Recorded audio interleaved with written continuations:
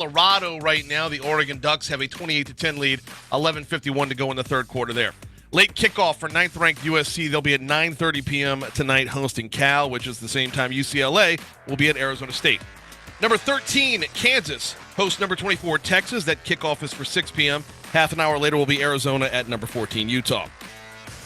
15th-ranked Penn State is at Indiana, and that game is at the half as well.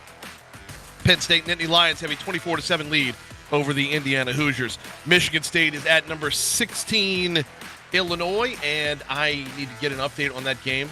We will check that one more time for you in just a minute. Number 17, North Carolina was a 31-28 winner over Virginia. We've got Oklahoma State. Number 18, Oklahoma State is at Kansas. Right now, Kansas is in charge in this game. Kansas, by the way, knocking on the door of bowl eligibility today. 24-7 lead at the half for the Jayhawks over the Cowboys.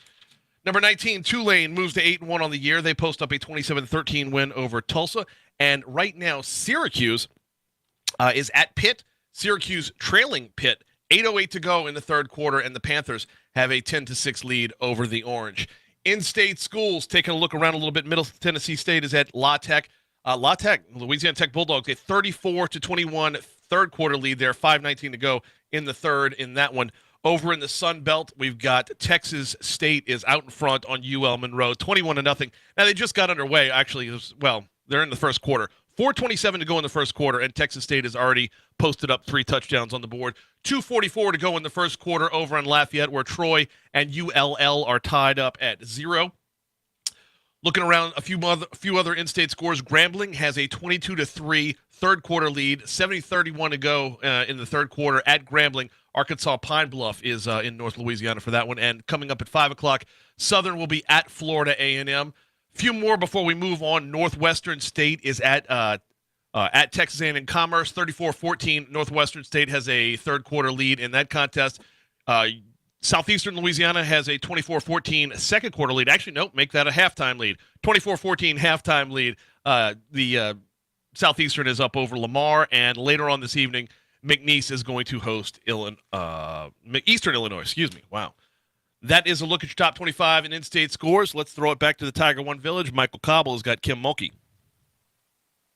Yes, I do, Brian. I am super excited. It is the most exciting time of the year as football and basketball overlaps, and we are excited to have Coach Kim Mulkey join us today to talk about the upcoming season that tips off Monday night right here in the Maravich Center. We'll get to that in just a moment, but Coach, year one in the books. I don't know that it could have gone much better. I mean, I know what you would like to have done, but a fantastic effort by you and your staff, and of course the ladies that were out there on the court to get it done. An amazing turnaround and a record number turnaround of wins. How excited, how proud are you of that effort before we start talking about this year's team? Well, I'll always be indebted to those seniors that stayed here and allowed me to coach them. And you want senior year to be your best year, and I hope all those seniors will remember last year. I want to thank the fans. We had 2 sellouts. None of us could have expected what we got to see last year and be a part of. It was definitely magical, and now as we turn the page, 9 newcomers on this year's team. We've already seen them in 2 exhibition games, big showings where you sat some of your stars because you wanted to get a feel for what this team has. Let's talk about that. You told me you expect people like myself, fans out there, to be able to see the improvement. I certainly have, and that's missing some of your big guns. I was very impressed with the ball movement, with the ability, with the talent. Let's talk about this year's team. What was important for you and your staff to go out there and develop as you build this roster going forward? The first thing I'd tell you is the fans need to be patient. We are not the same team we were last year. We have 9 new players. We have talent. We have more depth and maybe more talent because of that depth. But we've got a long way to go. When you have that many new pieces, we got to all get on the same page. I didn't play 3 of them in the last game because I know what they can do. And I needed to look at some of these new players who needs to play with each other, who can guard somebody. Do I have a defensive stopper out there? Those kinds of things. And so we started Monday, and there won't be any sitting Monday. The real season is here, and I'll say again, we may not have the same record last year as we had last year. We may not finish second in the league, but what you want to do is you want to build this program, and you want to build it the right way. way. I feel like our recruiting is going great. I feel like the people we brought in will keep us going in the right direction, and we're certainly going to put a product on that floor that people can be proud of. We're going to talk about recruiting in a moment, but let's talk about those big three that you were sitting. Alexis Morris, Angel Reese, both already named to the Naismith Trophy watch list. Both of them all SEC first teamers. Both of them on numerous award watch lists. And Ryan Payne there along with him. Some veteran presence really coming back for your roster. What are you hoping those three can display to their teammates? I guess maybe the traits and the characteristics that they need to instill in their teammates. Because they're older, because they've played college basketball, the first thing you want is leadership. We know their skill level is pretty special, but you want leadership, and so I'm still searching every day on who's going to be our captains. You know, Angel Reese is a new player. Is it right to put her in charge of being a captain? This is only the second year that Ryan and Alexis have had me, so I'm working every day to try to teach them how to lead. Certainly I lead, but I'm not on that floor with them, and I just think if they can become great leaders, their talent speaks for itself. It certainly does. Angel Reese is a name that Tiger fans are quickly going to learn. Coming from Maryland, just kind of give us an insight to what she brings to your team. I think the first thing you're going to notice, she's an offensive rebounding beast. And I say beast in the most complimentary way. She had 7 rebounds, one scrimmage against each other, and I looked up in a minute and a half had gone off the clock, and 5 of those were offensive boards. Now, some of those were her misses, but she just has a knack for being tough in there and getting offensive boards. She's physical. She's capable of defending on the perimeter. She is one that she hates to lose. And I think that's the first thing you'll notice about Angel Reese. All right, let's talk about some other names that people around Baton Rouge are going to learn as the season progresses. Kateri Poole, LaDasia Williams, and Jasmine Carson. Yeah. Shemaya Sanchez, or Shemaya Smith as well. Samaya Smith's a freshman from DeSoto High School in Texas and has won several state championships. She's going to be a special player here, but we've got to get her over that hump of making freshman mistakes. You're going to expect those kinds of things and not let her lose her confidence.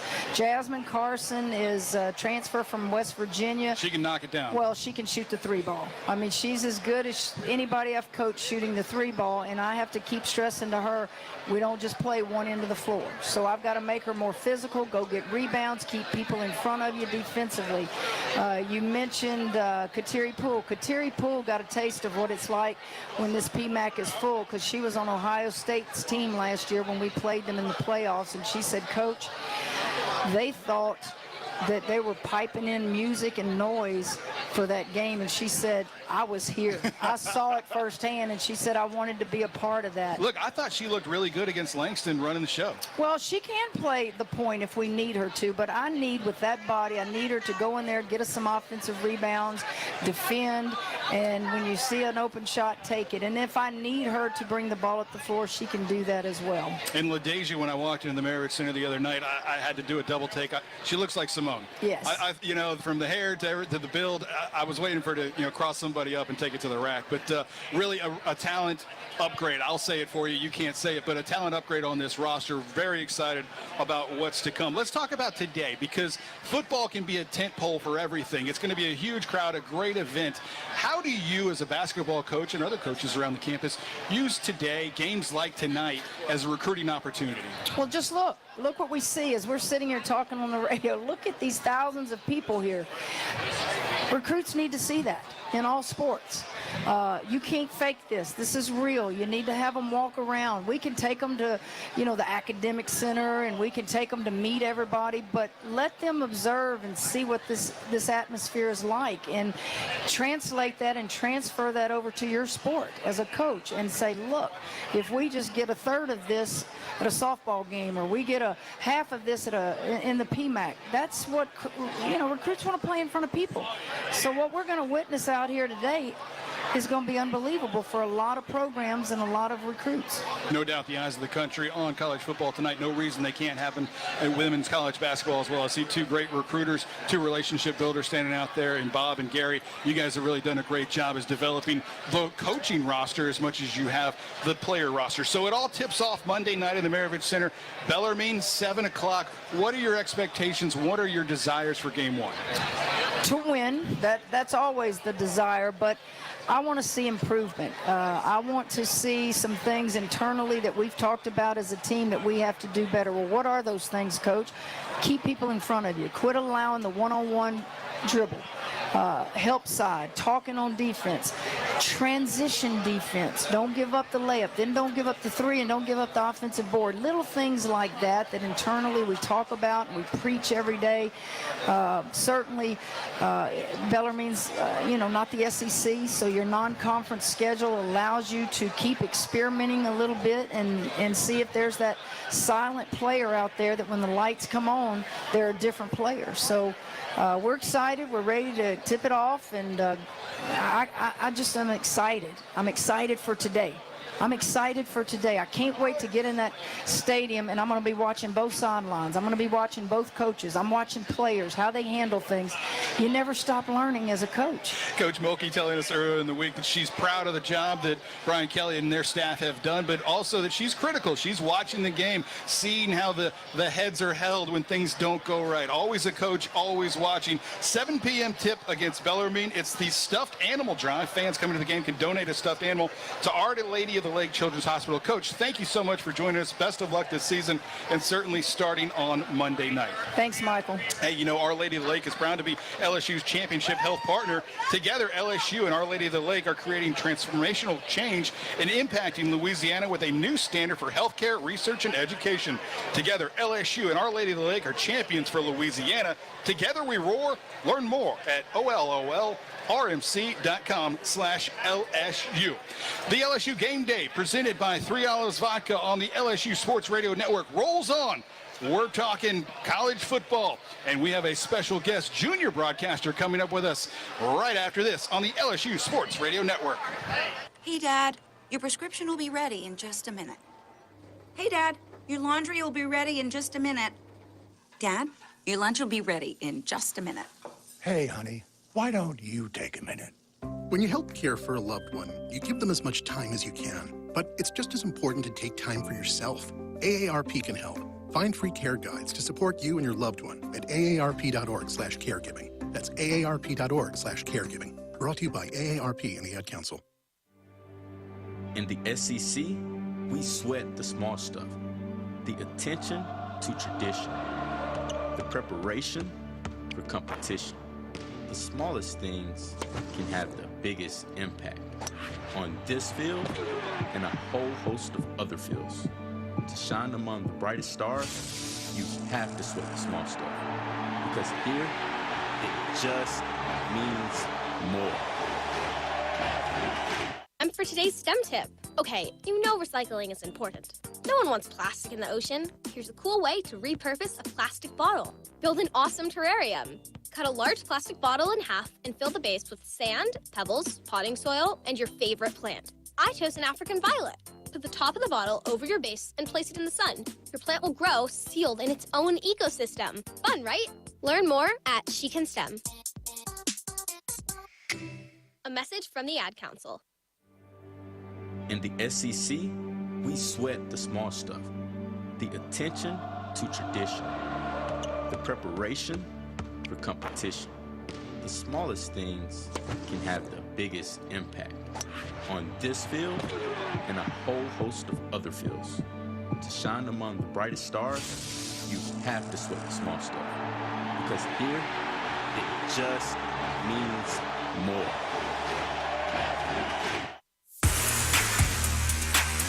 We continue with LSU Game Day, presented by 3 Olives Vodka. Time now for your Game Day forecast. Now here's the weather. From inside the Capital One studio, here is Brian Haldane on the LSU Sports Radio Network. Time to get a look at your Game Day forecast. Pre-game weather presented by Southern Air, proud partner of LSU Athletics. Okay, officially done with the rain for the day. That's in the books. That's done. And now that it's blown through, it's actually going to make it a little bit cooler in Tiger Stadium for this evening. We're looking at 68 degrees for kickoff. Only going to drop by about a degree or two by halftime. Your walk back to the car is going to be in that same ballpark as well. Probably closer to about 65 by the time the game is over with. We are looking at a couple of clouds hanging out in the sky and a very low breeze of about 3 to 5 miles per hour throughout the entire evening. And right now we're at 68 degrees right outside Tiger Stadium, and that is your weather forecast. Let's throw it back over to Tiger One Village and Michael Cobble. All right, thanks a lot, Brian. It is sunny outside, and that is only eclipsed by the smile on this young lady. Joining me now, it's the Whataburger junior broadcaster, Sadie Barker. Sadie, welcome. Excited to have you here. Yeah, and I'm really honored to be here. Awesome. Sadie was telling me you're a big fan of women's basketball, and you were excited to see Coach Mulkey here a moment ago. Yes. Tell me about that. You actually go to a lot of the games? Yes, I'm a ball kid for most of the games.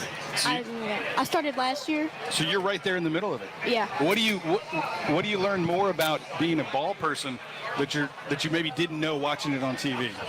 Well, it's just I'm a basketball player at my school, and I learn a lot of like the positions and what to do on the positions when I watch it, because Kim Mulkey's a really good coach, and I can learn a lot from her. And isn't it awesome when you learn kind of just how much everybody talks to each other on the court? That's the one thing that I was always amazed at, is just how much they're really communicating and making sure everyone is like chirping to one another. Yeah, because if you don't have cooperation in the team, it's not a team. No doubt about it. Now, outside of basketball, you do a lot of different things. I mean, I got a little bit of information on you. You're a musician. Tell me about that. Yeah, I play the drums and trombone, and I'm at the school band. How do you play the drums and the trombone? I want to know how that happens. So at school, I play the trombone, and then I take lessons at Jody's Music for drums. And you rock out with the drums. Yeah. You're buttoned up on the trombone at school, but then you cut loose on the drums. Yeah. But you also make some clothes? Yeah, I sew. You sew. So tell me about maybe your favorite thing to sew. What is your favorite thing to sew? So shorts, I just made some Queen shorts, and they're really cool. Yeah. Some Freddie Mercury Queens? Yeah. Not Queen of England Queen. No. No, okay. No. But hey, you might need some of those, with the king getting there. And you like classic rock? Yeah. How did that happen? Is that family related? Somebody? I mean, I just kind of inherited it from my dad and my mom. Sure. Just learned it. Hanging out in the car and just listening to the tunes. Yeah. All right, what are you most excited about tonight and being here today? Well, it's just to see the players cooperate and work together to win the game and beat Bama. Awesome. You get to go down on the field tonight? I don't know. I don't know. I hope you do. I hope that'll be awesome. I don't know if you do either. I may have promised something that we're not delivering here. I don't know. But it's awesome to meet you. Thank you so much for joining us. Yes. Can we get a Go Tigers? Go Tigers. There you go. Good stuff. It's sweet, it's spicy, and it's made hot and fresh just like you like it. It's the Whataburger Sweet and Spicy Bacon Burger, and it's an all-time favorite for a reason. So stop by, taste for yourself, only at Whataburger. LSU Game Day, presented by 3 Olives Vodka, rolls on the LSU Sports Radio Network. With a plan from People's Health, you get the benefit of a complimentary health club membership. But that's not all. They now offer 65% more fitness centers with gyms you can visit nationwide while traveling, and the flexibility of joining multiple gyms to fit your lifestyle. There's even online programs to help you stay active in the comfort of your own home. To learn more about this expanded benefit, give People's Health a call, 1-855-821-2666, or visit peopleshealth.com. LSU fans, your first bet with Caesars Sportsbook is on us, up to $1,250. Download the app using promo code LSUFull and then place your first bet. If you win, congrats! But if not, you'll get your wager back as a free bet. Open to new users in Louisiana who are 21 or older. Not available in prohibited parishes. Licensed through Horseshoe Bossier City and Harrah's New Orleans. If qualifying bet loses, bet amount returned is credit. Must use within 14 days. See Caesars.com/promos for full terms. Gambling problem? Call 1-877-770-STOP. Caesars Sportsbook, the official sports betting partner of LSU. Fans, if you were born to grill, then check out Barbecue Guys for all your grilling and outdoor living needs. With the largest selection of top-rated grills and outdoor products, best-in-class customer service, and expert product reviews, tips, and how-to videos, Barbecue Guys makes it easier than ever to shop online for backyard necessities. They're there to help you master grilling and outdoor entertaining. So visit barbecueguys.com. That's bbqguys.com to learn more. Barbecue Guys, for those who were born to grill. Hey Tiger fans, when shopping for your game day essentials at your local grocery store, don't forget to pick up your favorite variety of Lay's potato chips, Doritos, and Tostitos tortilla chips. Tostitos, Doritos, and Lay's are an essential part of the game day tradition. Whether you're at the stadium or hosting Tiger fans at home, make sure Lay's and Tostitos are part of your game day ritual. Lay's, Doritos, and Tostitos are proud supporters of LSU Athletics. Go Tigers! Fans, enjoy the fun of tailgating without having to worry about setup or teardown. Let Revelry Sports and Entertainment do all the work for you, providing full-service tailgating for LSU fans. Revelry Sports and Entertainment is offering premium tailgate packages at the Oaks on the grounds of the Patrick F. Taylor Building, just down the street from Tiger Stadium. The Oaks is presented by Rouse's Markets. Tailgate packages for the season and single game spots are now available. Just go to revelryteam.com/LSU or call 225-244-9345. That's 225-244-9345. Take 2 parts Tiger Superstars, 1 part Superfan. Voila! You have LSU Game Day. Presented by 3 Olives Vodka, the official pregame radio companion of LSU Fighting Tiger football on the LSU Sports Radio Network. Welcome back, everyone, to LSU Game Day here at Tiger One, just outside the Maravich Center. I'm excited to be joined now by Doug Bourgeois of the Office of Tourism and Sam Carroll of Louisiana Seafood. 2 things that go great together here in Louisiana. Doug, let's talk about it. I mean, you can make a commercial out of today. This is exactly what you want to sell Louisiana about. The fevered pitch that is LSU football. You're right. This is what it's about, bringing people in from out of state, alumni coming back, people from even in-state to come share our great food, our culture, our music, everything that's LSU football, tailgating, and everything people feed their soul with here in Louisiana. And Sam, nobody can eat elephant, so they're going to load up on seafood, I got to imagine, this week, right? I mean, like, this is huge for you guys because everyone that's coming from anywhere outside of Louisiana wants to get in on this Louisiana seafood. Right. And just walking around today, I've seen so much shrimp creole, so many alligator dishes. Everybody's just showcasing what Louisiana has to offer and what we're bringing in from our waters. It's great for everybody to open up their tailgates to everybody here. What have you guys partnered with together to really pitch Louisiana? I'm sure, you know, it's peanut butter and jelly, right? I mean, it's just something that goes together. How have you guys partnered to kind of push this message across not just the country, but the world? Well, I mean, I can just say that whenever people come to Louisiana, top question is probably, what are we going to eat? And a lot of it has to do with seafood. So it's a teamwork effort for both of us, and everybody loves to put Louisiana tourism first, and then also, you know, feed them the best seafood in the world. Absolutely. It's the pillar of what we do. Music, food, culture. I mean, that's Louisiana, and that's why people come here. And in football in the fall, I guess, do you really package Louisiana, you know, in the fall and in these great, let's call it a 3-day weekend excursion, you know, that you can hit Louisiana. You can hit Baton Rouge for Tiger Stadium, and then you can see New Orleans as well. Absolutely. People are driving in, and they're stopping along the way and seeing all the great things to do here. And then you hit our tailgates. I mean, some of the best chefs are right out here showcasing Louisiana seafood in the best way they can. You know, the joke has always been the food outside is always better than inside anywhere. But I don't know. Baton Rouge, certainly Louisiana is putting cuisine on the map no matter where you go. Hey, thank you so much for joining us, and we're excited about what the Office of Tourism and Louisiana Seafood can do going forward, pushing really this great product and this great state. Thanks so much, guys, for joining us.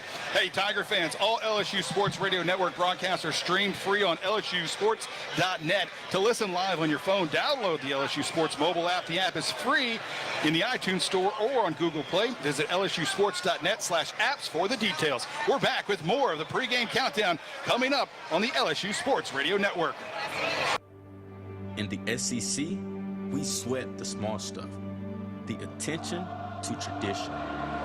The preparation for competition.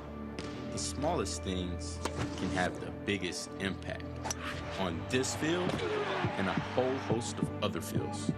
To shine among the brightest stars, you have to sweat the small stuff. Because here, it just means more. It's 4 a.m., Monday, and you're literally sucking baby snot through a tube because she's congested. Man, that's love. And if you love her that much, love her enough to make sure she's buckled in the right car seat. To make sure your child's in the right seat for their age and size, visit nhtsa.gov/the-right seat. Show them you love them. Keep them safe. Visit nhtsa.gov/the-right seat. Brought to you by the National Highway Traffic Safety Administration and the Ad Council. In the SEC, we sweat the small stuff. The attention to tradition. The preparation for competition. The smallest things can have the biggest impact on this field and a whole host of other fields. To shine among the brightest stars, You have to sweat the small stuff. Because here, it just means more. She's got a seam. He's down the near side hash. Tiger fans, if you've ever wanted to listen to the LSU Sports Radio Network while watching your Fighting Tigers on TV, now you can, and it's easy to do. Just pause the TV. Use the LSU Sports mobile app to stream the audio on your smartphone or tablet. Connect to a smart speaker, then wait for the audio to catch up to the point your TV is paused. Push play, and you are all set. Watch the Tigers and listen with the LSU Sports Radio Network and the LSU Sports mobile app. 15-10, 5, touchdown!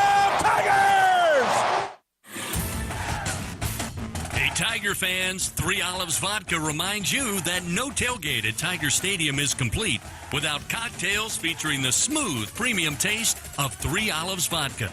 Our quadruple distilled recipe will bring all the spirit you need this season. It's sure to be a crowd pleaser. 3 Olives Vodka, official partner of LSU Athletics. 3 Olives Company, Jersey City, New Jersey. Please drink responsibly.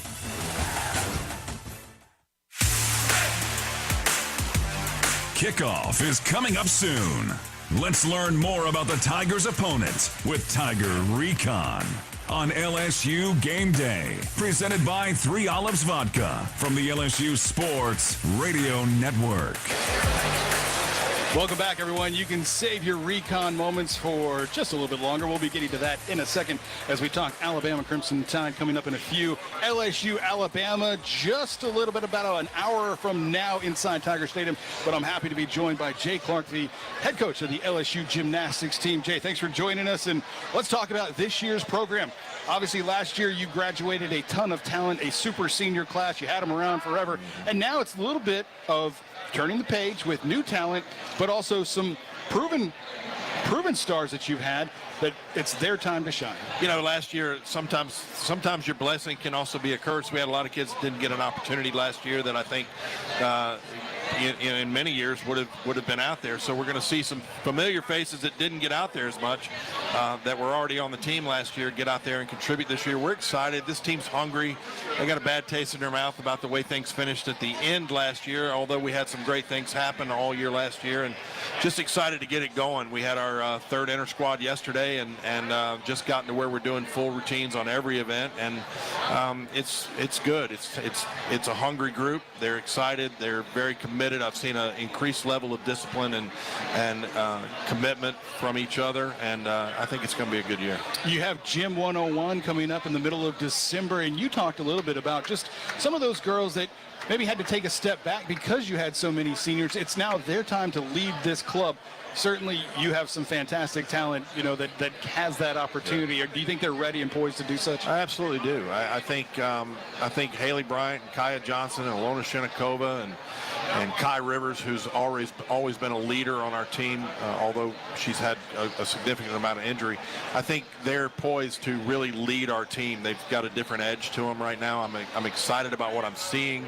I'm excited about the way they've embraced some of the changes that we've made in terms of demanding more of them physically and from an accountability standpoint. I think we're in a good position. But at the end of the day, it comes down to, are you healthy at the right time? Do the stars line up? And can you get it done on the day that it really matters? And so, you know, what happens in January won't indicate a whole lot in our sport, as you know. We've got to be ready for April, and that's what we're trying to do. Well, they certainly will test you early in January. The season opener, January 6th at Utah, and then back here, January 16th, welcoming the national champion, the defending national champions, Oklahoma. You guys have to be ready to go in a hurry. And then, of course, we'll see what this team is made of. Jay, thank you so much for joining us. Gym 101 coming up in December. Get out there to the Maravich Center. If you don't know gymnastics, it's a fantastic time to learn it. That way you're not just trying to figure it out on a Friday night when everyone's going crazy with the smoke, the fire, and the excitement of a gymnastics meet. And Michael, Gym 101 is going to be the only opportunity that we have for autographs this year is Gym 101. Get to Gym 101 because that's our autograph opportunity for our fans. It's not going to happen during the season, and that's when you need to get out and get it done. All right, you heard it there, young ladies. Get out there to Gym 101. Jay, thank you so much for joining us. And Tiger fans, StubHub is the easiest way to experience every Tiger game. Check the virtual queue, score your seats, and get your tickets delivered instantly. StubHub, the official ticket marketplace of LSU Athletics. StubHub, be there. Be here when we come back, because we will be talking about the Alabama Crimson Tide, the team the Tigers are trying to take down tonight in this top 10 matchup. We're back with more on the LSU Sports Radio Network after this. Looking to up your grocery game? Skip the lines, not the service, with Super One Foods Curbside. Shop SuperOneFoods.com for the lowest prices on all of your favorite brands. Select your pickup time. Our expert shoppers will do the shopping for you and load your groceries right into your car. They even offer same-day pickup when you order before 6 p.m. Score super savings and enjoy the convenience of curbside service at Super One Foods. Super low prices. Hey, Tiger fans! With the latest John Deere deals from Sunshine Quality Solutions, you're always sure to score. Ask us about our tractor packages with 0% financing available. When your project is powered by Sunshine, you have quality products and a winning team on your side. Learn more at sunequip.com. Some restrictions apply. See dealer for details. Offer ends October 28, 2022.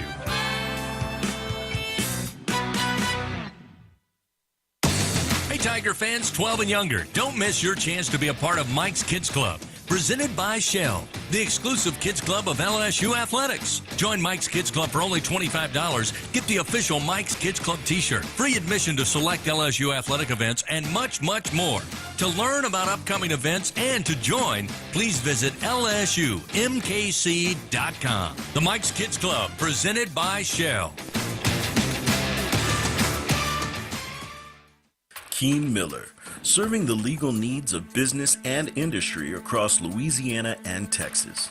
They are dedicated to providing quality, efficient, and cost-effective legal services from offices in Baton Rouge, New Orleans, Lafayette, Shreveport, Lake Charles, Houston, and the Woodlands. Learn more now at KeenMiller.com.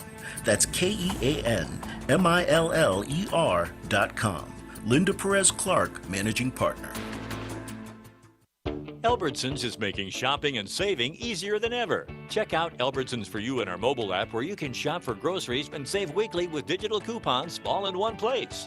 With Albertsons For You, you can earn rewards points every time you shop and redeem them for free groceries. Brand new Albertsons For You members receive $5 off their next $25 purchase just for signing up.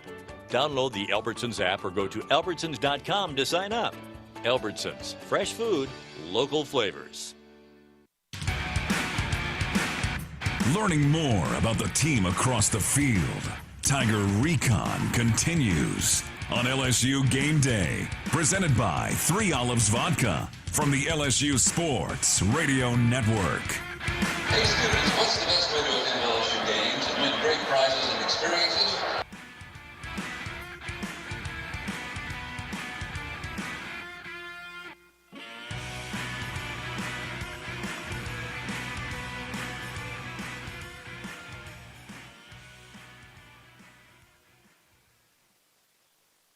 Bringing it back into the Capital One studios as I'm trying to get hold of Michael Cobble down at the Tiger One Village.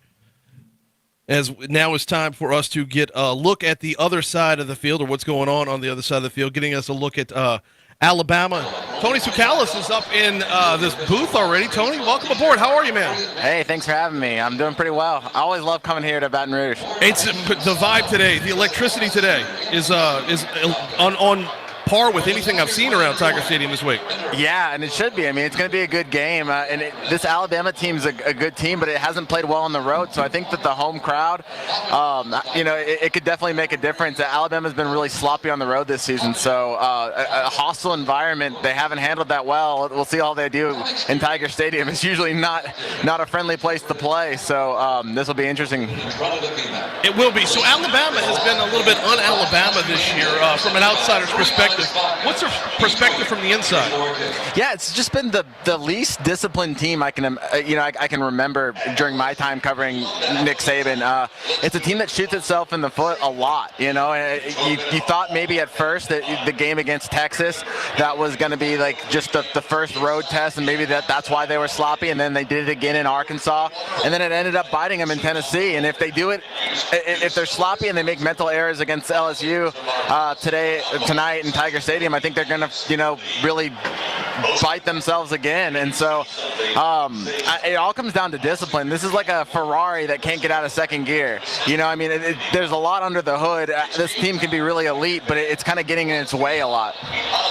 We're talking with Tony Sukalis from Tide Illustrated. And I'm told that we've completely lost power with Tiger One Village downstairs. So, Tony, you and I are just going to keep rolling for a minute. Let's fine. Preview the defense real quick before we take a break. What can LSU's offense expect from Alabama? Yeah, Alabama's got a strong defense. They lean on their defense. They've got one of the best pass rushing units in the nation. They got that three-headed monster of Will Anderson, Dallas Turner, and Chris Braswell. Up front, it looks like they got some good news. It looked like Jaheim Otis, the freshman defensive tackle, he looked to be moving well. He missed the Mississippi State game, but he practiced this week. He's kind of questionable for this game, but he looked to be moving well in warm-ups. I think the big matchup, if you look up on defense, is going to be Henry To'oTo'o versus Jaden Daniels. When Jaden Daniels does decide to run the ball, you're going to have a guy like Henry To'oTo'o kind of spying him. So I think that's going to be an interesting matchup to watch. And then I know LSU fans are going to be interested to see what Eli Ricks does in his return trip here. I'm not sure he's going to be one of the more popular players for the home crowd, but he had a great game in his starting debut against Mississippi State. So we'll see if he's able to kind of keep that up. Not full on he who shall not be named, but we're close. I tell you what, Tony, stick around with us for through the quick break. We'll preview Alabama's offense on the other side. Going to take a quick break right here. Coming back, looking at Alabama's offense as we continue with Tony Sukalis on the LSU Sports Radio Network. Adopt US Kids presents What to Expect When You're Expecting a Teenager. Learning the Lingo. GOAT, G-O-A-T, acronym, stands for Greatest of All Time. As in, spaghetti sandwiches for dinner? They're my fave. Dad, you're the GOAT. You don't have to speak teen to be a perfect parent. Thousands of teens in foster care will love you just the same. Visit adoptuskids.org. Brought to you by the U.S. Department of Health and Human Services, Adopt U.S. Kids, and the Ad Council. In the SEC, we sweat the small stuff. The attention to tradition. The preparation for competition. The smallest things can have the biggest impact on this field and a whole host of other fields. To shine among the brightest stars, you have to sweat the small stuff, because here, it just means more. Hey, so what's a great way to spread awareness that driving high is illegal everywhere? A catchy song, of course. You can run, but you can't drive high. You can run, but you can't drive. Friendly reminder, don't drive high. If you feel different, you drive different. Brought to you by NHTSA and the Ad Council. In the SEC, we sweat the small stuff. The attention to tradition. The preparation for competition. The smallest things can have the biggest impact on this field and a whole host of other fields. To shine among the brightest stars, you have to sweat the small stuff, because here, it just means more. Adopt US Kids presents What to Expect When You're Expecting a Teenager. Learning the Lingo. GOAT, G-O-A-T, acronym, stands for Greatest of All Time. As in, spaghetti sandwiches for dinner? They're my fave. Dad, you're the GOAT. You don't have to speak teen to be a perfect parent. Thousands of teens in foster care will love you just the same. Visit adoptuskids.org. Brought to you by the U.S. Department of Health and Human Services, Adopt U.S. Kids, and the Ad Council.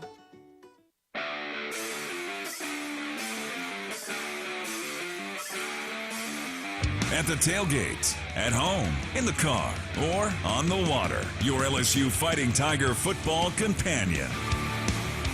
This is LSU Game Day, presented by 3 Olives Vodka on the LSU Sports Radio Network.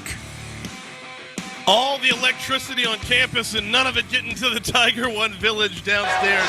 So we bring you back into the Capital One Studios. Brian Haldane here with you. And we continue with Tony Sukalis, who's over in the booth right now. And you can hear Tiger Stadium getting loud already.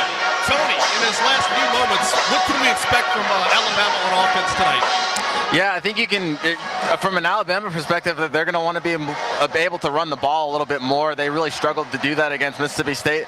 They've been one of the best at running the ball this season, but I think that's something that they're going to want to do. And I think you're going to get a fully healthy Bryce Young. We got to see him warm up, and he looked like he was his old self. Obviously, he looked great against Tennessee in his first game back, and he looked pretty solid against Mississippi State. But this week was the first week he was able to return to practice. So you would think that he's, back to full strength after that shoulder injury. So Alabama's going to want to see something from him, the typical performance, but they're also going to want to see the running game get a little bit more consistent. Well, last one before I get you out of here, and with that, as Bryce Young's been hurt on and off throughout the year, have other players stepped up? We saw Bryce Young put the team on his back early on. Have other players stepped up to take on more leadership roles? The biggest one is Jahmyr Gibbs, the running back that they got the transfer from Georgia Tech. He's been the other consistent part of this offense, and he's really, whether it's through the passing game or as a running back, as a rusher, he's been really great for Alabama. He's been their best player outside of Bryce Young, and he's somebody definitely to watch. As far as the receivers for Bryce, it's been a new guy almost every single game. Ja'Cory Brooks is the most consistent of the bunch, but it fluctuates. Alabama, I think, would like to have that go-to guy that they can count on, but right now I don't know if they have that guy yet. So it's kind of like a guess and check to see who's going to be the receiver that pops up on any given night. He is Tony Tsoukalas from Time Illustrated. Appreciate the time, man. Enjoy the night. Yep, you guys too. Absolutely. So we're going to take a quick break here on the LSU Sports Radio Network right after we get inside the mind of the Tigers. Time to go inside the mind of the Tigers. Wide receiver, Keyshawn Boutte. I wouldn't say the chance is limited, knowing the guys we have, But I feel like when we take shots, we got to land them. We got to execute. As you see, a lot of the teams that beat them took shots downfield and executed. So that's the main focus this week. Defensive lineman, Makai Wingo. Just because of the magnitude of the game, they're going to get our best. We're going to get theirs. So, it's going to be a pretty big game for us. Tough test. We're just taking it day by day. It's all about the preparation, It's a trend for us. When we practice well, we win games. And we've been having a great week of practice so far, so if we continue on this, I think we'll be fine. Hunter, Jay Bramlett. I would say from more of the bigger picture, even on offense and defense, we got guys coming together. And, I think that plays into it as well, like in the locker room. Guys are, it's a brotherhood's being built, and, we're kind of getting our identity. And I think that all has a lot to do with, starting to play better in special teams. The mind of the Tigers. The guys will be back with more right after this quick break on LSU Game Day. Presented by 3 Olives Vodka on the LSU Sports Radio Network. Hey y'all, I'm Amanda Shaw. We all know Louisiana is as fun as all get out. So get out, take a road trip, and explore our state.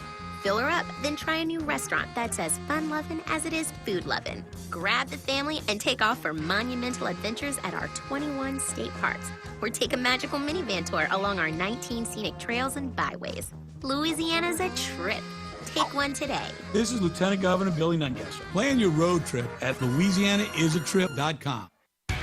Walk-On Sports Bistro puts everything they've got into bringing you game day with a taste of Louisiana. Dig into their mouth-watering made-from-scratch Louisiana cuisine like po' boys, gumbo, and voodoo shrimp, plus fan favorites like juicy burgers and fresh salads, all in front of 70-plus TVs with 40-plus beers on tap. Or watching the game at home, Walk-On's Family and Friends bundles are available to go. Pick your favorite starter, side, and entree and feed a group of 4. Order online or in the app. Walk-On Sports Bistro, more than a restaurant.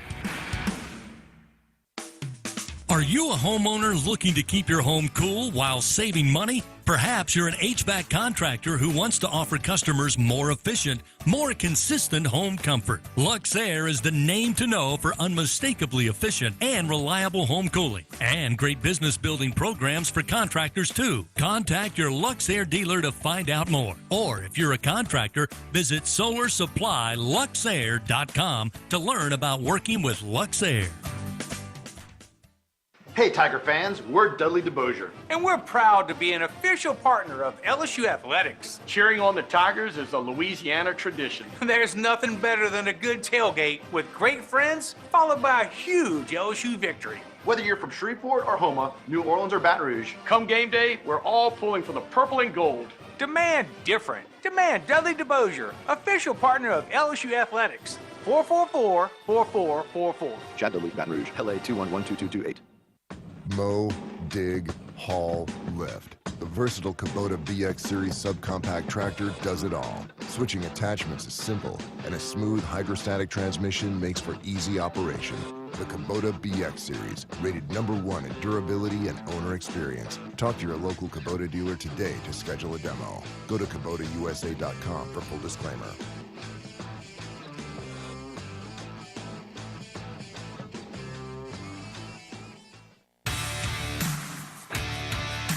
Take 2 parts Tiger Superstars, 1 part Superfan. Voila! You have LSU Game Day. Presented by 3 Olives Vodka, the official pregame radio companion of LSU Fighting Tiger football on the LSU Sports Radio Network.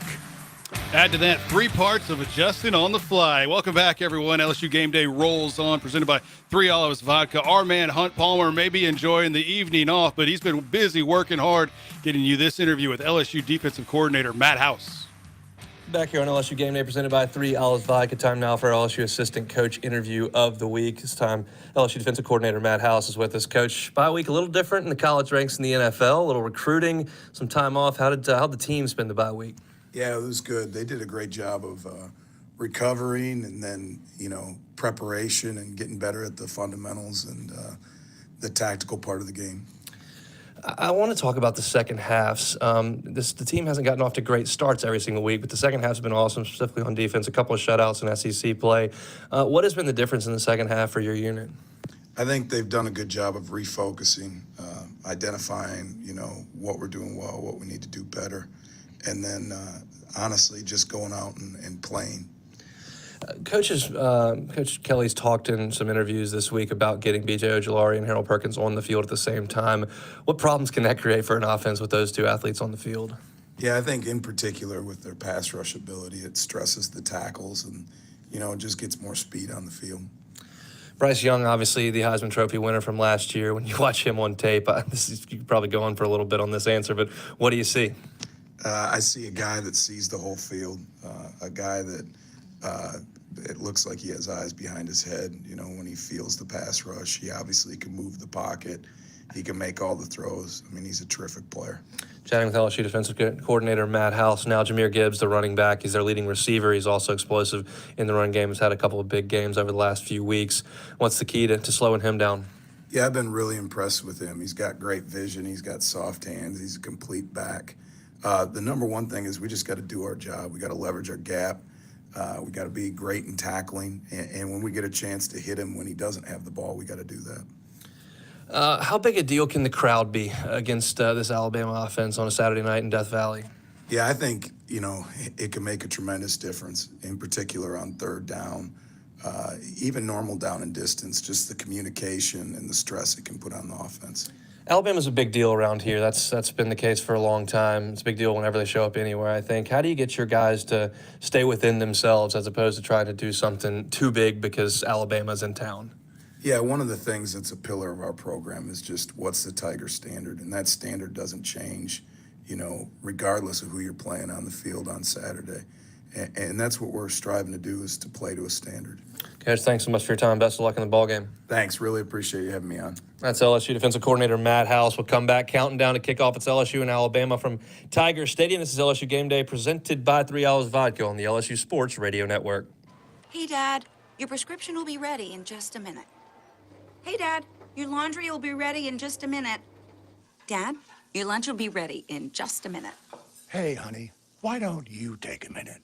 When you help care for a loved one, you give them as much time as you can. But it's just as important to take time for yourself. AARP can help.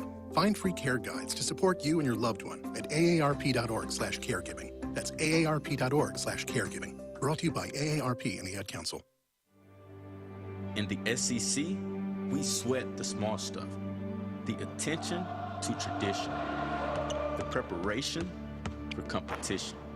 The smallest things can have the biggest impact on this field and a whole host of other fields. To shine among the brightest stars, you have to sweat the small stuff. Because here, it just means more. And for today's STEM tip, okay, you know recycling is important. No one wants plastic in the ocean. Here's a cool way to repurpose a plastic bottle. Build an awesome terrarium. Cut a large plastic bottle in half and fill the base with sand, pebbles, potting soil, and your favorite plant. I chose an African violet. Put the top of the bottle over your base and place it in the sun. Your plant will grow sealed in its own ecosystem. Fun, right? Learn more at She Can STEM. A message from the Ad Council. In the SEC, we sweat the small stuff. The attention to tradition.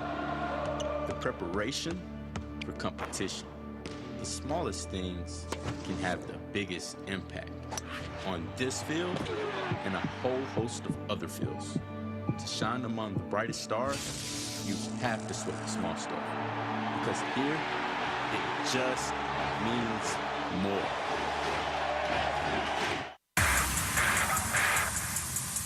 Talking, fighting Tiger football. Back with more LSU Game Day. Presented by 3 Olives Vodka on the LSU Sports Radio Network. Bringing it back into the Capital One studios again. Brian Haldane here with you. So we ran into some technical difficulties downstairs. Michael, Brandon, and Marlon, they are regrouping, and we will be back in studio to close things out right after this on the LSU Sports Radio Network. And we're back with breaking news. Coke Zero Sugar might be the best Coke ever. That's right, Jim. Coke Zero Sugar is a must-try for any Coke fan, so make sure you... Jim. Jim. We're on the air. Ooh, yes, this tastes like the best Coke ever to me. Your thoughts, Jen? Well, can I have a sip? Jen, we're in the middle of reporting the news. I need to try it first. If you want to see the world's largest chest of drawers, you go to High Point, North Carolina. Yeah, that's a big chest. If you want to stand under the skirt of the giant 15.4-ton statue of Marilyn Monroe, you go to Palm Springs, California. Yeah, that is a big chest. And if you want to discover the world's biggest, bestest pizza, you go to Fat Boy's Pizza. 30 inches of premium toppings, cheesy awesomeness, and crust perfection awaits. That's a big pizza. Size matters at Fat Boy's Pizza. Nice. More to love. Okay. When you're done listening to the Tigers take another victory, the rest of the city will be waiting. After all, there's a lot more to Baton Rouge than just Saturday nights. From famous historic landmarks to iconic hole-in-the-walls, even some of the world's best blues joints, there's something special around every corner. But these foodie flavors and soulful sounds are just a sample of what Baton Rouge has to offer. Whatever you're into, it's all right here. Go to visitbatonrouge.com and start putting together your post-game playbook. Mow, dig, haul, lift. The versatile Kubota BX Series subcompact tractor does it all. Switching attachments is simple, and a smooth hydrostatic transmission makes for easy operation. The Kubota BX Series, rated #1 in durability and owner experience. Talk to your local Kubota dealer today to schedule a demo. Go to KubotaUSA.com for full disclaimer.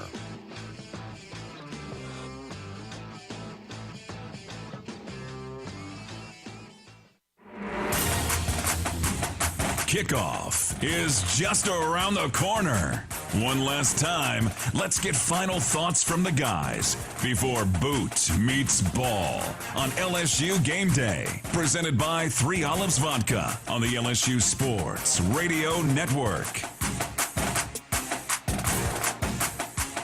Mow, haul, or lift and cut with a powerful Kubota. Visit LSUKubotaDealers.com for the Kubota dealer near you. Guys, we are back in the booth. Happy to see you back on the airwaves. Good to at least get your final thoughts on this one. It's going to be a tough one, right? Alabama is who they are for a reason. They're consistent. They don't normally beat themselves. This year, though, they have a little bit. Does that open the door for LSU? Marlon, we'll start with you. Give me something you're watching for and what you think will happen in this one. Something I'm watching for is LSU to be able to not allow Bryce Young to extend the plays. I think if we stop that, that'll be key. And how do you think it plays out?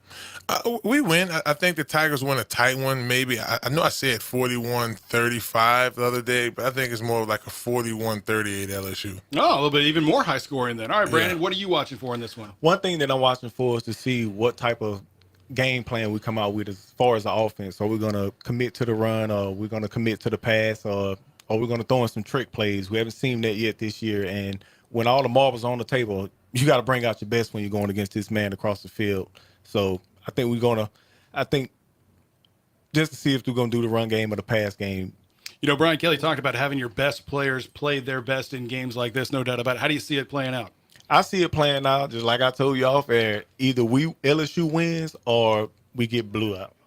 I don't think it's going to be a close game because this type of game, game breaks player spirits. Like either somebody's going to take somebody's will tonight, and that's just the type of game that it is. I don't think it's going to be like it was last year, which was a nail biter. But I think either we're going to go out there and come play LSU football or we're going to break. That is interesting. That's the thing that I'm looking forward to the most is what difference does Brian Kelly make in this game? The preparation leading up into this kickoff. You know, he's talked a lot about having guys kind of stay on that even plane and know their roles, understand what they're supposed to do. It speaks to your point about the secondary, staying in coverage, staying with their man, something Brandon talked about earlier in the game, not worrying about who's doing what behind the line of scrimmage and really just play the defense that you're called. We've seen this LSU defense get better as time goes on.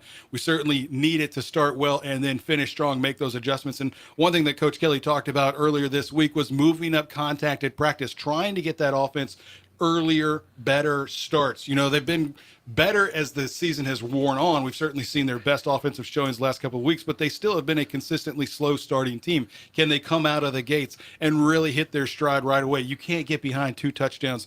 I don't think you can get behind 10 points against this Alabama team and try to make that up down the stretch.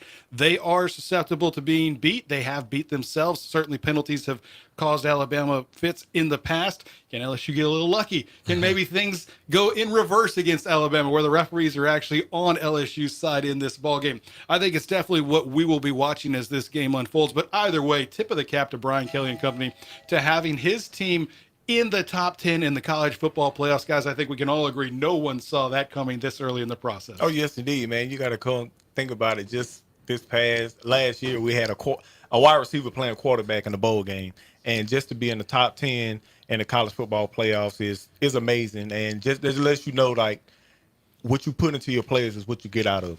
You know, Marlon, the thing that I think is most interesting and why I think LSU has a puncher's chance in this one is the play of Jaden Daniels. Super even keel. Dude does not get rattled. Alabama's going to throw the kitchen sink at him. They're going to bring a lot of pressure. They're going to try to limit his run game and make LSU's other running backs beat them in this one. As a former defensive lineman, how do you see what he can do and then figure out, you know, going ahead, like how does Jaden navigate what Alabama's about to throw at him? I think the biggest way of navigating it from the Jaden's perspective, it starts with Coach Salone. You know, I talked with him on yesterday about, you know, just the approach to this game or some of the things that they're looking at.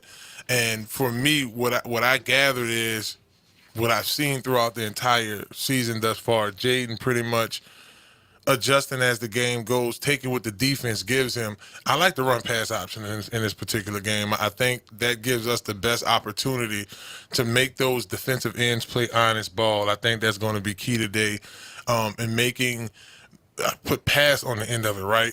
When you put so much threat on the run from the quarterback or him giving it on a dive, it opens up opportunities for Taylor. It opens up opportunities for K-Sean. I've been seeing him doing a lot of, you know, drag routes and dig routes that's been working. You know, with those particular plays, I think that really puts us in a position to do exceptionally well when it comes down to it. Yeah, get your playmakers out in space. Let's make it a little bit easier and talk on the defensive side. Mekhi Wingo, I think, is a guy that's going to be vital to LSU having success in this one. Harold Perkins, we've talked a lot about getting him back on the field. But, you know, how big are guys like that, individual efforts? And I'll say this, I don't know that anybody has to be superhuman tonight. I think it's a collective effort that's going to win you this one. Exactly, and that's actually the one thing that can lose you a game like this. Somebody trying to play hero ball and get out of the scheme and try to make a play just because they think they can. Like, no, play the scheme. The coaches, they study the tape for a reason. Like, they know times and when things to break through, and it's just a chess match. This game is a marathon, not a sprint. You win this game in 60 minutes, not 20. So you got to continue to have your mind focused and play team ball, not an individual ball, and don't do stupid things to give up penalties like celebrations and the extra Personal push. fouls. And because that man across that field, he know how to get people head, and he just know how to win. So you have to be on your P's and Q's in this game. Yeah, do you see a big defensive player, one that you're going to be watching? Obviously, Major Burns coming back into the fold in the secondary could be vital to the communication and really holding up on that back end. Yeah, I mean, I really like Harold Perkins. He's one of those players I think he's going to be, as he has been in the Auburn game for us and throughout the season, one of those key playmakers. He's in the rush game. He's also spying a quarterback. That's going to be huge on Bryce Young today because, I mean, we do get Major Burns back. That's huge. Being creative with him and Fauché and also Greg Brooks, I think those names right there are going to ring big today. Fantastic. It should be a great night inside Tiger Stadium. LSU, Alabama, a top 10 college football playoff coming your way. When we get back, we're going to go inside the stadium. The voice of the Tigers, Chris Blair, will be taking over the reins to read you right up to kickoff. It's LSU Game Day on the LSU Sports Radio Network. This has been LSU Game Day. This is our time. This is our game. The time for talk is over. Coming up, it's LSU Fighting Tiger football on the LSU Sports Radio Network.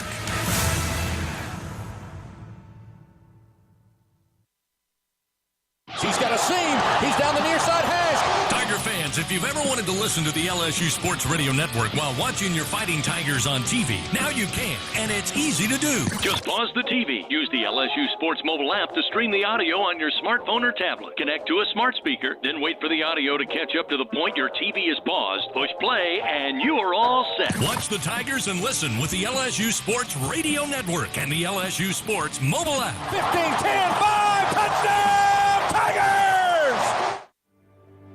In the SEC, we sweat the small stuff. The attention to tradition. The preparation for competition. The smallest things can have the biggest impact on this field and a whole host of other fields.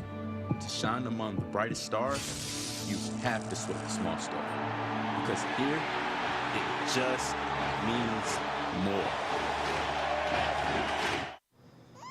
It's 4 a.m., Monday, and you're literally sucking baby snot through a tube because she's congested. Man, that's love. And if you love her that much, love her enough to make sure she's buckled in the right car seat. To make sure your child's in the right seat for their age and size, visit nhtsa.gov/the right seat. Show them you love them. Keep them safe. Visit nhtsa.gov/the right seat. Brought to you by the National Highway Traffic Safety Administration and the Ad Council. In the SEC, we sweat the small stuff. The attention to tradition. The preparation for competition. The smallest things can have the biggest impact on this field and a whole host of other fields. To shine among the brightest stars, you have to sweat the small stuff. Because here, it just means more.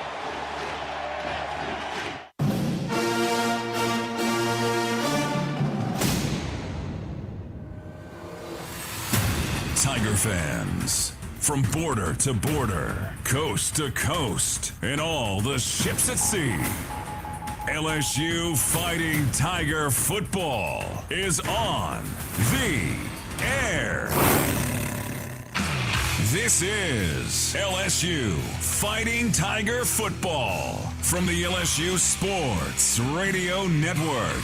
15-10-5, touchdown! Touchdown! Touchdown! Fighting Tigers! An early November battle for the top of the SEC West. It's game time, baby. Let's go, man. For the first time since 2019, it's a ranked matchup between two of college football's heavyweights. That's why you come to LSU. It's a privilege to play in games like this. Certainly why I came to LSU. The number 6 Alabama Crimson Tide. The number 10 Fighting Tigers of LSU. After dark. The sun will soon find its home in the western sky, and it will be Saturday night in Death Valley. And the countdown to kickoff starts now. From inside legendary Tiger Stadium with the call of the game, here is the voice of your Fighting Tigers, Chris Blair. Before the start of the 2022 season, not many could imagine that here in the first weekend of November in the capital of Louisiana, there would be a matchup for control at the top of the SEC West. But here we are as number 6 Alabama comes in to face your number 10 Fighting Tigers of LSU.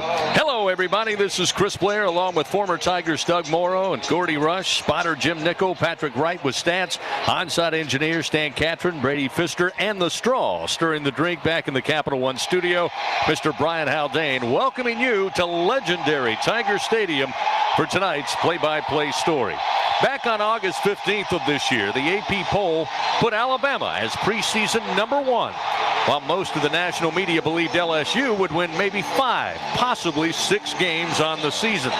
As we stand here today, Nick Saban and Alabama may be playing for the college football lives. And Brian Kelly in his first year has put his Tigers in position to battle for the Western Crown and a chance to possibly reach the SEC title game.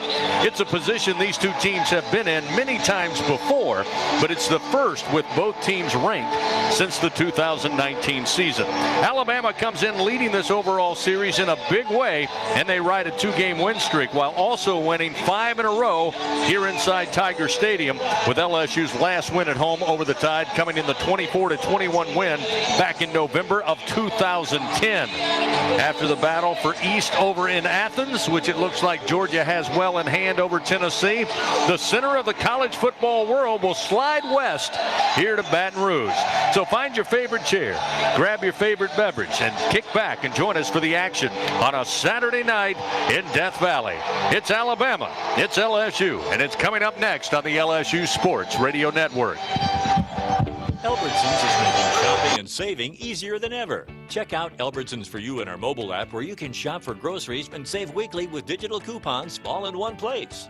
With Albertsons For You, you can earn rewards points every time you shop and redeem them for free groceries. Brand new Albertsons For You members receive $5 off their next $25 purchase just for signing up. Download the Albertsons app or go to albertsons.com to sign up. Albertsons, fresh food, local flavors. Out on the field or on the court is where thousands of LSU athletes learn lessons of a lifetime. I know I did. Learning about hard work, sacrifice, and teamwork makes a huge difference in people's lives. That's why we're proud to be an official partner of LSU Athletics. Dudley DeBosier is a firm that brings our LSU values to work with us every day. Because we believe that's how you make a difference in people's lives. The Dudley DeBosier difference. Demand Dudley DeBosier, official partner of LSU Athletics. Chad Dudley, Baton Rouge, LA 2112229. When you're a fan, you wear your team's jersey on your back and your heart on your sleeve. After a win, your world glistens. Lose, and the hurt permeates your soul. You'll always have a place with us in the Cox Fan Zone, where everyone can play and connect with other fans in a big group hug. See, in the Fan Zone, you're not some crazy fan. You're home. Hey, Tiger fans, say Fan Zone into your Cox voice remote to play. Not at home? Visit cox.com/fanzone and go Tigers. Hey, Tiger fans, your new favorite local delivery app is here. Download the ASAP app to get all of your game day needs delivered right to your door. All season long, make sure to use promo code TIGERS22 to score free delivery and automatically be entered in the Winner ASAP Dinner Sweepstakes for a chance to win LSU tickets, autographed merchandise, and more. That's promo code TIGERS22. ASAP is the official mobile ordering partner of LSU Athletics.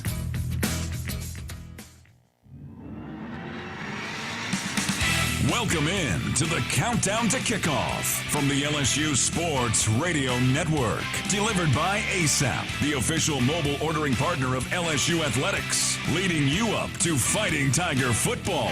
But first, a visit with LSU head coach Brian Kelly. Standing by with a coach, here's former Tiger Gordy Rush. Coach, you talked about in the offseason before when you got down here that you come here to play these type of games. And let's talk about the preparation that your teams had this week. Naturally, I know you focus on, hey, it's about today, but there's a little added juice this week.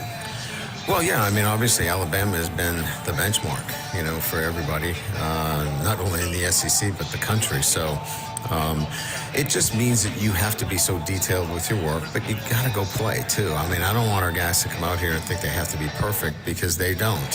What they have to be is focused on one play at a time. They've got to be able to play fast and free and physical. And look, we've added layers to our process each and every week. We've been more intentional in our practice, and now this is about just getting off to a good start. We get off to a good start, I think we know we're going to close pretty good. Let's get off to a good start. If we do that, we should be in pretty good shape. Alabama features quarterback Bryce Young, and you've talked about all week about eye discipline and trusting what you see out there. Yeah, he's so difficult to defend. Obviously, his ability to make things up as he goes, and within the structure. I mean that with great respect for him as a quarterback, because he is a pure quarterback as well. But he's so difficult to defend. Is if you lose your eye discipline, you come out of coverage, you don't do your job, he turns a small gain into a big gain. So he's going to get his plays. We've got to be able to minimize the big plays that he makes when people come out of coverage. Thought 2 weeks ago against Ole Miss, your secondary played really clean second half, and they get a lift. They get Major Burns back. What does he bring? Well, he brings a savviness, great communicator. He'll really help us with the ball skills. A guy that I think will elevate the play of others around him. So to get him back is a real big get for us. Let's talk about the other side of the football. Alabama, when Coach Saban was here, talked about having a blitz for every state in the United States. They'll give you a lot of different looks. So let's talk about how important recognition is.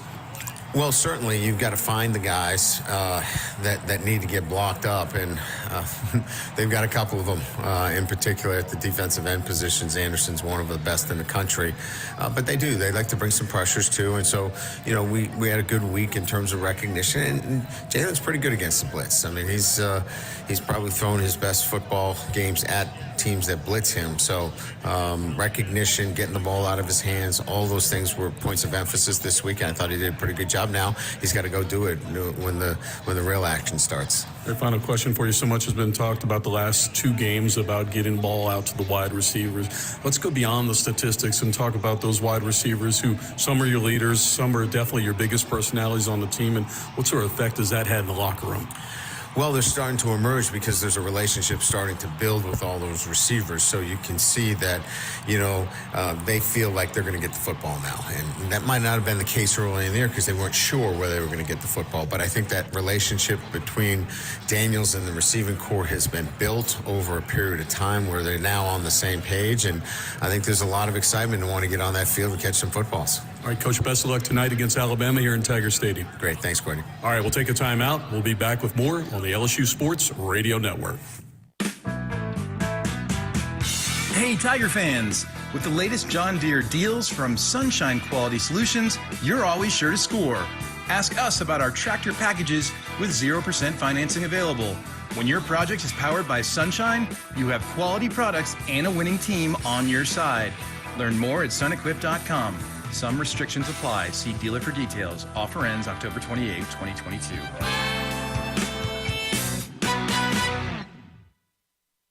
Hi, I'm Kevin Falk, LSU Hall of Famer. My years at LSU were amazing. I've always loved celebrating with my teammates, especially when someone was serving up some delicious Manda sauce. For a lot of Tiger fans, it's just not game day without Manda in the mix. Serving top quality sauces and original seasoning is Manda's strong side. But it's not Manda's flavor that's always got me running back for more. You get it, running back for more. After 75 years, the flavor still says it all. Manda Fine Meats, the official smoke sauce of LSU Athletics. LSU fans, your first bet with Caesars Sportsbook is on us, up to $1,250. Download the app using promo code LSUFull and then place your first bet. If you win, congrats! But if not, you'll get your wager back as a free bet. Open to new users in Louisiana who are 21 or older. Not available in prohibited parishes. Licensed through Horseshoe Bossier City and Harrah's New Orleans. If qualifying bet loses, bet amount returned is credit. Must use within 14 days. See Caesars.com/promos for full terms. Gambling problem? Call 1-877-770-STOP. Caesars Sportsbook, the official sports betting partner of LSU. If it's a tale worth telling, it happens at LaBerge. With thousands of games to explore, hot streaks that never end, handcrafted flavors eager to please, and a vibe you'll never forget. It's a story in the making. This one, however, is to be continued. LaBerge Baton Rouge. What's your story? Must be 21 years of age or older. Gambling problem? Call 1-800-522-4700. Back with more on the Countdown to Kickoff. Presented by ASAP, the official mobile ordering partner of LSU Athletics. Let's check the game's starting lineups. Proudly presented by Visit Baton Rouge. Start exploring at visitbatonrouge.com. Here is former Tiger Doug Morrow on the LSU Sports Radio Network. Welcome back to Tiger Stadium in Baton Rouge, Louisiana. Doug Morrow along with Chris Blair and Gordy Rush. LSU and Alabama about a half an hour away from kickoff here in what should be an exciting SEC game. I want to give you the starting lineups. They are brought to you by Visit Baton Rouge. And I want to tell you that the weather is just gorgeous here in Tiger Stadium and in Baton Rouge. It was not this way about 9 o'clock this morning. It rained, had a nice rain, needed rain, but didn't need rain during the game, and we have not gotten it. We have gotten beautiful weather. It'll be just a wonderful evening for SEC football here in Tiger Stadium. Let me give you the starting lineups for tonight's game. I'm going to start out with Alabama offensively first. Number 9 at quarterback, Bryce Young, 6 feet 194. He is a junior. And most important, he is the Heisman Trophy winner, which tells you a little bit about whether he is a capable quarterback for Alabama.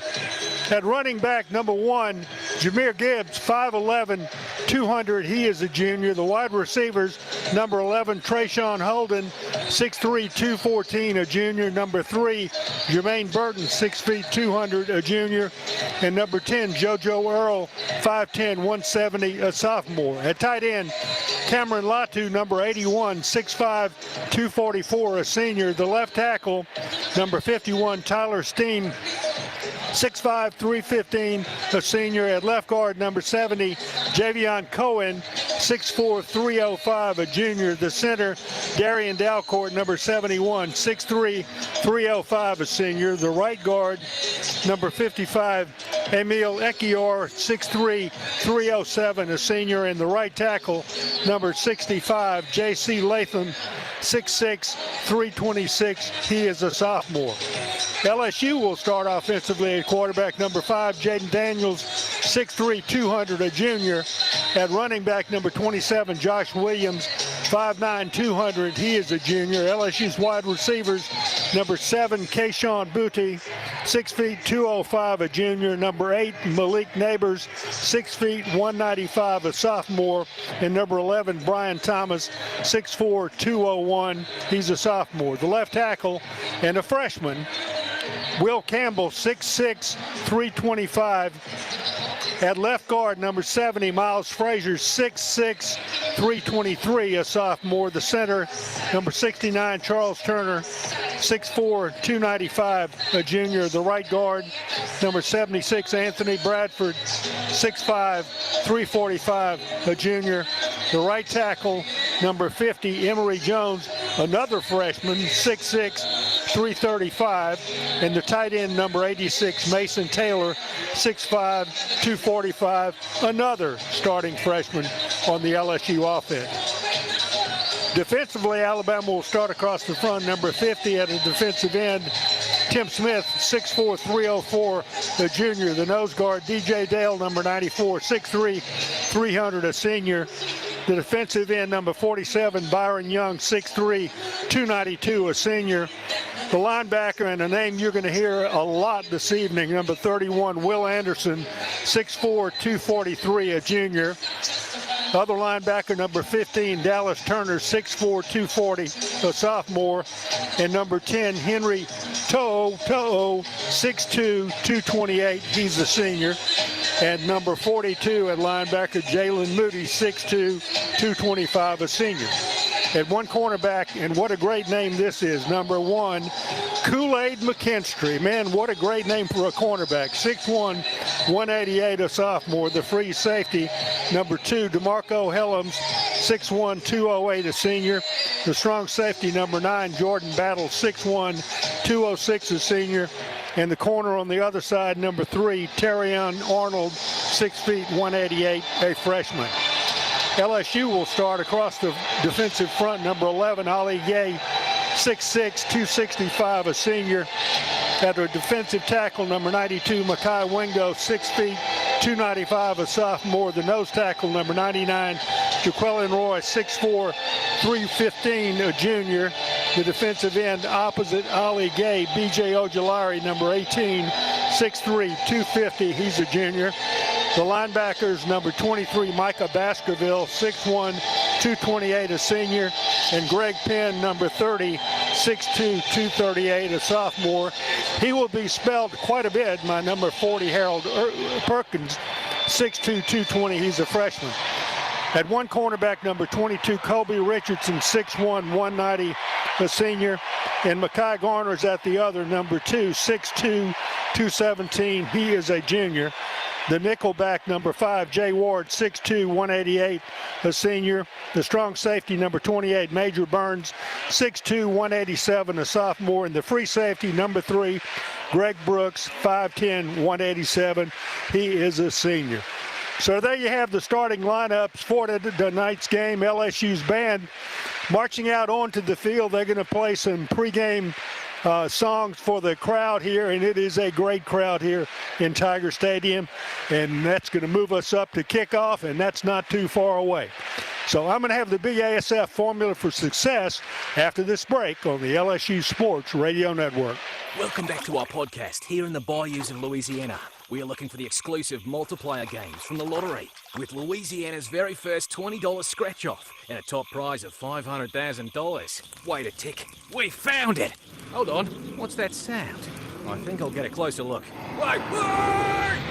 Hey, that's the Explorer! He found the multiplier games! Thank you, everyone. Try all 5 multiplier games. You could win up to $500,000. Must be at least 21 to purchase.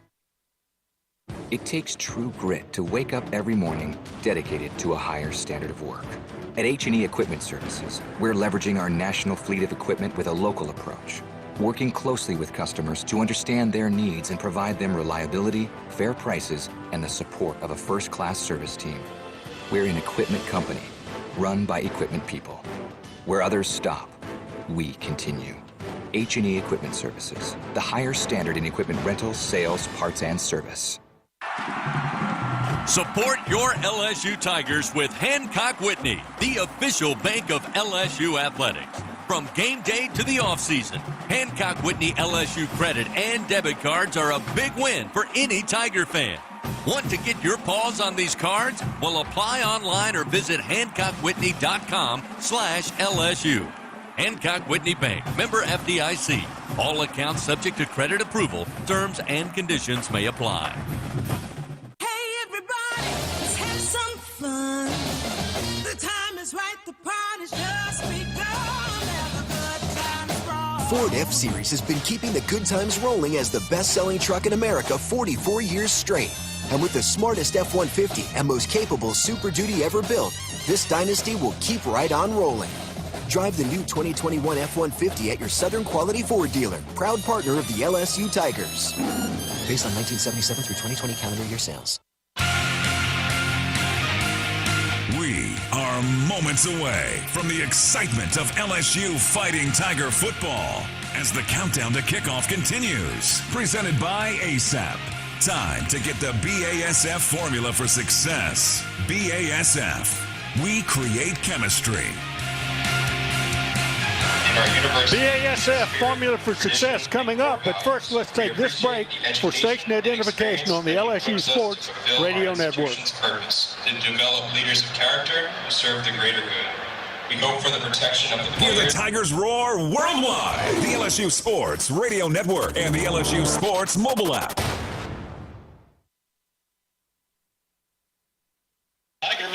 And now it's time for the formula for success presented by BASF. BASF, we create chemistry.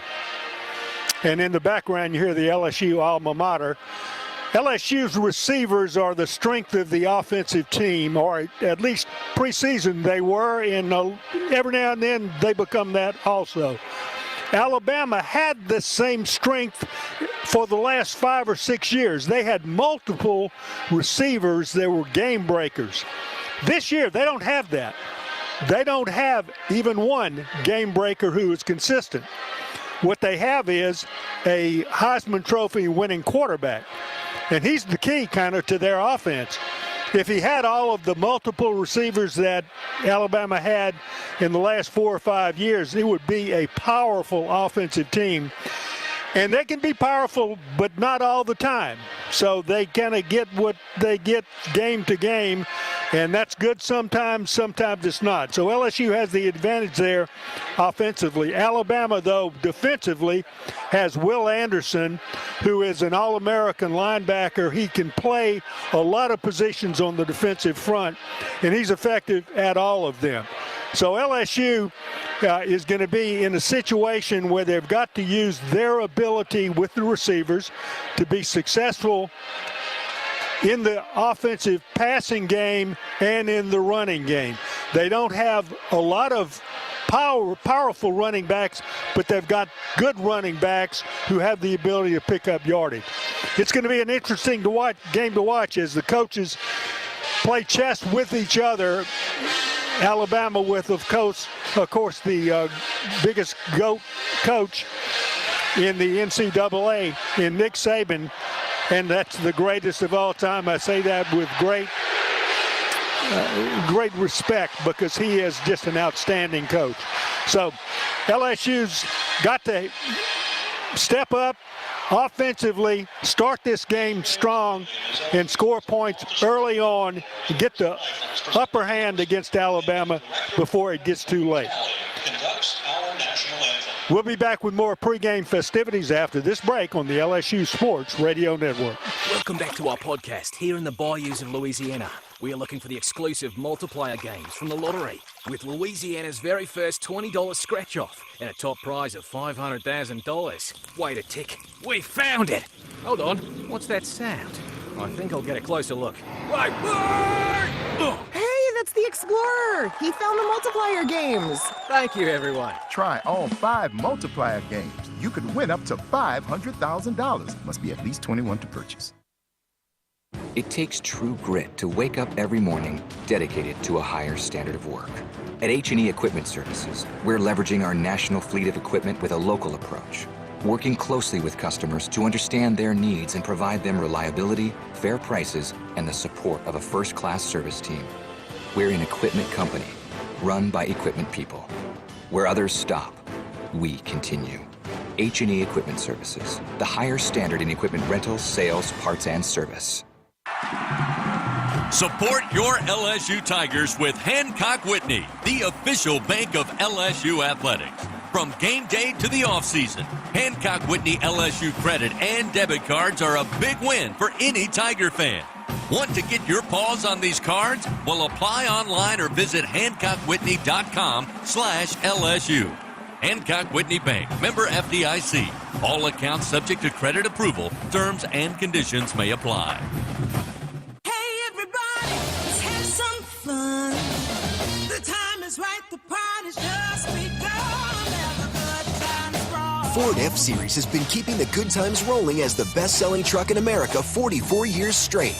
And with the smartest F-150 and most capable Super Duty ever built, this dynasty will keep right on rolling.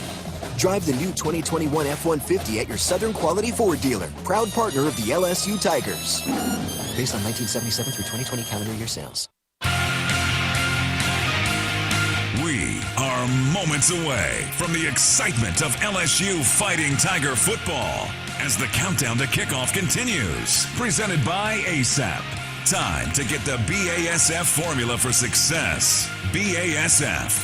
We create chemistry.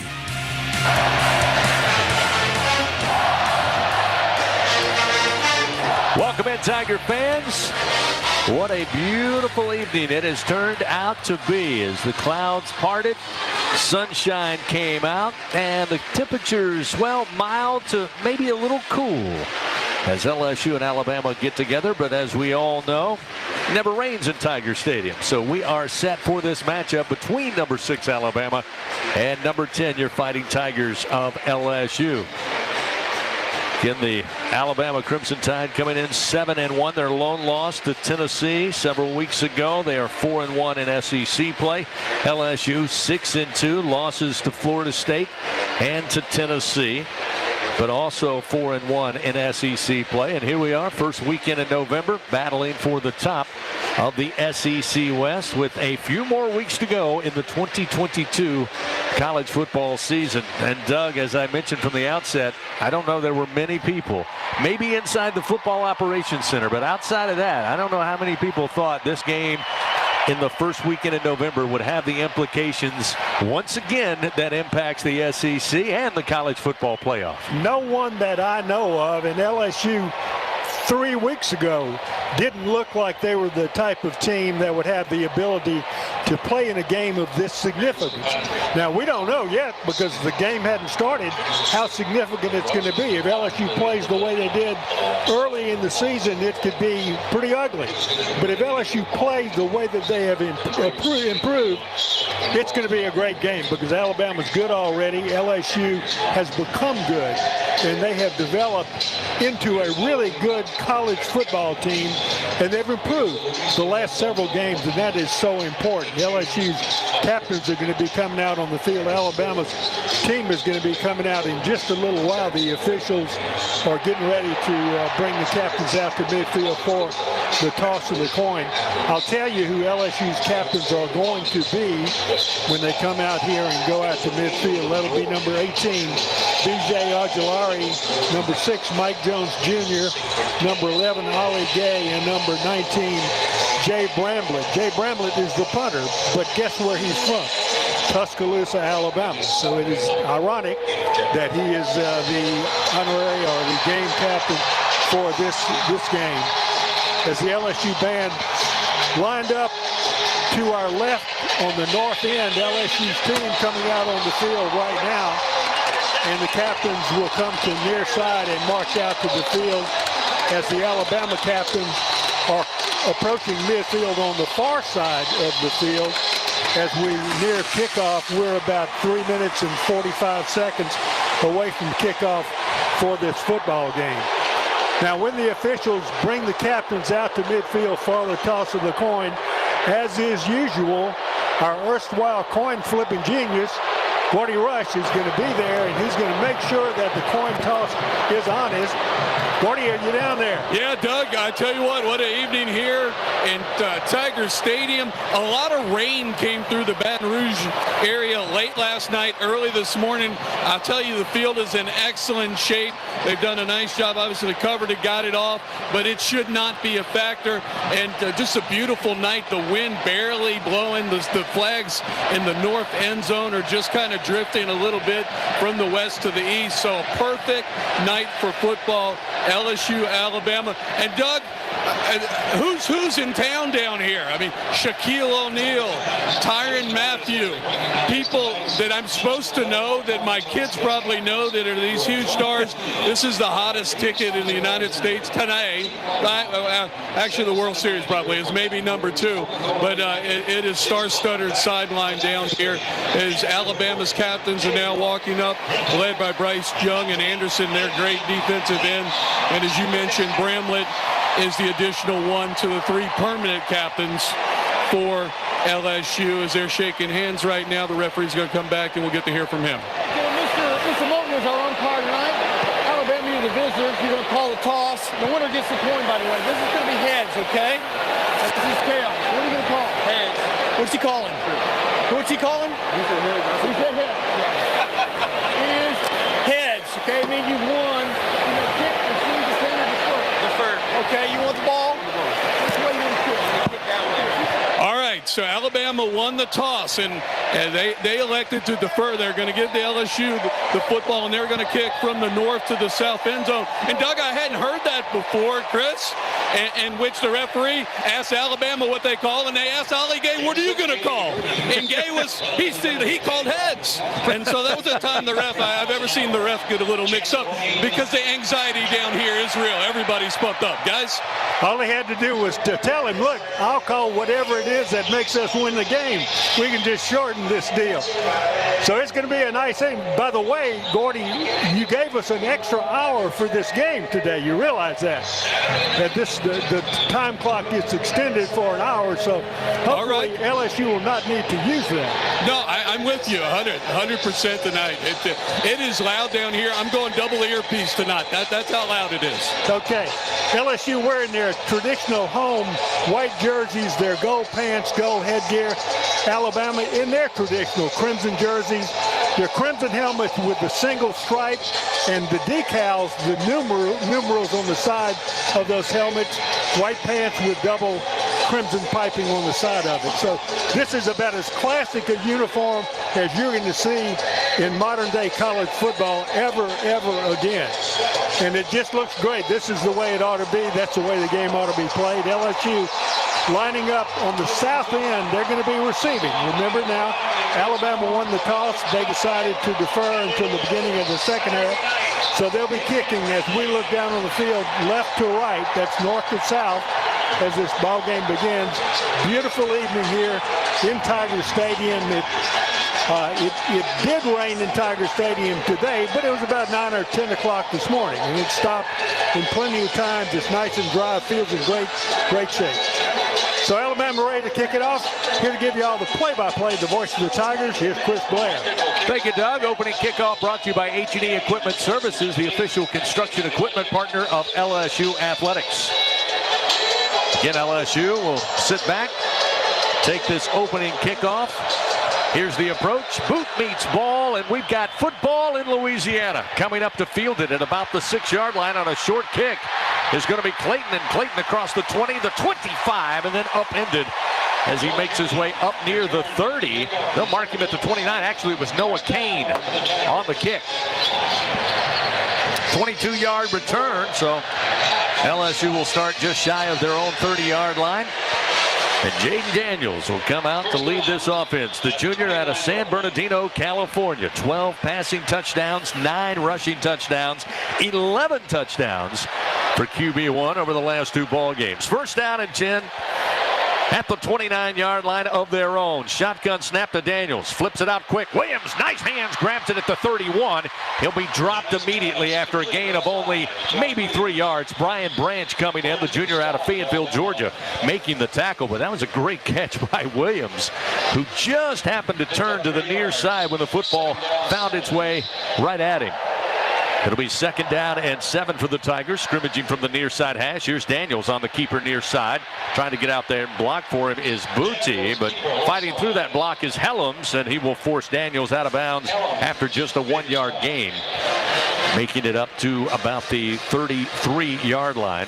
And so LSU on the year, 49%, 5th in the SEC in 3rd down conversions, but looking for a quick start, something that has eluded LSU virtually every game this season outside of the matchup against Southern. It'll be 3rd down and 6. 4 receivers right side, wide side of the field. 1 lone receiver to the near side, an empty backfield. Daniels, late pressure comes, hit as he throws. Catch made by Neighbors up around the 39-yard line. It will be close depending on the spot. Far side official says it's a first down, waiting for the indication. And I get good news, Chris. How about we add 15 on top of that? I think they hit Daniels late. They're talking about it. Yeah, there's a flag down back at the 22-yard line behind the line of scrimmage. Our referee tonight, Ken Williamson, will let us know he was hit as he delivered the football. We'll see. Personal foul, roughing the passer, defense.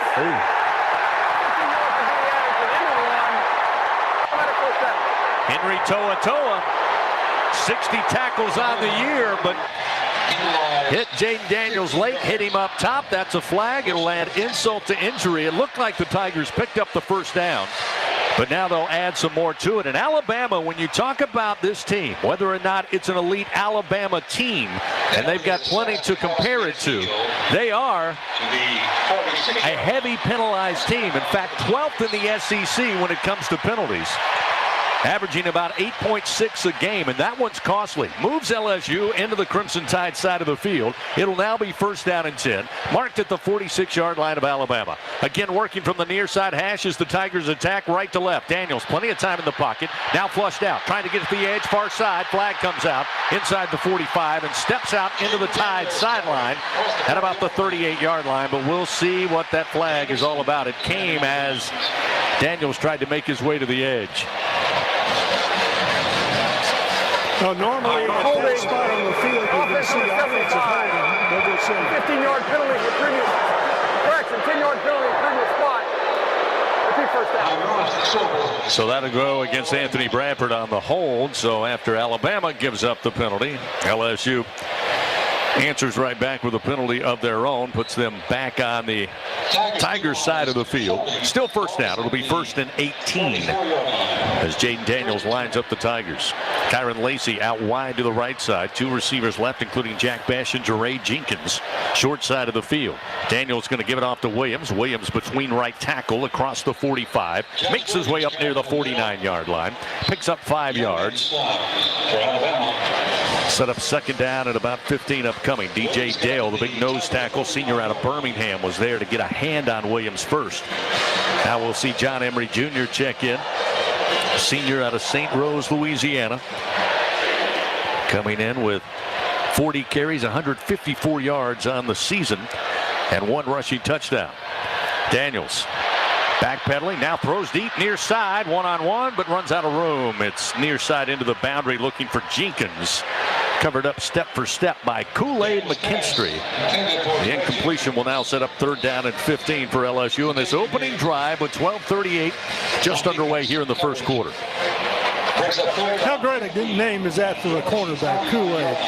Kool-Aid's one of the best names in college football. Absolutely. It'll be 3rd and 15. Again, the Tigers 49% coming into this game. But behind the chains here after a costly penalty. Shotgun snap, empty backfield. They go for the screen to Neighbors, and it's blown up by Alabama. He'll lose 4 on the play back at the 45-yard line as Alabama had that all snuffed out. Henry To'oTo'o, senior out of Sacramento, California, will force the Tigers to come out and punt. So they get to midfield, cross momentarily into Tide territory, but a costly penalty backs them up. And we'll see Jay Bramblett, who hails from Tuscaloosa, Alabama, transferred into LSU after 3 seasons at Notre Dame. For Alabama, Bramblett is the kicker. Averaging 46 yards per punt on the season. Kool-Aid McKinstry stands down at the 11-yard line of Alabama. Angled punt, far side, got a boomer into this one. Takes a bounce at the 5 and just got by. A chance to pin it deep. But Greg Brooks got turned around and the ball bounced the other way and finds its way into the end zone. It'll be a touchback, and Alabama will start with their first possession on offense after a 55-yard punt. It'll be 1st down and 10 at the 20. No score early on first quarter. Timeout on the field. We'll return after this on the LSU Sports Radio Network. Adopt US Kids presents What to Expect When You're Expecting a Teenager. Learning the lingo. GOAT, G-O-A-T, acronym, stands for greatest of all time. As in, spaghetti sandwiches for dinner? They're my fave. Dad, you're the GOAT. You don't have to speak teen to be a perfect parent. Thousands of teens in foster care would love you just the same. Visit adoptuskids.org. Brought to you by the U.S. Department of Health and Human Services, Adopt U.S. Kids, and the Ad Council. In the SEC, we sweat the small stuff. The attention to tradition. The preparation for competition. The smallest things can have the biggest impact on this field and a whole host of other fields. To shine among the brightest stars, you have to sweat the small stuff. Because here, it just means more. Hey, so what's a great way to spread awareness that driving high is illegal everywhere? A catchy song, of course. You can run, but you can't drive high. You can run, but you can't drive high. Friendly reminder, don't drive high. If you feel different, you drive different. Brought to you by NHTSA and the Ad Council. In the SEC, we sweat the small stuff. The attention to tradition. The preparation for competition. The smallest things can have the biggest impact on this field and a whole host of other fields. To shine among the brightest stars, you have to sweat the small stuff. Because here, it just means more. Hear the Tigers roar. This is the LSU Sports Radio Network. Back inside the Caesars Sportsbook broadcast booth on a Saturday night in Death Valley. 11:49 remaining. Just underway first quarter. LSU's drive stalls. They must punt. Alabama now has their first possession on the night, looking at first down and 10 after the touchback at their own 20-yard line. And we'll see Bryce Young, reigning Heisman Trophy winner. 18 passing touchdowns on the year. He's run for 3 more. He does have 3 interceptions on the season. Jahmyr Gibbs and Jace McClellan, the running backs for the Crimson Tide. They'll have 2 receivers right, 1 to the left side. First down and 10 from the 20. LSU 3-down lineman. We got B.J. Ojulari on the edge right side. Here's the snap to Young. Young looking left, delivers the football on the slant catch made at the 30. A fight across the 35, and eventually LSU stops him at the 39. Again, a 19-yard gain to Ja'Cory Brooks, the sophomore out of Miami. And LSU trying to strip the football instead of making a tackle, end up giving him a few yards extra. So it'll be first down and 10, moving up to the 39-yard line. Second play for Alabama coming up. Again, twin backs to each side of Young in the shotgun. Throw it into the flat. Coming near side is Gibbs. He's the leading receiver for this Alabama team. This time he's dropped by Harold Perkins Jr., but after gaining 6 yards up to the 45-yard line. So, Chris, quickly, Harold Perkins Jr. is on the field starting tonight in place of the nickel back, Jay Ward. So he's moved to the other side. So you've got Ojulari on one side, and Perkins is playing the nickel position. Second down and 4 for Alabama. 3 wide to the left. Single back to the right side of Bryce Young. That'll be Jahmyr Gibbs. Snap belt high to Young. Plenty of time in the pocket. Scans the field. Throws to Latu, the tight end. He's got it inside LSU territory, inside the 40, down to the 34-yard line before being dropped there. A gain of 21 yards, and Alabama comes out throwing the football, and right now slicing up this LSU defense in the opening drive for the Crimson Tide. 10:31 clock moving first quarter, first down and 10. Now at the LSU 34. Stack 2 receivers to the left, 1 receiver to the right side. Latu, the tight end, to the left. Motion a receiver behind the quarterback Young.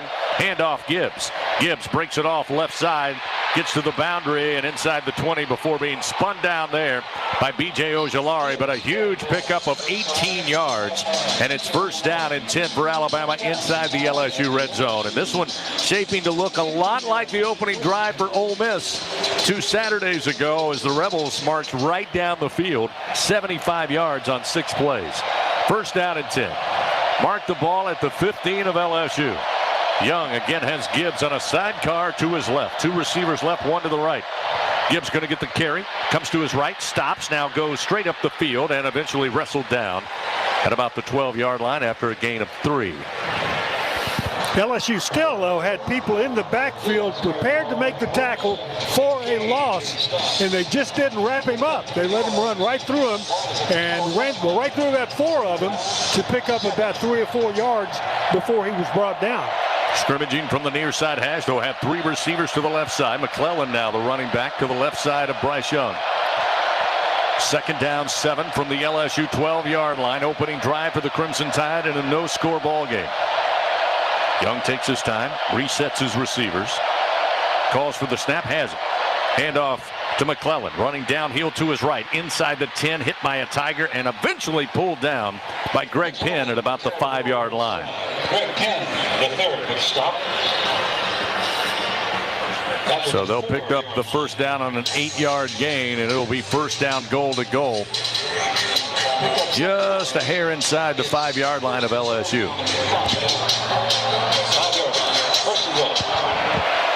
Alabama in the red zone this year, 89%, 71% of the time they come away with a touchdown. Young will stay in the shotgun. McClellan will be the running back to the left side of the formation. Too wide to the left. Now Young switches McClellan to the right. Latu, the tight end, to the left of the formation. Handoff McClellan. And he'll be stopped and dropped at about the 5-yard line. Maybe got a yard gain to the 4 before Harold Perkins Jr. along with Mekhi Garner coming in to make the stop for LSU. It'll be second down, goal to go. Now they mark it at the LSU 4. Matt House styled up a blitz right there. Perkins came all the way from his nickel on the defensive right side and ran down that counter play and made that play behind the backfield. Stack 2 receivers to the left, 1 lone receiver to the right. McClellan stays as the feature back here. Young, couple of slaps, now he has the football. In the pocket, steps up. In trouble, sidearm throw, intercepted in the end zone. LSU takes it away. It's going to be Jarek Bernard-Converse with the INT. Hey now! They corralled Bryce Young, stepped up in the pocket. They came up, didn't allow him to run it to the end zone. He tried to throw it, and Bernard-Converse takes it away. He was looking for JoJo Earl, right dab center in the middle of the end zone. But LSU with the turnover will take over with 7:37 remaining here in the first quarter. And when you talk about Alabama and what the difference is in this tied team in 2022, they came in -3 turnover margin, and they give the first one to LSU here in the first quarter. Timeout on the field. No score. LSU with the football when we come back on the LSU Sports Radio Network. When you open a crisp, cold Bud Light, you know game day is here. You owe me $5. We mean every sound. Enjoy responsibly. 2022 Anheuser-Busch Bud Light Beer, St. Louis, Missouri. With no fees or minimums and no overdraft fees, banking with Capital One is the easiest decision in the history of decisions. Even easier than choosing Slash to be in your band. Next up for lead guitar. You're in. Cool. Yep, even easier than that. With no fees or minimums and no overdraft fees, is it even a decision? That's banking reimagined. What's in your wallet? Terms apply. See CapitalOne.com/bank for details. Capital One NA, member FDIC. When you're a fan, you wear your team's jersey on your back and your heart on your sleeve. After a win, your world glistens. Lose, and the hurt permeates your soul. You'll always have a place with us in the Cox Fan Zone, where everyone can play and connect with other fans in a big group hug. See, in the Fan Zone, you're not some crazy fan. You're home.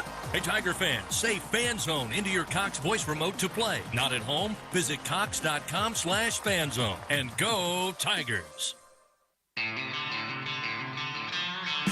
Southern Air Heating and Cooling is proud to be an official sponsor of LSU Athletics. Their team of AC professionals have been serving the comfort needs of the people of Louisiana for over 25 years. Much like the fans of the Tigers, our commitment to Tiger athletics and providing great service remains as strong as ever. Southern Air Heating and Cooling. Go Tigers!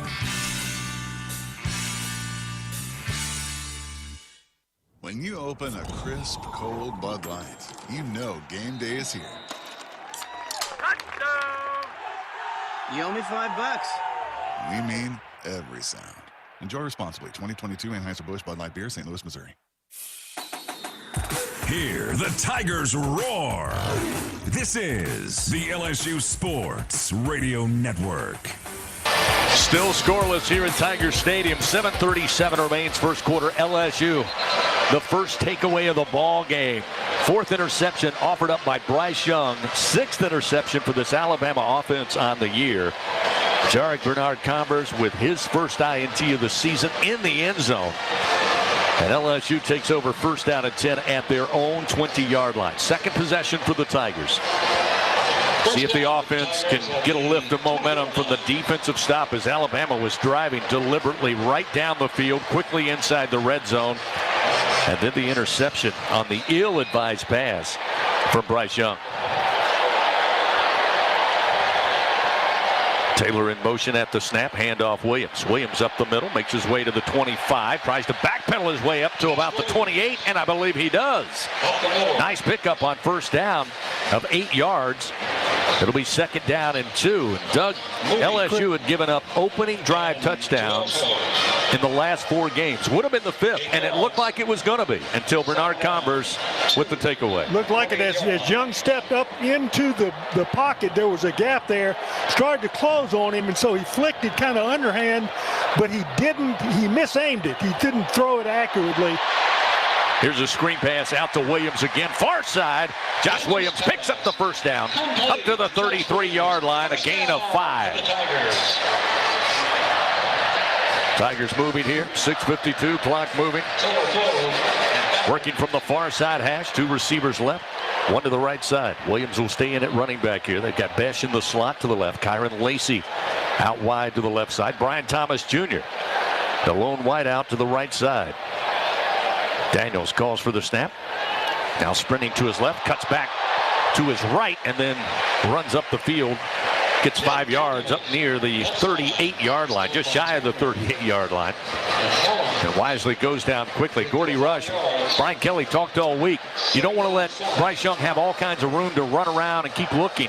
Try to corral him. That's exactly what LSU's defense did inside the red zone. Yeah, all 3 linebackers, well, 2 linebackers and the safety sat at about 6 yards and just waiting for him. That made him pull up and try and throw it, and obviously threw the ball behind the receiver. And great job design-wise by Matt House. John Emery checks in. He'll get the swing pass near side. Emery near sideline. Pulled down from behind. Here comes the flag. Horse collar up to the 42-yard line. Let's see if Emery is going to pop up. Boy, that was a dangerous pull down that time by Dallas Turner. Absolutely. Absolutely. That was a clothesline. Horse collar tackle, rather. Personal foul. Horse collar tackle. Defense number 15. 15-yard penalty. They would run. Automatic first down. And Alabama continues their habit from this season, and that is double number penalties. That LSU with a nice gain, plus the 15-yard penalty down to the 43-yard line of Alabama. First down, LSU. In the opening drive, LSU, beneficiary of a costly Alabama penalty, couldn't do anything with it. Now looking at first down and 10 at the Alabama 43-yard line. No score in the game, first quarter action. Handoff Emery. Emery trying to find something left tackle, going to be stood up after gaining just a yard. Closing in, Jaheim Otis, freshman out of Columbia, Missouri. Or rather Mississippi, able to make the stop that time for Alabama. Again, you talk about the strength of this defense. Starts obviously with Will Anderson Jr. Comes in with 36 tackles on the year. Maybe not the season many thought he would have, but he's still something to contend with. Henry To'oTo'o, who picked up that penalty a while ago, 60 tackles, not to mention DJ Dale and Byron Young up front for Alabama. Second down and 9 for LSU. Daniels going to be flushed out of the pocket. Here comes Anderson giving chase. Daniels pump fakes and holds onto the ball and runs into the Tide sideline to the right, and looks like we'll lose 2 yards. Getting coverage downfield, nowhere to go with it. Anderson breathing down his neck. Credited, To'oTo'o is credited with a sack. Loss. We'll give To'oTo'o the sack, forcing him out of bounds on a loss of 2 yards, which technically will give him his second sack of the year. 4:30, clock moving. Third down and 11. LSU has struggled once reaching the Tide side of the field. Need a third down conversion here. 2 receivers stacked to each side. Tight pocket. Daniels feels it, throws it, short arms this one to Jenkins at about the 30-yard line. It's incomplete. And that will set up 4th down and 11. And the Tigers once again will be forced to punt it away. Listen up, Tiger fans. Introducing the greatest hits from the lottery. Play Hit 50. Win up to $1,000. Visit any lottery retailer. Pick up Hit 50 today for your chance to win. Must be at least 21 to purchase. LSU averaging about 14.6 points in the first half, 16.4 in the second half. And Doug, you're playing the number 6 team in the land. You get that interception. You get into Tide territory for the second time. Nothing to show for it. They'll have to punt it away, and Bramblett sends this one high in the air. McKinstry calls for the fair catch, and will have it at the Alabama 9-yard line. Punt of 35 yards with no return. And we've got another timeout on the field. 4:07 remaining here in the first quarter. Still no score. Alabama and LSU. Tide have the football when we come back on the LSU Sports Radio Network. Hey, Dad, your prescription will be ready in just a minute. Hey, Dad, your laundry will be ready in just a minute. Dad, your lunch will be ready in just a minute. Hey, honey, why don't you take a minute? When you help care for a loved one, you give them as much time as you can. But it's just as important to take time for yourself. AARP can help. Find free care guides to support you and your loved one at aarp.org/caregiving. That's aarp.org/caregiving. Brought to you by AARP and the Ad Council. In the SEC, we sweat the small stuff. The attention to tradition. The preparation for competition. The smallest things can have the biggest impact on this field and a whole host of other fields. To shine among the brightest stars, you have to sweat the small stuff. Because here, it just means more. I'm for today's STEM tip. Okay, you know recycling is important. No one wants plastic in the ocean. Here's a cool way to repurpose a plastic bottle. Build an awesome terrarium. Cut a large plastic bottle in half and fill the base with sand, pebbles, potting soil, and your favorite plant. I chose an African violet. Put the top of the bottle over your base and place it in the sun. Your plant will grow sealed in its own ecosystem. Fun, right? Learn more at She Can STEM. A message from the Ad Council. In the SEC, we sweat the small stuff. The attention to tradition. The preparation for competition. The smallest things can have the biggest impact on this field and a whole host of other fields. To shine among the brightest stars, you have to sweat the small stuff. Because here, it just means more. Hear the Tigers roar. This is the LSU Sports Radio Network. Still scoreless here at Tiger Stadium. 4:07 remain in the first quarter. Fans Capital One offering checking and savings accounts with no fees or minimums. What's in your wallet? LSU has been able to drive into Alabama territory just slightly on their first two possessions, but bogged down there. They forced two punts. Have the Alabama defense. LSU with a takeaway in the end zone after Alabama marched right down the field. Bryce Young offers up the interception, but now you hand the ball back to Alabama, Doug, without much to show for it on offense, even with two costly penalties by this Alabama defense that brought you into their territory, and then LSU has trouble executing. Alabama's doing a good job of putting pressure on Jaden Daniels and keeping him from even having a chance to look downfield and find an open receiver. He is looking, and then he's got to run immediately, and that's not the way that they got to fix. They would like for him to run when he wants to run. They don't want him to run because he got flushed out of the pocket. Bramlett with the punt puts it down inside the 10, and Alabama takes over first down and 10 from that far side hash. Latu, the tight end, motions before the snap. Here's a quick fire, far side. It's off the mark and incomplete. He was looking for Ja'Cory Brooks. Alabama on that opening drive until that interception, averaging just under 10 yards per play. At that time, a little bit of pressure. LSU going after the pass from Young, and it was off the mark. It'll be second down and 10. We'll see Roydell Williams, the junior out of Hueytown, Alabama, check in at running back for the first time tonight for Alabama. There's two receivers to the right, one to the left side. Young again trying to fight this noise of Tiger Stadium. Steps up to the offensive line, now gets back into the shotgun. They'll motion a receiver from left to right. Young, plenty of time in the pocket, fires, incomplete up at the 36-yard line. Diving for it was Brooks again, couldn't hold on. That'll set up third down and 10 from the Alabama 9-yard line. Looked like, Gordy, they had 2 receivers there. I'm not sure which one was the intended target, but LSU will take it. It's incomplete.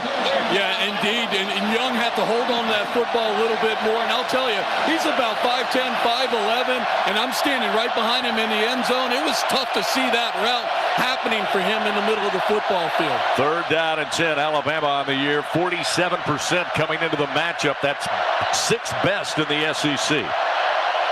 Again, Williams, the featured running back here on 3rd and 10 from the 9. The play clock dwindling down. Did Alabama get a timeout? I see flags. It's going to be a delay of game. Oh, boy. That poor headset of Nick Saban not going to last much longer. That's going to be the 3rd costly penalty. Snap. Timeout. LSU. Oh, LSU called the timeout. First timeout of the half. This will be a 30-second timeout. LSU called the timeout, and here's what was going on. I'm sitting there watching Micah Baskerville and Roy arguing at the line of scrimmage, and they weren't lined up right. They've got Perkins obviously playing nickel for the first time, and they had too many people to the defensive left side, not enough people on the defensive right. Brian Kelly saw it, used the timeout before the flags happened. Well, it was a good timeout to use. You certainly did want to give up a penalty there. It's costly, however, as the play clock was down to 0 just before the timeout, or that timeout was taken just before it hit 0. Again, all of our sideline reports powered by your hometown John Deere dealer, Sunshine. So Alabama will try to regroup here, looking at 3rd down and 10. A little momentum lost there. We'll see if Tiger Stadium can ramp it back up. Something tells me they can. 3rd and 10 from just inside Alabama's 10-yard line. Again, no score. Down to 3:58 remaining here in the first quarter. They will stack 3 receivers, bunch 3 receivers to the right side. 1 lone receiver to the left, tight to the formation. Young in the shotgun. Gets the snap, a little low, but handled. Time in the pocket. Now decides to run. Coming near side, cuts back to the middle of the field, goes down, and he'll be short of the first down at the 19-yard line. A 9-yard gain by the quarterback, but the spot is going to be at the 19. He must reach the 20, and that will bring out the punt unit for Alabama. And LSU's fans going to applaud this LSU defense. We'll see James Burnip, the sophomore out of Australia, averaging 41 yards a kick here, Doug, so a chance possibly get a clean catch. Start with relatively good field position on their 3rd possession, LSU. And it's Gregory Clayton Jr. back there deep for the Tigers, standing at the 35. Burnip takes the snap, rugby-style kick coming near side. Angles this kick far side. Clayton will let it bounce, takes a bounce inside the 35, the 30, inside the 25, and Alabama going to down it around the 23-yard line. A punt of 58 yards, which is his longest of the year. Had a long of 51 yards earlier this season, but got a nice bounce there. Able to help out the Tide a little bit. LSU will take over 1st down and 10 from their own 23-yard line. Fans, Our Lady of the Lake, proud to be LSU's championship health partner. Together, LSU and Our Lady of the Lake creating transformational change and impacting Louisiana with a new standard for health care, research, and education. Together, LSU and Our Lady of the Lake, champions for Louisiana. Together, we roar. Learn more at OLOLRMC.com/LSU. Tigers have the football for the 3rd time tonight. Jaden Daniels will have trip receivers to the right. Now they motion Neighbors to the near side. Williams in at running back. Here's the shotgun snap to Daniels. Plenty of time in the pocket. Sets his feet. Fires. Neighbors has it at about the 34-yard line. Good throw by Daniels. Looks like at least a 10-yard gain. It'll be a 1st down. Kool-Aid McKinstry was on coverage, but a good throw by Daniels. And Neighbors reacted to the football first. Pulls it in. Neighbors with his 37th catch of the year. It'll be 1st down and 10. Now up at the 33-yard line of their own. Stack 2 receivers. Now Booty will move in motion at the snap. Daniels going to keep it to the right side. Tries to spin away from a defender, but grabbed by the ankles after only a yard gain to the 34. It was Brian Branch. He tried to step inside, but Branch able to get him low and trip him up. So that was a run to the right by the quarterback, and he was running horizontally. Never had a chance to turn it upfield and get vertical where he was going to pick up yardage. So he got maybe a yard, maybe a long yard out of it. but it's not what he wanted. He needs to get upfield, pick up 5 or 6 of those. So now looking at 2nd down and 9. Daniels with the ball in his hand, flies it near side, looking for Neighbors, overthrown at the Alabama 40-yard line. Had pretty good coverage again by McKinstry on Malik Neighbors, and that'll set up 3rd down and 9 here for LSU. Tigers just 1 for 3 on the night. See Noah Kane check in at running back for the first time tonight for LSU. Expecting to see run by committee as we have most of the season.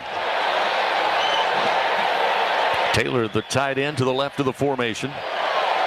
2 receivers left, 1 to the right. Now Taylor motions out at the snap.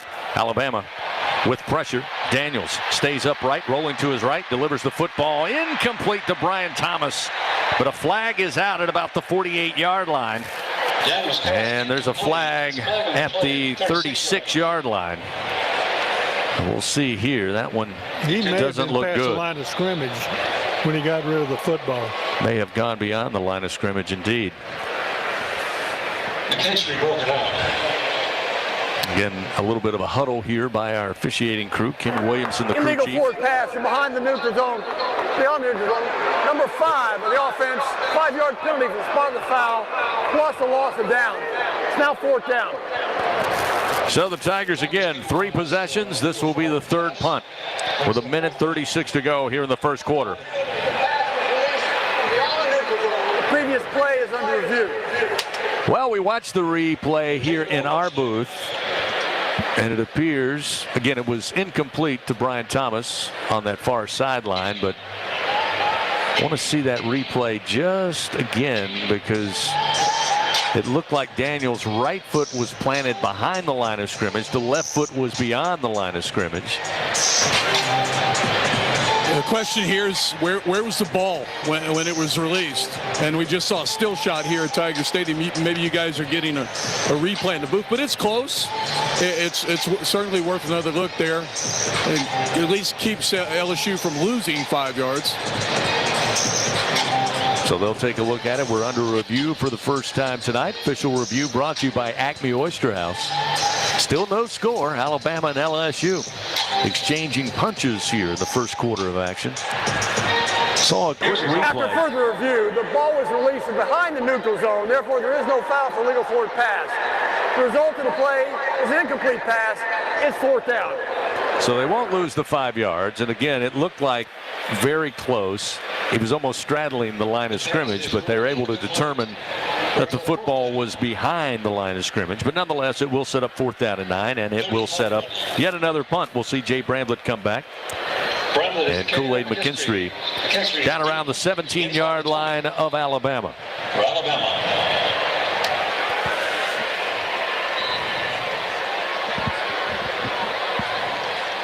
So Bramblett waits on the snap. Slade Roy delivers. Bramblett, quick kick. Angles, high kick. Far side. And it's out of bounds. Let's see where they're going to mark it. Right around the 10, maybe between the 10 and 11-yard line. Nice placement by Jay Bramblett, a 55-yard punt. And Alabama starts again deep in their own territory with 1:29 to go here in the first quarter. Taking a look, both teams, no points on the board. Alabama 85 yards of offense. Again, their opening drive after forcing LSU to punt drove right down the field, but a Bryce Young interception inside the red zone took that opportunity away. LSU just 43 yards of offense, and Alabama's handed them some substantial penalty yards, but nothing to show for it on the scoreboard yet. 1st down and 10 for Alabama.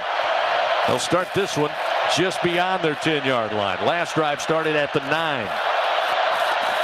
Young in the backfield. 2 receivers left, 2 to the right, the wide side of the field. Here comes Perkins. Throw is made, but nowhere close. Threw that one to an assistant coach on that far sideline as Perkins made a beeline untouched to Bryce Young.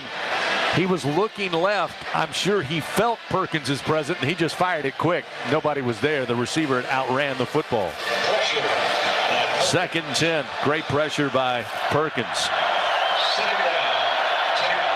Perkins will be on the line, standing up left side of that defensive front. Ojulari to the right side. Young in the shotgun. 2 receivers left, 2 wide side of the field to the right. Young in the pocket, slings it, going up for it, but I believe out of bounds.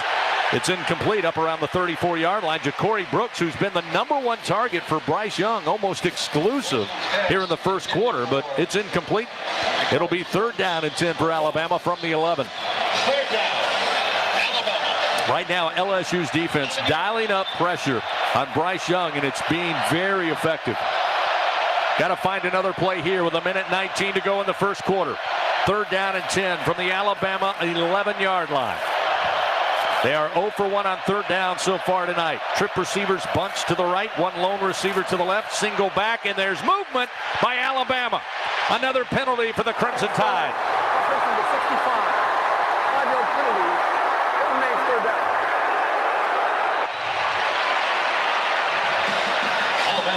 down. Emil Ikior got jumpy up front. And that will add another penalty. Again, this is an Alabama team heavily penalized. Nobody believed me, Doug, this week. I said they throw a lot of flags against Alabama. LSU fan says, no, that can't be possible. But they've had plenty here in the first quarter. 3rd and 15. They back it up to the 6-yard line of Alabama as Young will stand about a yard from his own end zone. Again, they bunch 3 receivers right, 1 to the left. Shotgun snap to Young in the end zone. Going to his right, throws, hit as he throws, incomplete, short arm pass at about the 18-yard line, and LSU's defense is on fire. Pressure by B.J. Ojulari sets up 4th and 15, and the Tide must punt it away from their own end zone. LSU allowed Alabama to march pretty much the length of the field on their first possession of this game. Since that time, though, LSU's defense has come to play, and they've put a lot of pressure on Alabama. Alabama's not finding the openings that they wanted to find in their passing game. Alabama's had 9 yards total in their last 2 possessions. This kick going to be short. It's high. Clayton trying to get out of the way. And it will take another great Alabama bounce. It bounced at about the 45 of Alabama, but rolls into LSU territory and a 56-yard punt after a 58-yard punt last time by James Burnham. So he's doing his part, trying to keep LSU as far back as possible. But the Tigers take over with 1:02 to go in the first quarter. 1st down and 10. Again, relatively good field position at the 38-yard line of their own. The offense must take the cue from this LSU defense. Right now, the Tigers have mustered just 43 yards total offense. Daniel's going to work under center here with Josh Williams, the single back. Fake the handoff. Here's the toss to Neighbors. End around. Neighbors head of steam across the 40. Alabama able to get to him at about the 43-yard line and throw him down there. But a gain of 5 yards will set up 2nd down and 5. So the Tigers, little unique wrinkle there. Fake the handoff to Williams. Little flip to Neighbors in motion. Neighbors with his first offensive rush of the season. Armani Goodwin now will check in. First time we've seen him tonight at running back. 28 seconds remain first quarter. 2nd down and 5 for LSU. Up at the 43-yard line of their own. Hash mark far side. Taylor in motion, the tight end. Handoff Goodwin. Goodwin stiff arms one man. Comes to the near side to the 50. 45 of Alabama. Tripped up. There's a flag down at midfield as Goodwin made his way to the 42 of Alabama. And it looks like it's coming back. Yeah, Dre Jenkins was engaged with the cornerback out there. I think they're going to get him for holding. Yeah, Jenkins had a little bit of jersey right in front of the LSU bench. Holding. Offense, number 10. 10-yard penalty for the spot of the foul. Repeat 2nd down. Again, watching that play, Doug, you hate to see he had driven the defender out of the play, had given the lane to Goodwin, but clearly can see the gold glove reaching to the jersey. It was an easy call, but maybe not necessary by Jenkins. Tough break. It'll be 2nd down and 8 now as they move the Tigers back. Again, playing on LSU's side of the field. And that'll be the final play of the first quarter. So we've played 15 minutes here at Tiger Stadium, and we have a scoreless game between number 6 Alabama and number 10 LSU. Second quarter coming your way next after this on the LSU Sports Radio Network. Albertsons is making shopping and saving easier than ever. Check out Albertsons For You in our mobile app, where you can shop for groceries and save weekly with digital coupons all in one place. With Albertsons For You, you can earn rewards points every time you shop and redeem them for free groceries.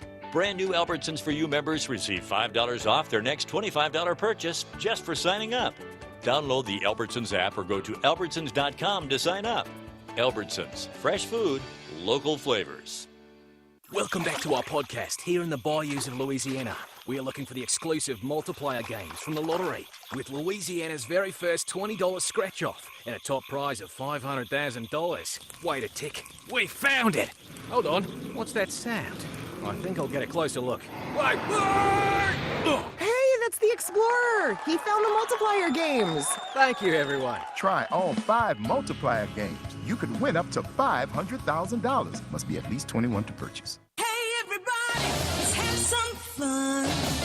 The time is right, the party's just begun. Have a good time, strong. Ford F-Series has been keeping the good times rolling as the best-selling truck in America 44 years straight. And with the smartest F-150 and most capable Super Duty ever built, this dynasty will keep right on rolling. Drive the new 2021 F-150 at your Southern Quality Ford dealer, proud partner of the LSU Tigers. Based on 1977 through 2020 calendar year sales. And we're back with breaking news. Coke Zero Sugar might be the best Coke ever. That's right, Jim. Coke Zero Sugar is a must-try for any Coke fan, so make sure you... Jim. Jim. We're on the air. Ooh, yes, this tastes like the best Coke ever to me. Your thoughts, Jen? Well, can I have a sip?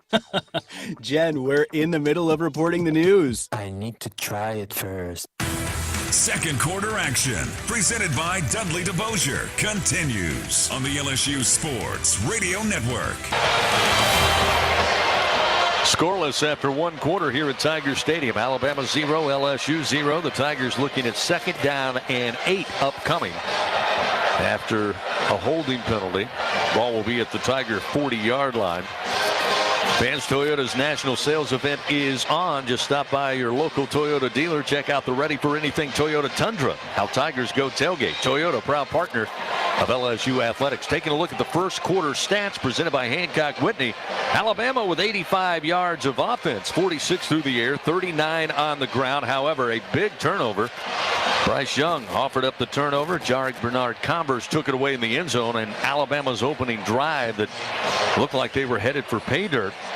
LSU 55 yards total offense, 24 through the air, 31 on the ground. Jaden Daniels, by the way, 6 of 10 passing, 24 yards. Bryce Young, 3 of 9 for 46 yards. And again, that interception. So LSU, Doug, they've touched into Alabama territory a couple of times, but they don't seem to handle that success very well. They find themselves always back on their side of the 50. Neither one of the offenses is very successful at all. Matter of fact, they look unsuccessful. Both quarterbacks, who are excellent quarterbacks, just having a tough night finding open receivers or getting the pass to the receivers that might be open. Keyshawn Booty in the slot to the right side on 2nd down and 8 from the LSU 40. There's 2 receivers right now. We've got whistles from our crew chief, Ken Williamson. Let's see what it's all about. Didn't see a flag. Clock says 15 minutes, so that's right. Not sure. And not sure Ken's going to let us know. They just needed a quick talk. Yep. So we'll get back to action here. 2nd down and 8 from the 40. Again, Taylor, the tight end, will motion into the slot left side at the snap of the football. Daniels fires. Taylor's got it at the 45. Far side across midfield into Bama territory. Shoved out of bounds at the 46-yard line. 14-yard gain. It's a 1st down, Fighting Tigers. Taylor with a big catch there. His 20th reception of the year. The freshman out of Plantation, Florida. And that one got to him quickly, Doug. Taylor went in motion across the formation, right to left, and then out into the left flat. He was open. He was not covered. Made the reception up the sideline to the 46-yard line. 1st down. Bunch of receivers, 3 to the left. Here's a throw that's going to be deflected at the line of scrimmage. Daniels was looking to throw in the near side flat. I believe Jenkins, the intended receiver, but did not get that one over the top of the Alabama defensive line. Dallas Turner got his hands on it. It'll be 2nd down and 10. Again, LSU at the Alabama 46-yard line in a scoreless game just underway, 2nd quarter. 3 wide to the right. 1 receiver to the left and Neighbors. Handoff to Kane, and boy, that play was blown up. Alabama was beyond the line of scrimmage at the snap. Jalen Moody bear hugs Noah Kane, brings him down for no gain on the play. LSU just having a heck of a time trying to find anything open between the tackles. The handoffs that they try to make, they just cannot get past the line of scrimmage or can't even get back to the line of scrimmage. Yeah, that time lost a yard. In fact, it'll be 3rd down and 11 here. LSU needing to convert a 3rd down. Daniels, tight pocket. Still moving, now going to be wrapped up and dropped. Going to be the 2nd sack of the night back at the 49-yard line. Nowhere to go with the football, and eventually Alabama gets to him. Dallas Turner going to pick up his 4th sack of the year. That'll set up 4th down. And again, LSU will have to punt for the 4th time tonight. Jay Bramblett averaging 48 yards per punt. He's pinned the Tide back on 2 occasions inside their own 11-yard line. He'll need another one here as Kool-Aid McKinstry will put his heels at the 10-yard line for Alabama. Bramblett set to let this fly from about the LSU 40 and does so. Middle of the field, McKinstry calls for the fair catch and will have it at the 10. So a 39-yard punt, and for the 3rd straight time, Alabama starts inside their own 11-yard line, this time at the 10. 1st down and 10 for Bryce Young and company.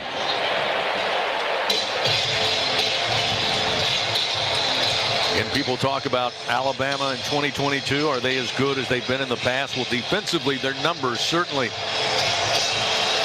are impressive. Gave up 52 points to Tennessee in that loss on a kick to the Volunteers. But outside of that, they've not allowed much. So far, they've kept LSU in check. 1st down and 10 for Alabama now at their own 10-yard line. Young gets the snap, hands it off. It's going to be Gibbs trying to stretch it far side. Flags come out everywhere at the 5-yard line as he eventually is out of bounds at about the 14-yard line. But I got a feeling this play is going to come back and Alabama's going to be penalized. Holding offense number 56. That's the distance to the goal. Repeat 1st down. Seth McLaughlin out of Buford, Georgia.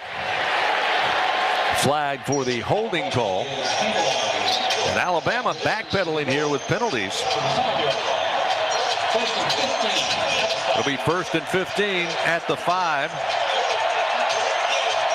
These penalties starting to add up. 4 for 40 yards for Alabama. So now 1st and 15 from the 5. Again, Bryce Young for the 2nd time tonight stands on the goal line of his own. Empty backfield here. Going 5 wide, 3 to the left, 2 to the right. Sends it out. Gibbs bobbled it. Did he hold on? They'll say he caught it at the 7. Just barely held on the near side flat, and only a gain of 2. It'll be 2nd down and 13 for Alabama. Again, Gibbs, the running back, leading receiver as far as catches on the season. Came in with 31 receptions on the year.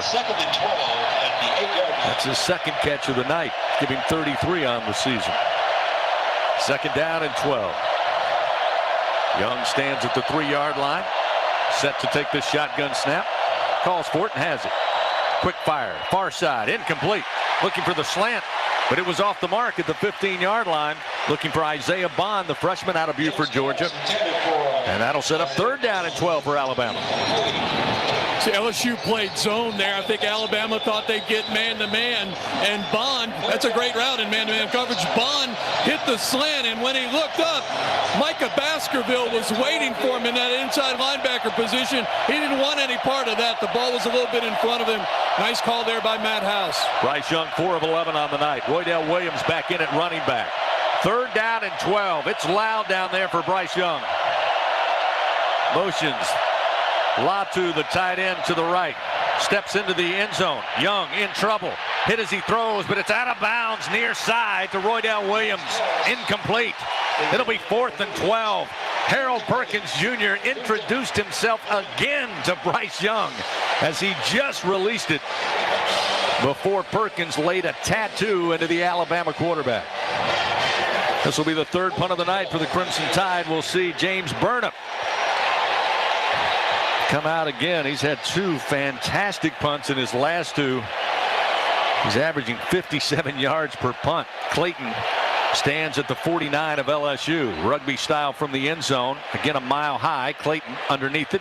Calls for the fair catch. Has it. Hauls it in at the midfield stripe. And LSU will have the football 1st and 10 at midfield.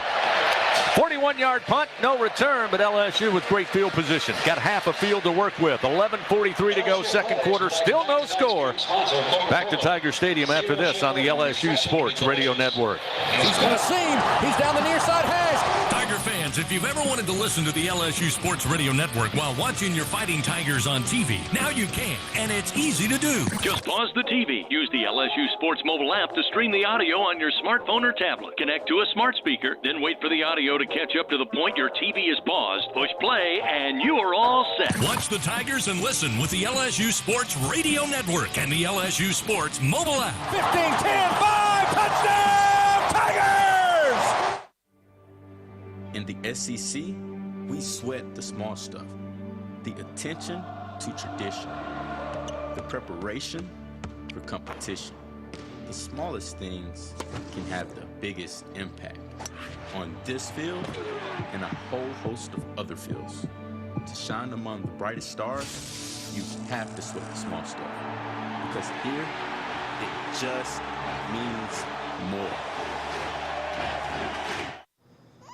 It's 4 a.m., Monday, and you're literally sucking baby snot through a tube because she's congested. Man, that's love. And if you love her that much, love her enough to make sure she's buckled in the right car seat. To make sure your child's in the right seat for their age and size, visit nhtsa.gov/the right seat. Show them you love them. Keep them safe. Visit nhtsa.gov/the right seat. Brought to you by the National Highway Traffic Safety Administration and the Ad Council. 2nd quarter action, presented by Dudley DeVosier, continues on the LSU Sports Radio Network.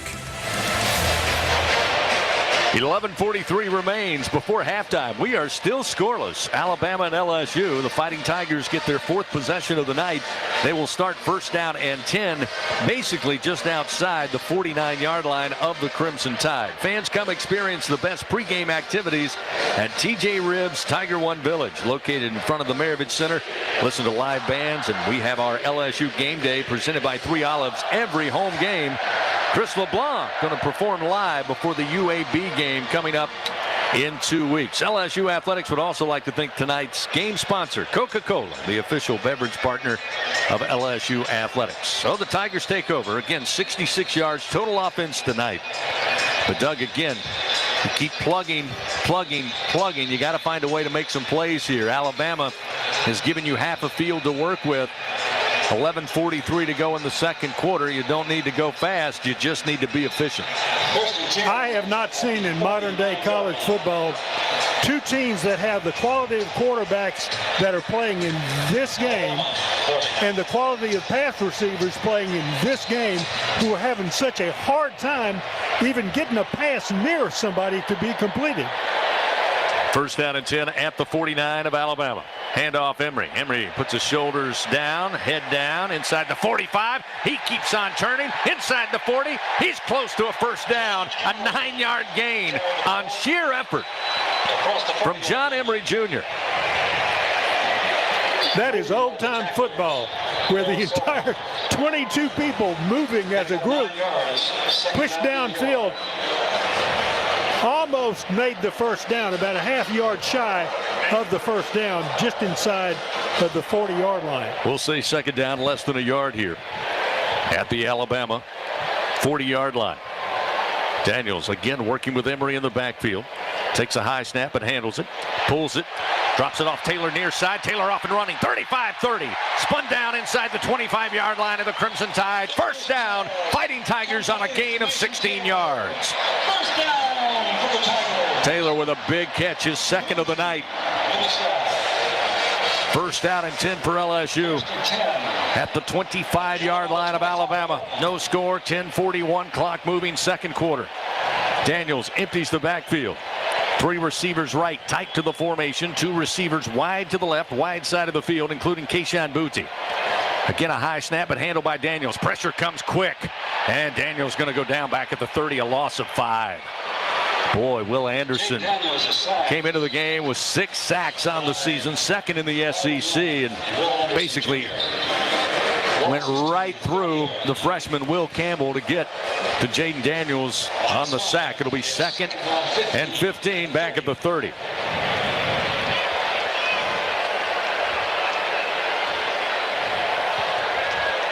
This time, Emery will join Daniels in the backfield.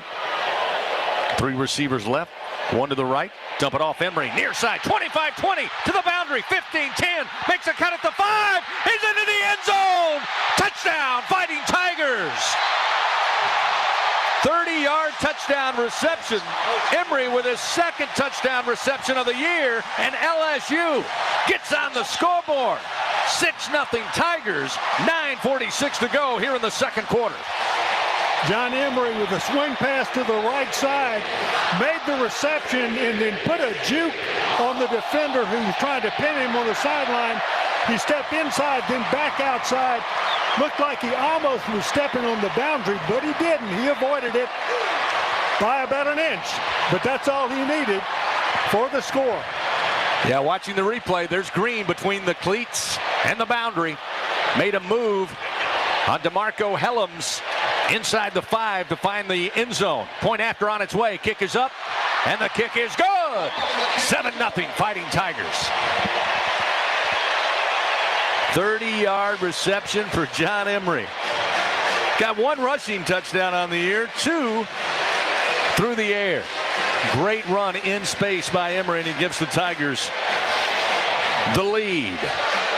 4 plays, 49 yards, 1:57, and LSU leads Alabama 7-0. Timeout on the field. We'll return to Tiger Stadium in a moment on the LSU Sports Radio Network.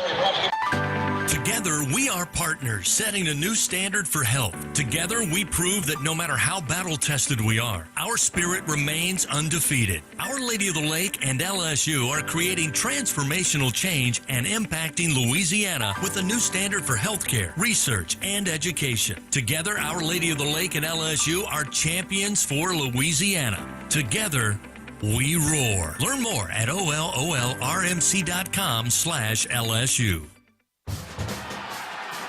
It takes hard work to be the best in the game. Planning, commitment, resilience, sweat.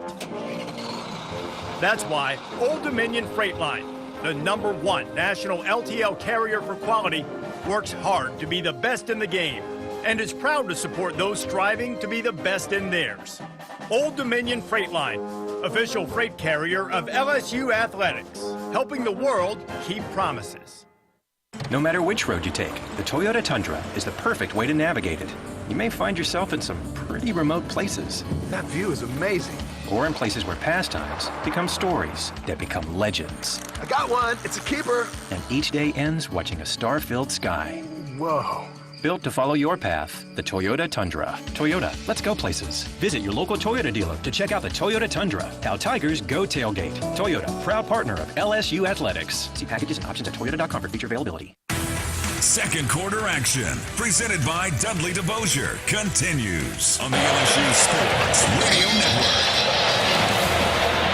LSU drives 49 yards and caps it off with a Daniels to Emery 30-yard touchdown pass to take a 7-0 lead over Alabama.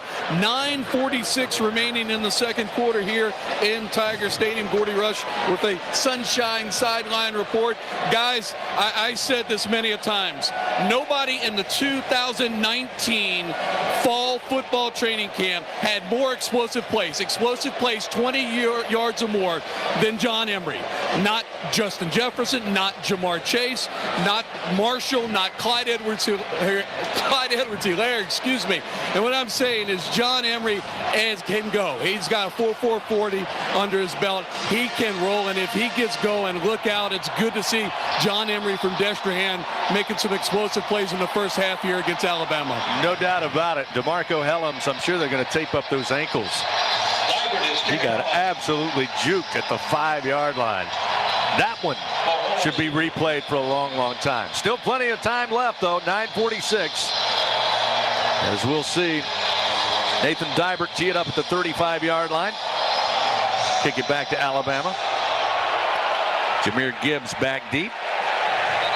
And this one into the back of the end zone for a touchback. Alabama starts first down and 10 at the 25. And Doug, they ought to be happy to get a touchback. It's been a while since they've had any room to breathe. They've started their last 3 drives inside their own 11.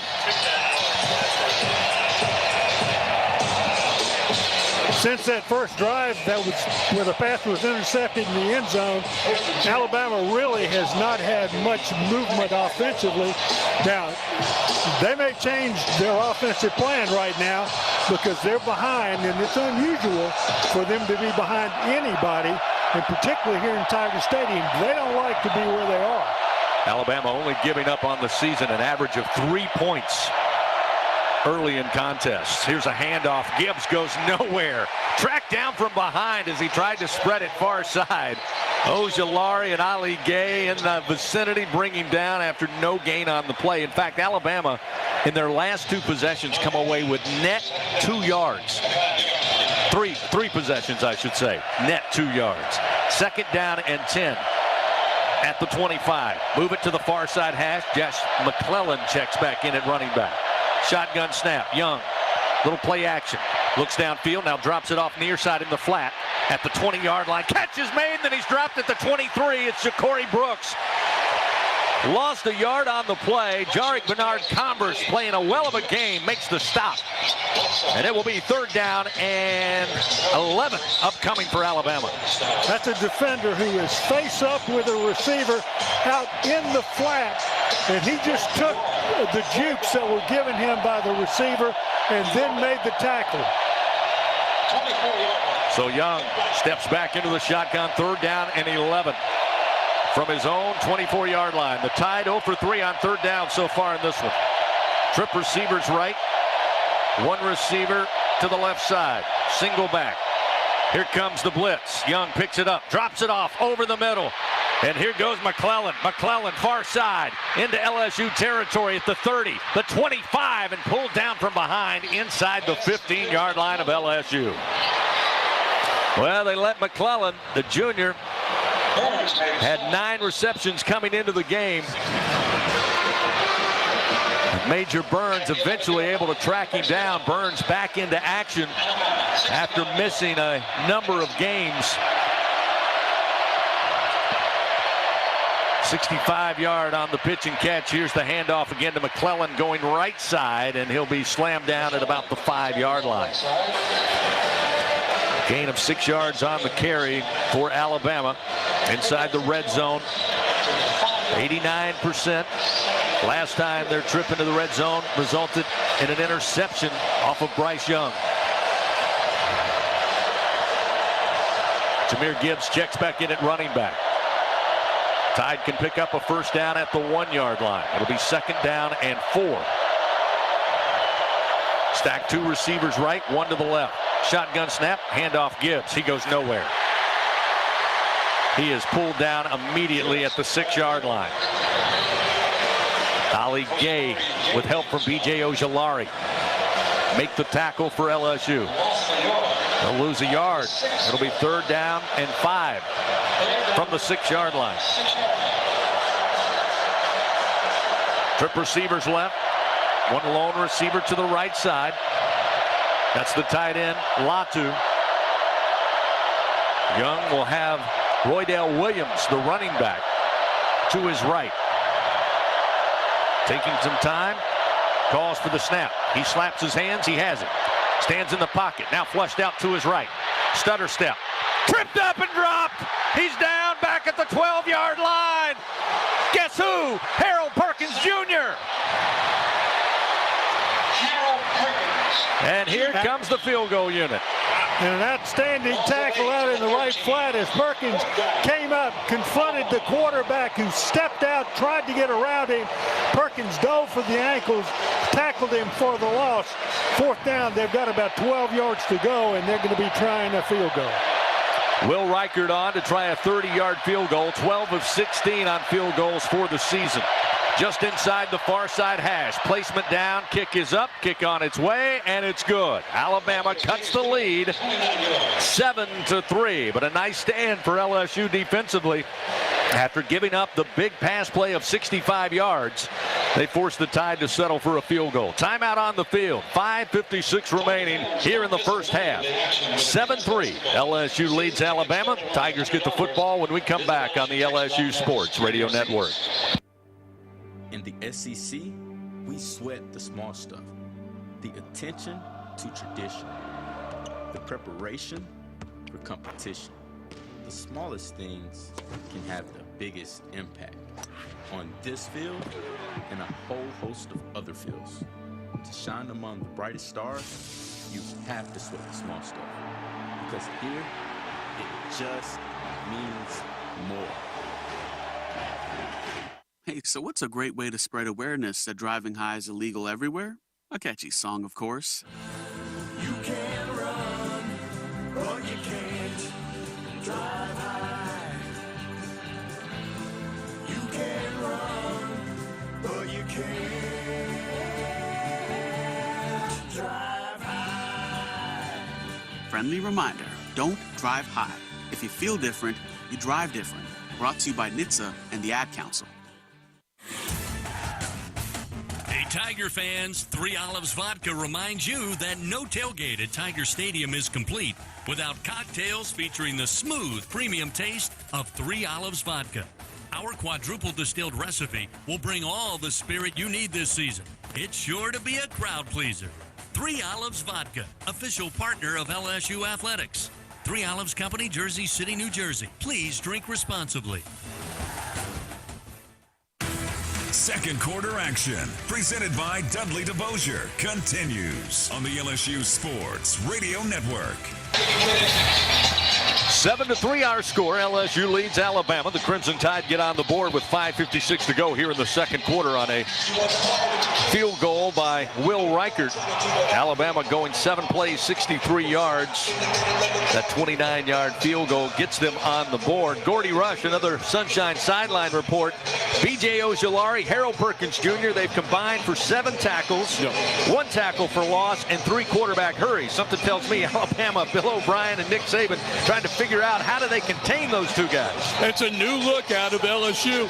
B.J. Ojulari's playing his jack linebacker, outside linebacker position on one side of the field, and they replaced Jay Ward, the nickelback, with Harold Perkins Jr., who's on the other side.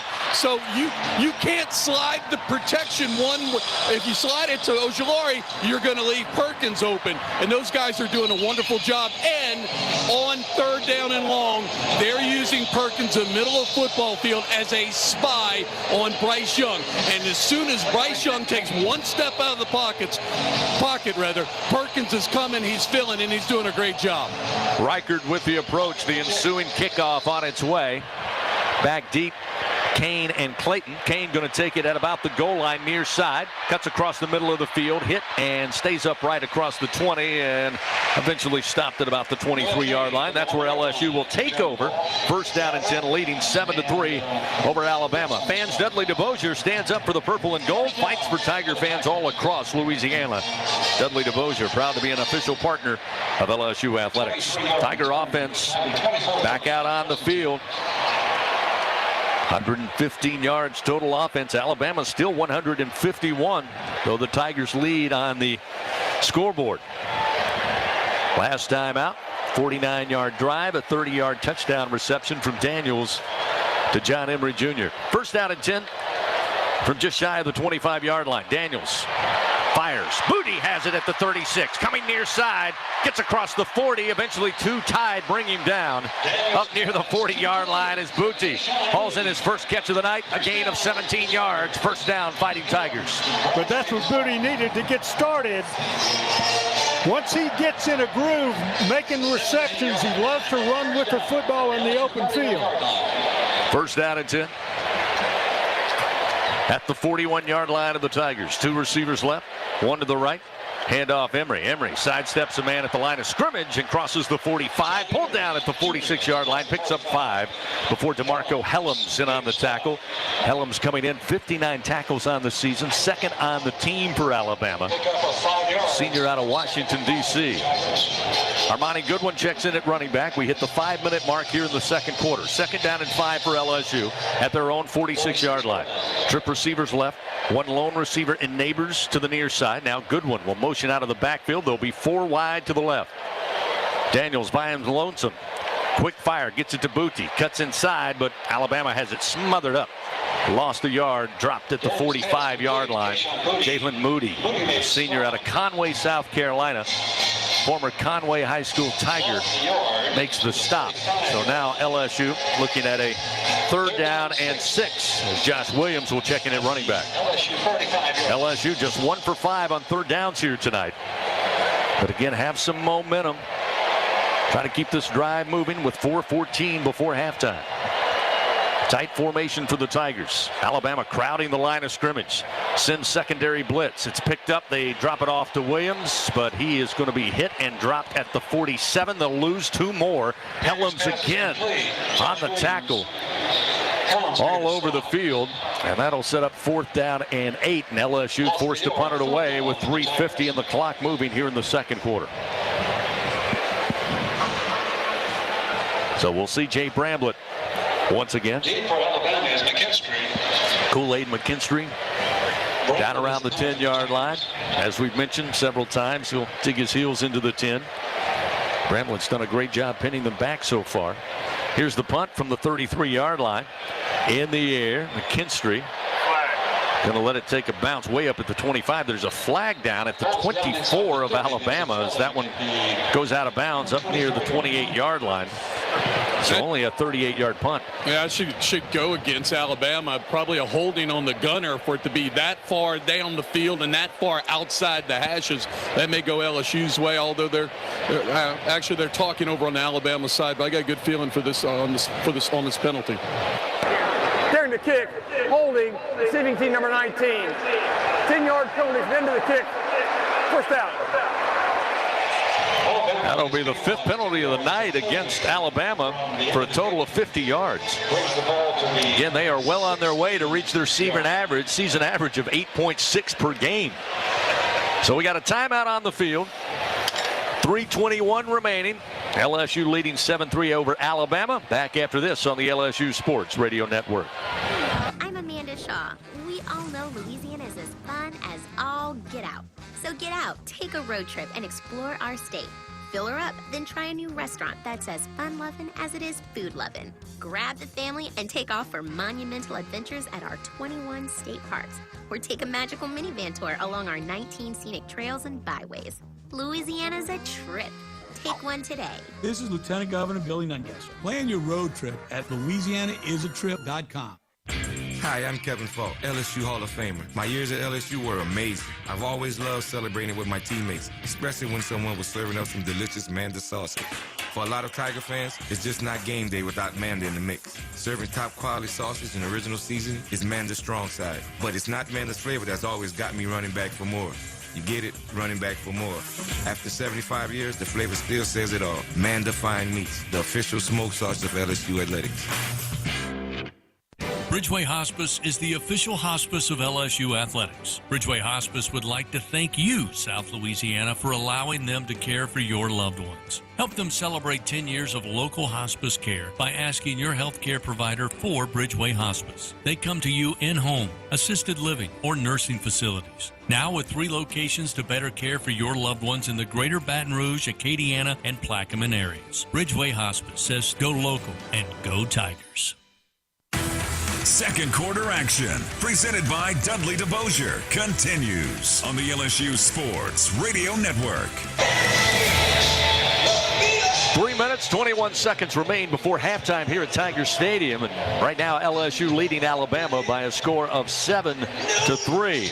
Tiger fans, stop by, see your local Southern Quality Ford dealers, and take a test drive. You'll get amazing deals and low financing on a new car, truck, or SUV, and let the good times roll. LSU Athletics would also like to thank tonight's game sponsor, Coca-Cola, official beverage partner of LSU Athletics. Alabama will take over, get a penalty on the punt against the Crimson Tide, which are starting to really add up.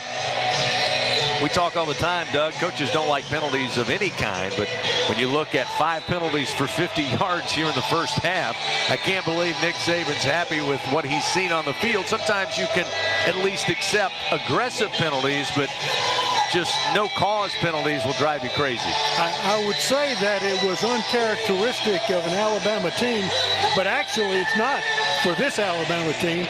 They have committed more than their share of penalties, and that's not a good thing. It doesn't make their coach happy, you know that. Although he doesn't say to the press what he probably says to his team. He doesn't say a whole lot to the press.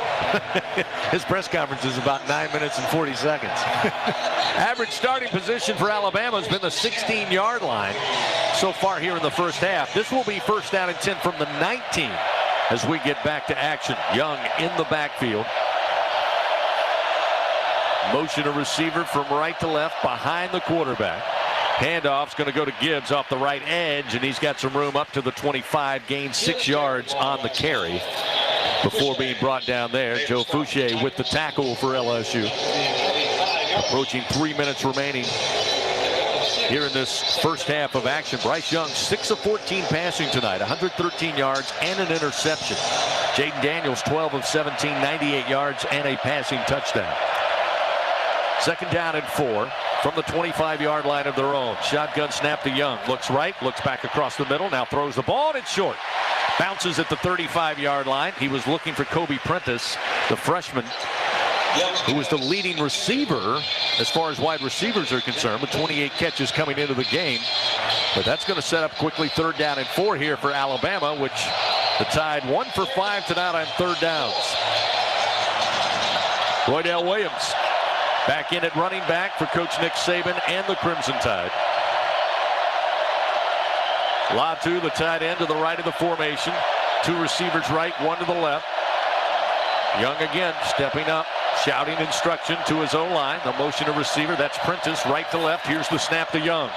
Young, plenty of time, throws across the middle to the 29-yard line, right to the sticks. Got the first down by about a half a yard to Roydell Williams, the running back.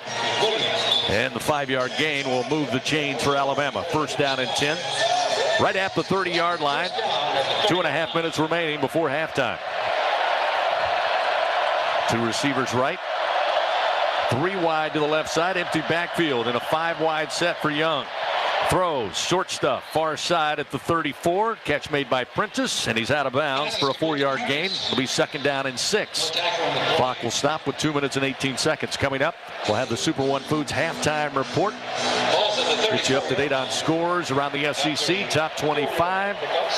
Give you the stats on the first half. It's been all defense for the most part. It's a 7-3 ball game, LSU leading. Approaching 2 minutes remaining. Another empty backfield with 5 wide. 3 to the left, 2 to the right for Bryce Young. Snap is back to the quarterback. Sends it flying towards the 6 to Prentice, and he can't hold on. Jostled loose that time by Joe Fouché with a devastating hit. It's incomplete, and that will set up third down and 6 upcoming for Alabama. Great hit by Fouché. Great anticipation.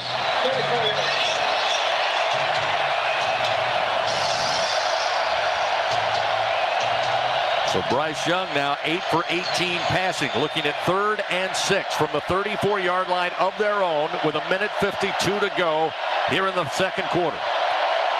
2 receivers right, 1 receiver right, 2 to the left. Single back with Bryce Young. Has the football in his hands.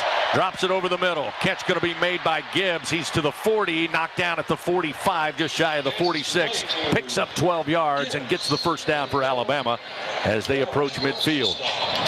Clock stops momentarily as they move the chains. Back running now with 1:43 here in the second quarter. 1st and 10 at the Alabama 46-yard line. Young with the ball in his hands. Looks right, looks back left. Late pressure, drops it off over the middle. Catch made at the 45. A flag comes out after being brought down. Ja'Cory Brooks, who gained 13 yards, but hold the phone. We'll see what the infraction's all about. This is going to be on Garner holding on the Alabama receiver. When I looked up and it's on the other side of the football field, had nothing to do with the play. But Garner was engaged with number 17, Isaiah Bond, and he was on the ground, and the flag hit Holding right where on Bond the defense, was. number 28. That penalty will be declined. Result of the play is a first down. So Alabama declines the penalty and will take the play on 13 yards. It's 1st down and 10 now. Move the ball to the LSU 40-yard line. 1:29 remaining here in the second quarter. And Alabama on the move, down 7-3 to LSU. Young, empty backfield. Snap is back. In the pocket. Moves to his left. Still moving. Directing traffic. Drops it off to Latu at the 35. Inside the 30. Spun down. Ball comes out. LSU says they have it at the 25. And they do. Second big turnover offered up by the Crimson Tide. Latu had it at the 35, spun around and dropped. Ball comes out. Sage Ryan stripped the ball. Greg Brooks falls on it. LSU takes possession with 1:17 to go here in the second quarter. And listen to Tiger Stadium.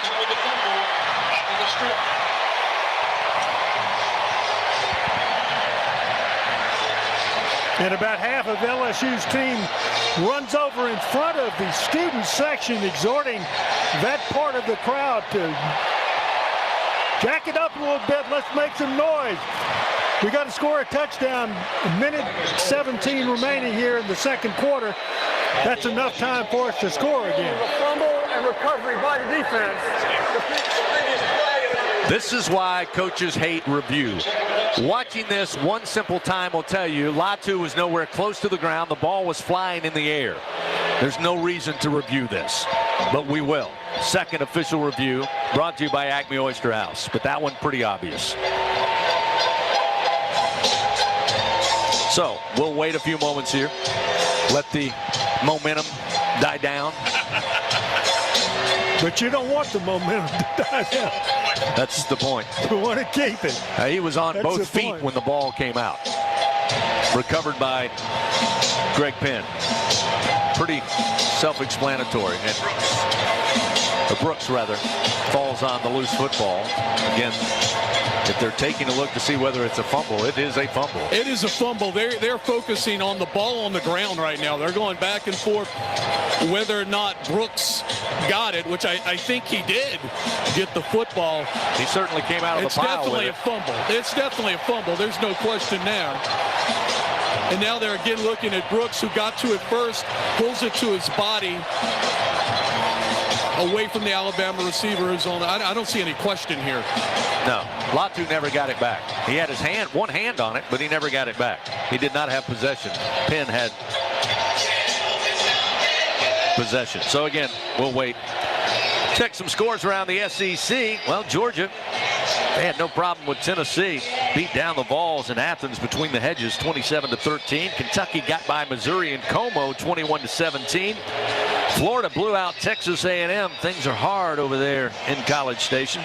And LSU's opponent next week, they suffered one. Hugh Freeze came into Fayetteville, handed Arkansas a 21-19 loss earlier today. Alabama, by the way, they'll go up to Oxford next week, take on Lane Kiffin and Ole Miss, who were idle this week. And we're still looking at this and still under review, which is quite amazing to me.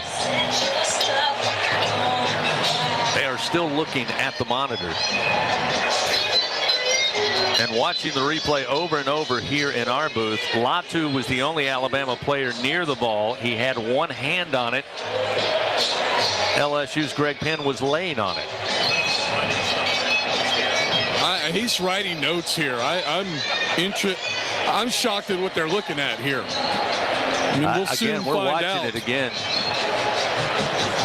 And usually when they're writing notes means that they're going to change something. I don't get this. Well, this is going to hurt their average for time of review, to be sure. Now we'll get the call from Ken Williamson. Maybe. He's almost set to give it to us. Here we go. After further review, the fumble was loose on the ground and touched by a player who was out of bounds. That made it a forward fumble out of bounds, giving the ball back to the fumbling team. It'll be Alabama ball, 1st and 10, 26-yard line. Please put 1 minute and 20 seconds on their game clock. 1:20. Well, I guess if you touch the ball and your feet and legs are laying out of bounds, you've downed the ball and you still have possession. That's the ruling after review. That may be the ruling after review. That seems to be kind of a inconsistent ruling. Well, that'll be talked about for years. So Alabama back in business, given a gift by the SEC officiating crew. It'll be 1st down and 10 at the 26 of LSU. Again, trailing 7-3 with still 1:20 to go here in the second quarter.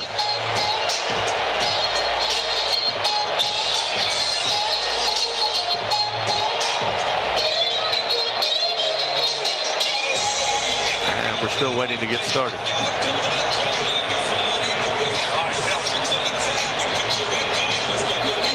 Wow, so I'm just talking down here with the ESPN radio, and at least I don't know if you guys got a clear explanation. They're saying Latu's left leg was out of bounds, and his hand touched before it was a true fumble recovery, even though Brooks clearly had the upper hand on possession of the ball. He may not have had that wrapped in, but he was in a better spot than Latu, and he just, I guess you can touch it, and it's down. Yeah, it's a horrible call. Coach Kelly still talking with the crew chief, Ken Williamson, but LSU's defense now got to stiffen up. 1st down and 10 at the 26, near side hash. 3 receivers wide to the right side of the field. 2 receivers left. Again, an empty backfield here for Bryce Young on 1st down and 10 from the LSU 26. Young with time, slings it far side, nobody there. Throwing it towards the Golden Band from Tigerland. They were looking somewhat in the vicinity for Jahmyr Gibbs, but the ball thrown about 8 to 10 yards behind him. So obviously not on the same page. It'll be 2nd down and 10 from the 26. Stops the clock with 58 seconds on the incompletion. 7-3 LSU leads. Big turn of events. Looked like LSU had taken the ball away for a second time. Under review and after review, they give it back to Alabama. 2nd down and 10. 2 receivers right, 1 to the left. Single back with Young.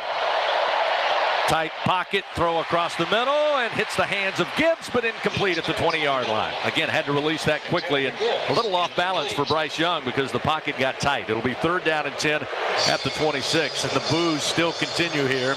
Can't say I blame them. 3 for 7 on 3rd downs for Alabama, 2 of which on this particular drive. Looking at 3rd and 10 at the LSU 26 with 54 seconds remaining before halftime. Tigers holding on to a 4-point lead. Again, Young will empty the backfield, stick Gibbs in the slot to the right side. 3 wide right, 2 to the left. Young gets the snap, looks left, looks across the middle, fires, gets it to Gibbs at the 20, knocked down at the 18, and he'll be 2 yards shy of the 1st down. Now we'll see what Coach Saban decides to do. With 40 seconds remaining, down 7-3. Looking at 4th and about 2. Does he call upon Will Reichert, who's already hit a 29-yard field goal? Looks like he's going to go ahead and let the clock roll down and then call a timeout, bring out the field goal unit. Alabama nowhere near lined up on offense. We're down to 17 seconds. Well within Reichert's range. Has a long of 52 on the season. In fact, He's missed 4 field goals from 53, 47, 35, and of course that 50-yarder against Tennessee.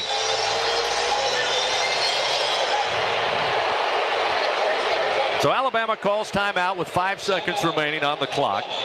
And we'll see Will Reichert trot out here and try to make it a 1-point game going into the halftime locker room. Coming up again, we'll have the Super One Foods halftime report. Brian Haldane in the Capital One studios will have a chance to update us on scores, and we'll get some stats and highlights from the first half. Visit from the great folks at Coca-Cola will join us here in the booth. And before we go to that, at the immediate following of the second quarter, Gordy Rush will have a chance to talk with head coach Brian Kelly. This will be for Reichert a 36-yard attempt right down the middle. Again, well within his range, and now Coach Kelly ice him a little bit here, calls timeout.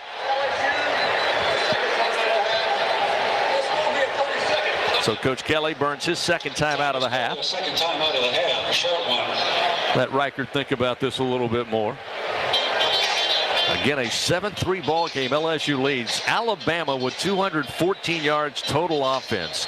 170 through the air, although Bryce Young has struggled mightily. 12 of 24 for those 170 yards. 1 interception. On the ground, Alabama has 44 yards rushing, with Gibbs leading the way. 5 carries, 27 yards. Jaden Daniels, 12 of 17 passing for 98 yards and a touchdown. Emory leads the way rushing, 3 carries, 15 yards. Also had that 30-yard touchdown reception, the lone touchdown of the game. So Reichert back out there again to try the 36-yarder right down the middle. And Coach Kelly burns his final timeout. Why not? Can't take it with you. So another 30-second timeout. Timeout of the first half.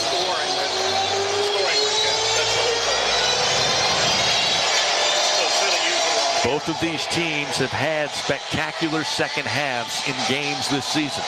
More times than not, Alabama's been able to pull away from their opponent. Not the case against Tennessee several weeks ago. LSU has played from behind in all SEC meetings this year and have played well in the second half. We're due for a dandy in the final 30 minutes of this one. But right now, with 5 seconds remaining in the second quarter, LSU with no more timeouts remaining, Reichert will line it up for a 36-yard attempt. Kicking towards the north end zone here at Tiger Stadium.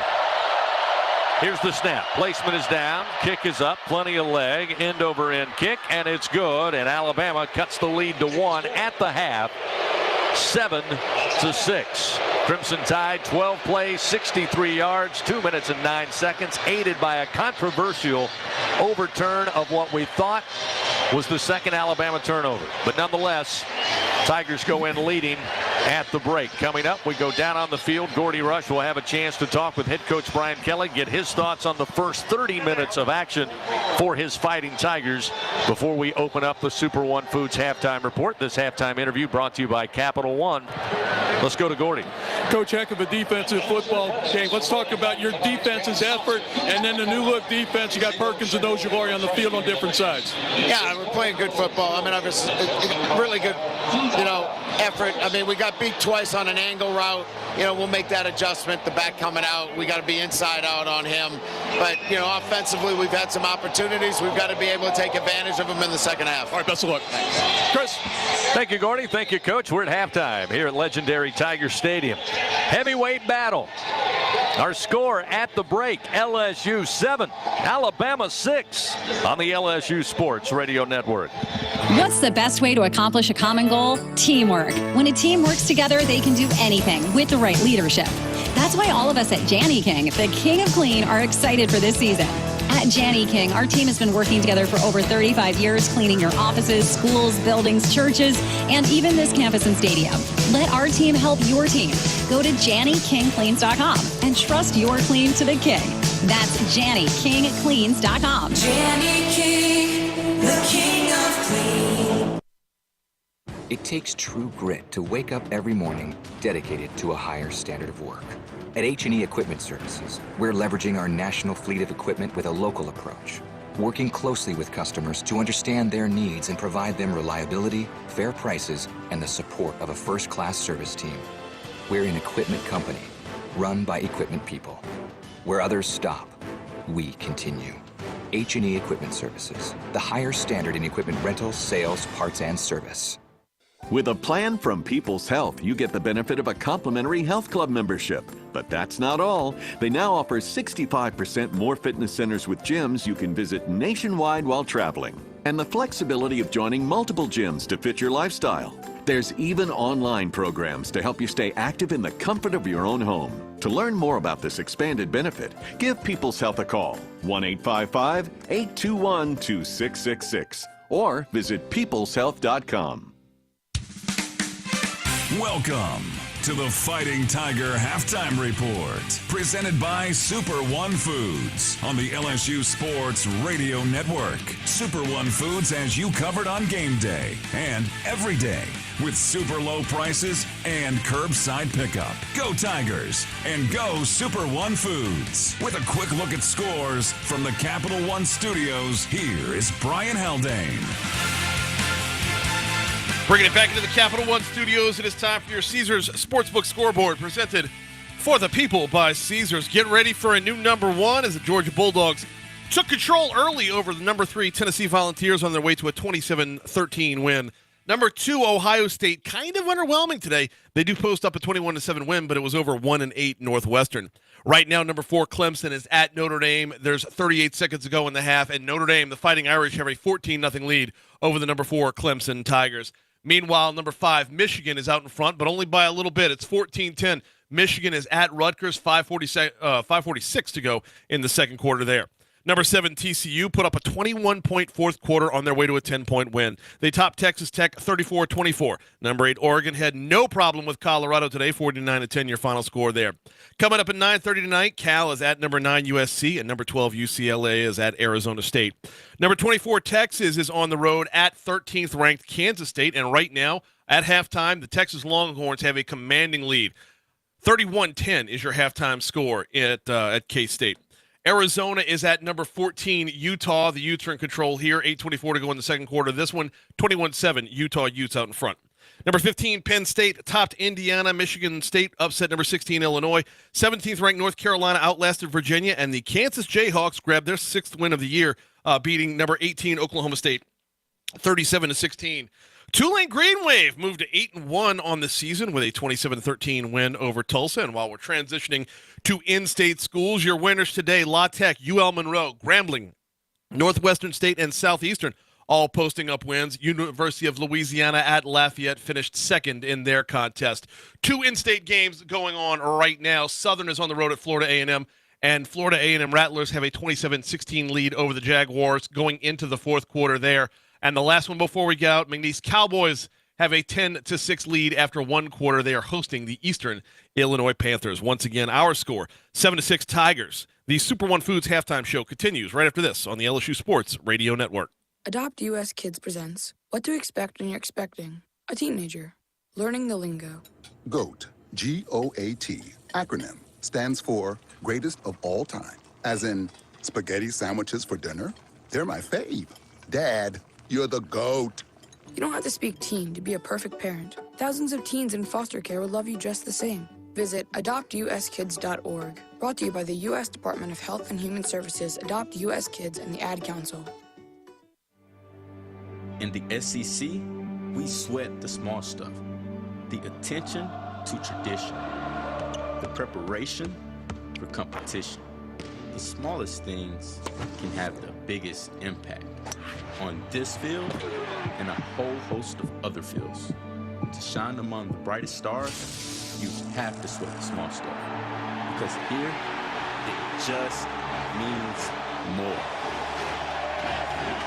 And for today's STEM tip, okay, you know recycling is important. No one wants plastic in the ocean. Here's a cool way to repurpose a plastic bottle. Build an awesome terrarium. Cut a large plastic bottle in half and fill the base with sand, pebbles, potting soil, and your favorite plant. I chose an African violet. Put the top of the bottle over your base and place it in the sun. Your plant will grow sealed in its own ecosystem. Fun, right? Learn more at She Can STEM. A message from the Ad Council. We continue on the Fighting Tiger Halftime Report. Presented by Super One Foods on the LSU Sports Radio Network. Welcome back to Tiger Stadium in Baton Rouge, Louisiana. LSU leading Alabama at halftime 7-6 as Tiger Band out on the field entertaining the crowd here at halftime.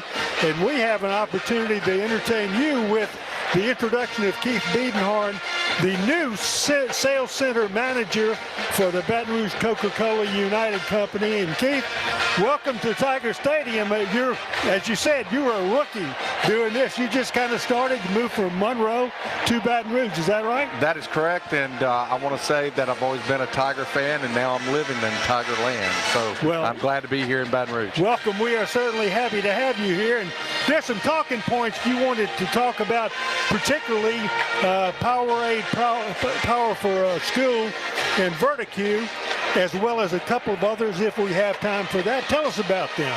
Well, Power Your School started in Baton Rouge, and now it's a national program where we're helping student athletes upgrade their schools by awarding them $60,000 across 20 high schools. So it really helps their athletic program, especially some of the underfunded programs. And here locally, I knew Bruley High did win 2,500 last year. So if you're interested in powering your school, go to poweryourschool.com. So the other thing you were talking about is Verticue, and I'm excited about this because Verticue, we've invested over $40 million here locally, and it's a 120,000 square foot warehouse that we're totally redone and put it in the 22nd century with upgrades to loading our trucks, which is going to really benefit our labor force. It's going to benefit our accuracy, which our customers are going to love. And it really brings to us into the technological world. So the most important thing is it's adding jobs here locally. We're looking at anywhere from 13 to 15 jobs here locally when we bring this new system online next year in June. Tell us a little bit, if you can, about the Holiday Food Bank Red Bag Program.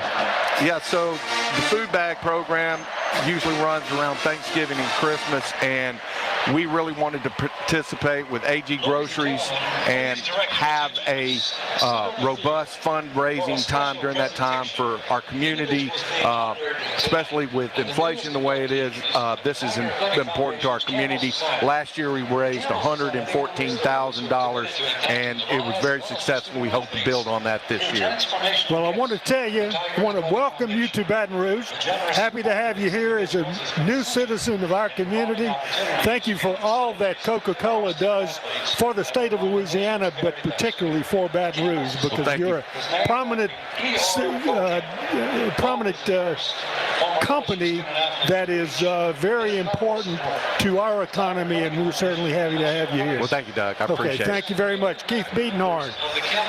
And I'll be back with more highlights from the first half of tonight's game after this break on the LSU Sports Radio Network. Hey, Dad. Your prescription will be ready in just a minute. Hey, Dad. Your laundry will be ready in just a minute. Dad, your lunch will be ready in just a minute. Hey, honey, why don't you take a minute? When you help care for a loved one, you give them as much time as you can. But it's just as important to take time for yourself. AARP can help. Find free care guides to support you and your loved one at aarp.org/caregiving. That's aarp.org/caregiving. Brought to you by AARP and the Ad Council. In the SEC, we sweat the small stuff. The attention to tradition. The preparation for competition.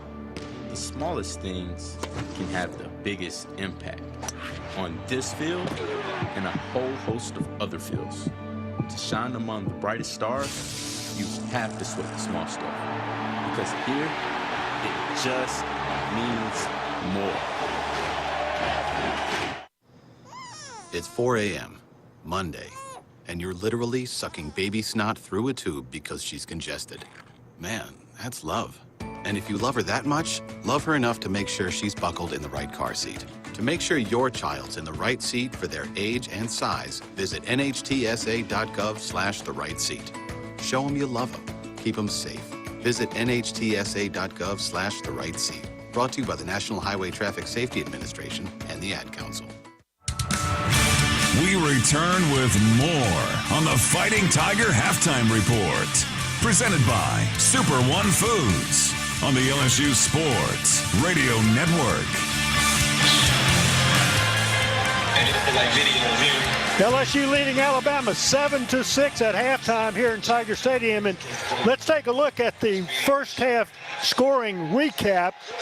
LSU scored in the second quarter at the 9:46 mark. John Emery with a 30-yard reception by Daniels. Extra point kick by Ramos was good to give LSU a 7-0 lead. This time, Emery will join Daniels in the backfield. 3 receivers left, 1 to the right. Dump it off Emery, near side, 25-20 to the boundary, 15-10, makes a cut at the 5. He's into the end zone. Touchdown, Fighting Tigers. 30-yard touchdown reception. Emery with his second touchdown reception of the year, and LSU gets on the scoreboard. 6-0 Tigers, 9:46 to go here in the second quarter. That was an LSU score at 9:46. Alabama came back with their own field goal at the 5:56 mark in the second quarter by Reichert to make the score 7-3, and then concluded the scoring in the first half right at the end of the half with another Reichert 36-yard field goal to make the score 7-6 at halftime. LSU leading Alabama. I'll have the statistics from the first half of tonight's game after this break on the LSU Sports Radio Network.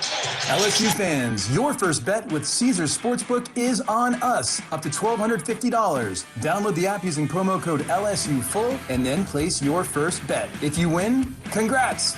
But if not, you'll get your wager back as a free bet. Open to new users in Louisiana who are 21 or older. Not available in prohibited parishes. Licensed through Horseshoe Bossier City and Harrah's New Orleans. If qualifying bet loses, bet amount returned is credit. Must use within 14 days. See Caesars.com/promos for full terms. Gambling problem? Call 1-877-770-STOP. Caesars Sportsbook, the official sports betting partner of LSU.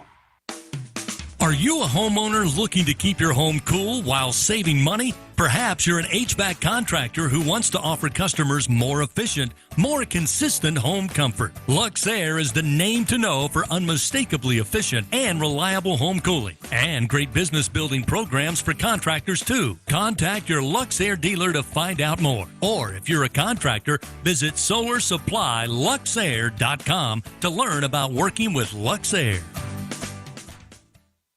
Albertsons is making shopping and saving easier than ever. Check out Albertsons For You in our mobile app, where you can shop for groceries and save weekly with digital coupons all in one place. With Albertsons For You, you can earn rewards points every time you shop and redeem them for free groceries.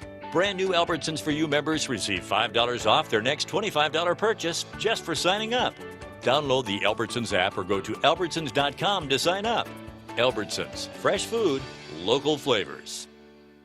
Are you tired of lugging your grill to every tailgate you attend? Do you want a more convenient, portable option that is environmentally friendly? Look no further than Charbox. Charbox is the world's only green disposable grill box. Charbox is a ready-to-use grill box with uniquely formulated all-natural charcoal that can last 3 to 6 hours. It's easy to light, easy to use, easy to clean up, and recyclable. Get yours today at charbox.com. That's CHRBOX.com. This has been the Fighting Tiger Halftime Report, presented by Super One Foods. Super One Foods has you covered on game day and every day, with super low prices and curbside pickup. Go Tigers and go Super One Foods. The second half is coming up on the LSU Sports Radio Network.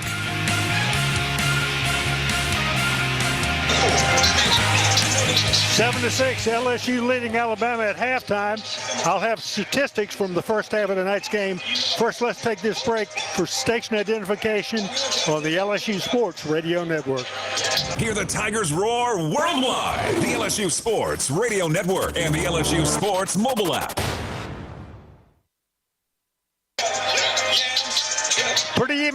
as you know by the score, 7-6, about as even as it can get. First downs, Alabama had 9, LSU 9. Rushes, Alabama 10 rushes, 44 yards. LSU 14 rushes for 37 yards.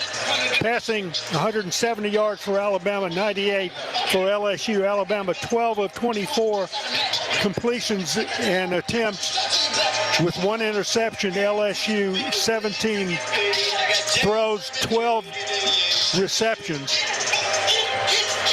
Total offense, Alabama 34 plays, 214 yards. LSU 31 plays, 135 yards.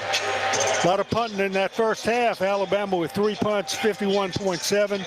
LSU 5 for 42. Both teams out on the field preparing to get ready to tee it up.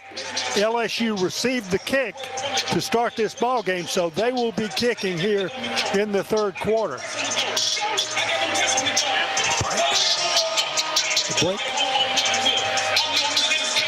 So LSU's team loosening up out on the field. Alabama loosening up. The Tide started out with the first possession of the ball game going down the field, and then they threw an interception into the end zone. Looked like they were going to have a scoring drive to start their first possession of the game, but it didn't end up that way. And the game itself was a hard-played game, but it's not one that would be considered a pretty game. Both quarterbacks much more accurate in real life than they showed in the first half. But it was because of good defensive play by both teams that you were not able to see either team, either quarterback being successful in the passing game. There were some drop passes, not very many, just poorly thrown passes, but a hard-played first half, and we expect we'll see more of that. I imagine the coaches in the locker room got together and said, you know, guys, we got some ways that we can score if you will just let us do that and call the plays that we tell you to call. So we'll wait and see how that goes. LSU huddled up on the near side. They're going to be kicking to start this third quarter. Alabama huddled up about the 45-yard line on the far side. They're going to be receiving this kick here to start the second half. LSU's goal here in the third quarter is going to be to stop Alabama's drive, take possession, extend that lead as much as they can. It's 7-6 right now. But that's not nearly enough in a game like this because there's so much talent out on that field, a lot of speed, and so whatever team can utilize it is going to be the one to take the advantage. Alabama receiving on the south end. LSU's going to be kicking north to south here in the third quarter. Here to give you all of the play-by-play, the voice of the Tigers, Chris Blair. Thank you once again, Doug. That's right, 15 minutes going to be put up on the board as we start the third quarter. Alabama won the toss. They deferred to the second half. They cut the lead to 1, 7-6. In the final moments of that second quarter, and they'll get the football to start this third quarter of action. Nathan Dybert tees it up at the 35. Here's the approach, kicking towards the south end zone. Jahmyr Gibbs back deep for Alabama. And Dybert puts it deep in the back of the end zone. It'll be a touchback, and Alabama will start first down and 10 at the 25-yard line. Van Cintas proudly helps local Louisiana businesses stay clean, safe, and ready for the workday for over 35 years.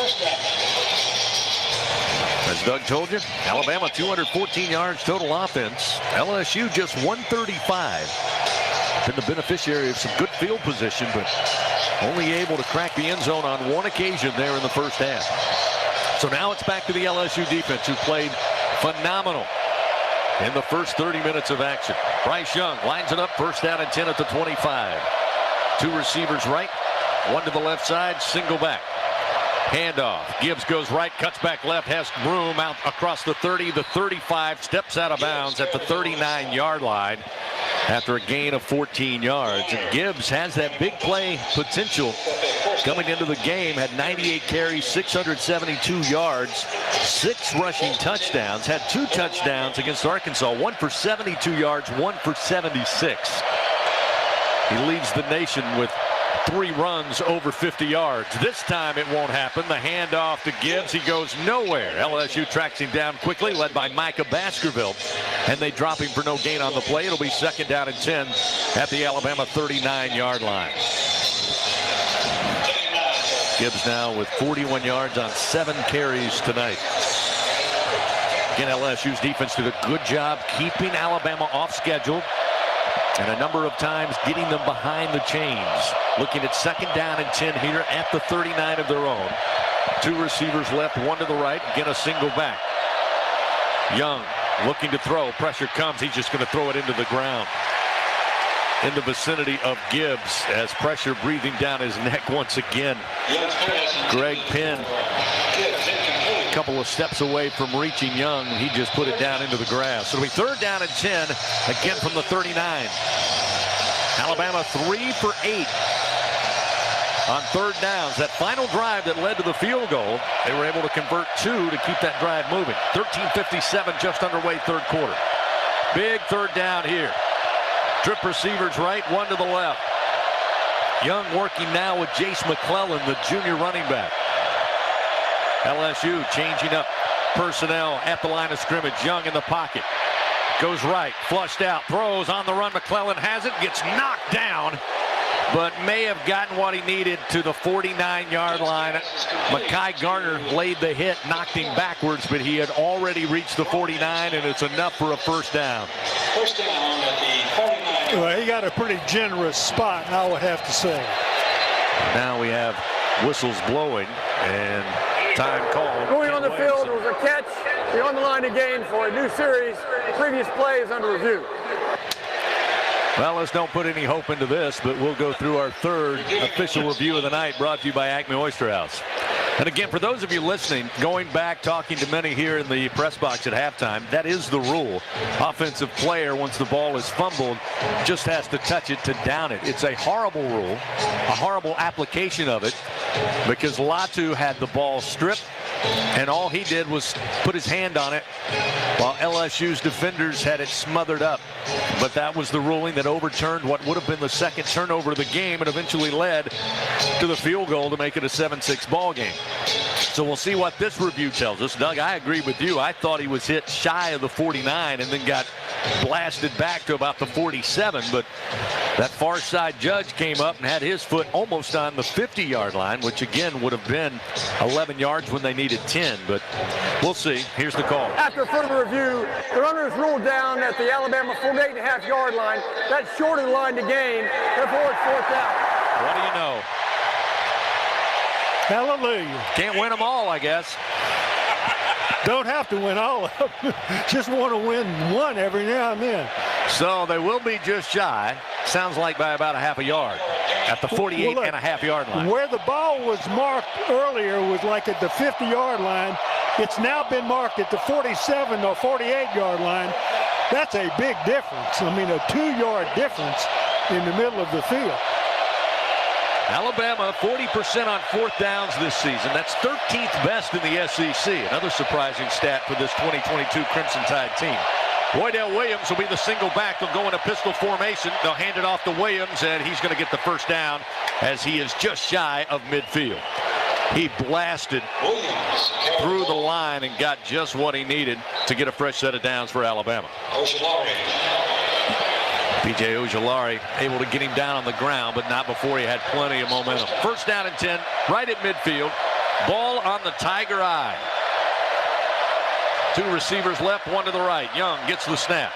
Hands it off. It's going to be Williams again right up the middle. This time he'll be pushed back. They'll give him forward progress to the 48 of LSU. A gain of 2 yards before Ali Gay stopped the momentum and pushed him back. Baskerville helping out defensively as well. Rolling under 13 minutes here in the 3rd quarter. LSU leading 7-6 over Alabama. Crimson Tide took the opening 3rd quarter kickoff. They now stand at the 48-yard line of LSU, looking at 2nd down and 8. Receivers 2 stacked to the right, 1 to the left side. McClellan back in at running back. Actually twin backs to each side of Young. Now they motion Gibbs to the right side. Handoff going to be McClellan running downhill left side. Hit low, hit up top, and stopped at the 45-yard line after a gain of 3. Joe Fouché on the stop, the senior out of New Orleans.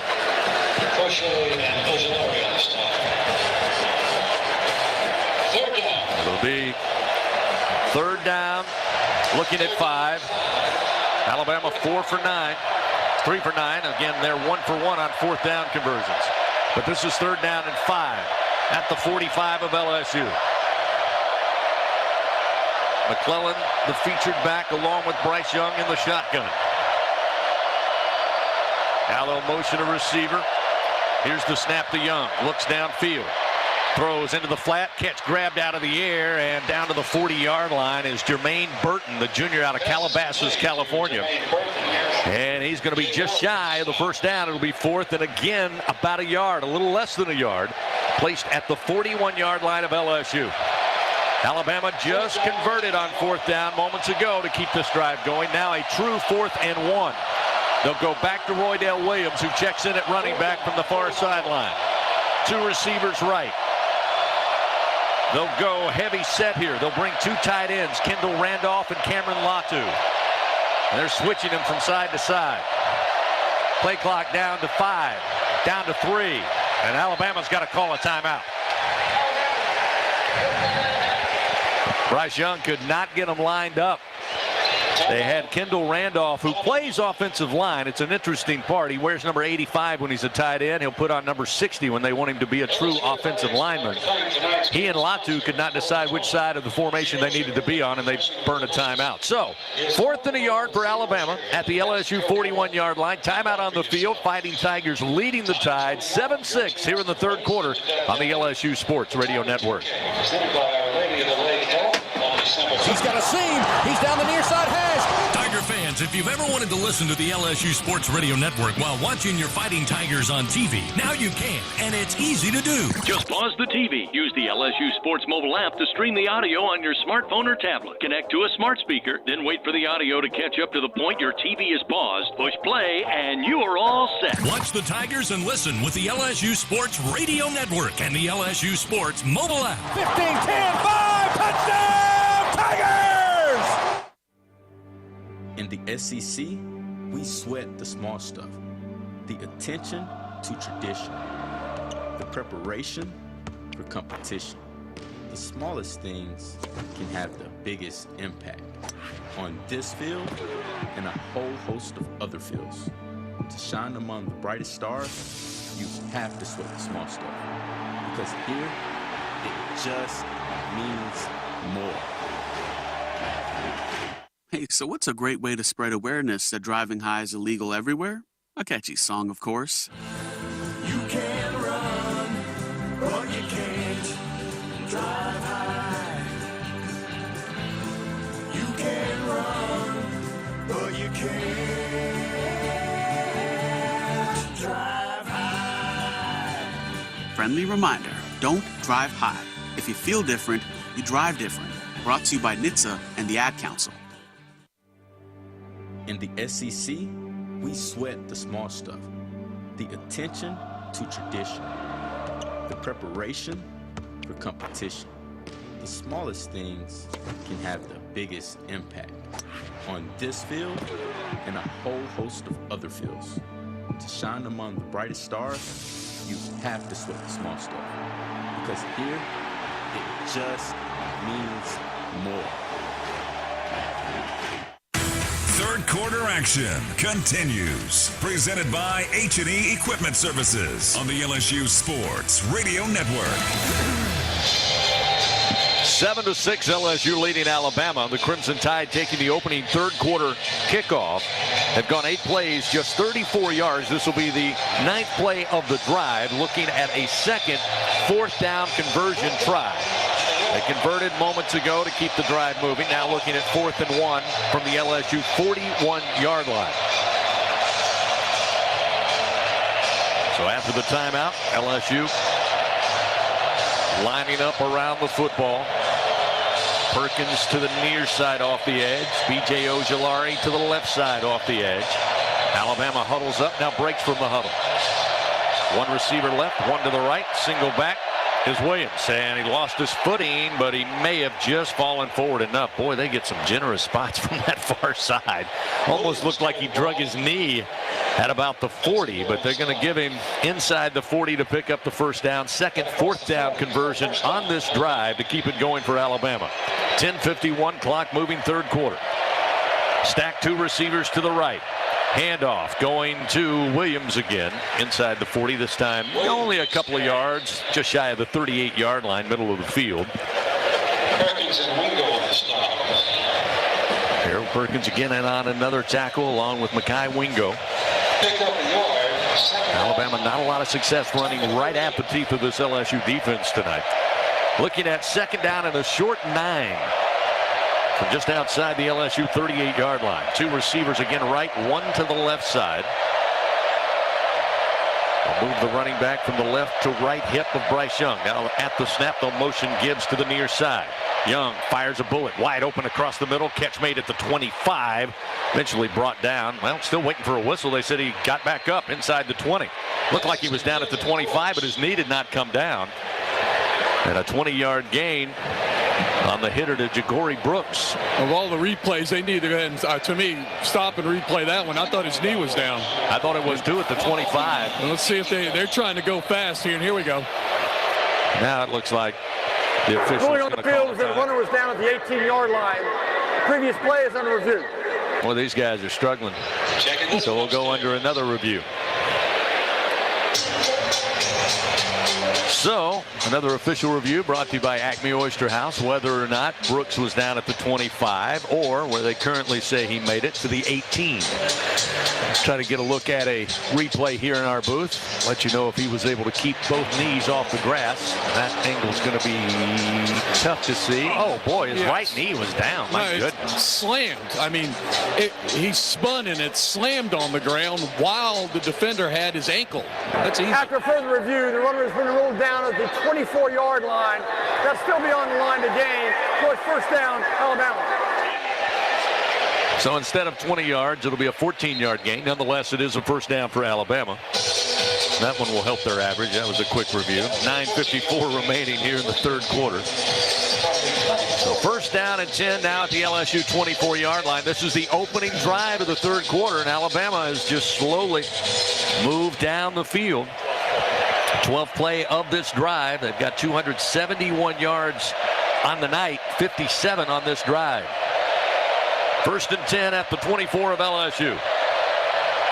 Three receivers left, one to the right side. That's the tight end, Latu. One single back to the right of Bryce Young. Motion a receiver Burton left to right. Here's the snap to Young. Pressure comes. He's in trouble, and he'll be dropped.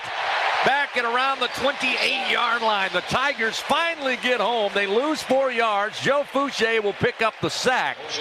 His first on the year. And there's a Tide player slow to get up at about the 33-yard line. That's going to be Tyler Steen, the left tackle for the Tide. That sack brought to you by Train. It's hard to stop the Tigers, and it's hard to stop a Train. So the second sack of the night. A team that doesn't give up a lot. They've allowed just 12 all season coming into week number 9. And they'll have an injury timeout here. We'll take one with them. 9:21 remaining. Big play by the LSU defense. However, still sets up Alabama looking at second down a little longer here as they're behind the chains. LSU holds on to a 7-6 lead. Back to Tiger Stadium after this on an LSU Sports Radio Network. From Baton Rouge to Bastrop, Woman's Hospital is bringing mammograms closer to home and closer to you.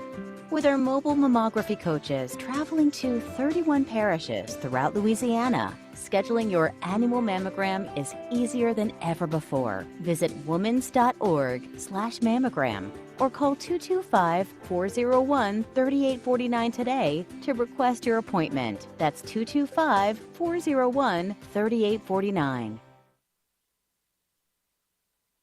Hi, I'm Kristen, an employee at BASF in Louisiana. Everyone knows winning sports teams all have great chemistry. The players work well together to accomplish a common goal. With great chemistry, anything is possible. At BASF, we create chemistry around the world through our people and our products. To join a winning team and a great place to work, visit basf.us/LA. BASF, we create chemistry. Welcome back to our podcast here in the bayous of Louisiana. We are looking for the exclusive multiplier games from the lottery with Louisiana's very first $20 scratch-off and a top prize of $500,000. Wait a tick. We found it! Hold on. What's that sound? I think I'll get a closer look. Wait!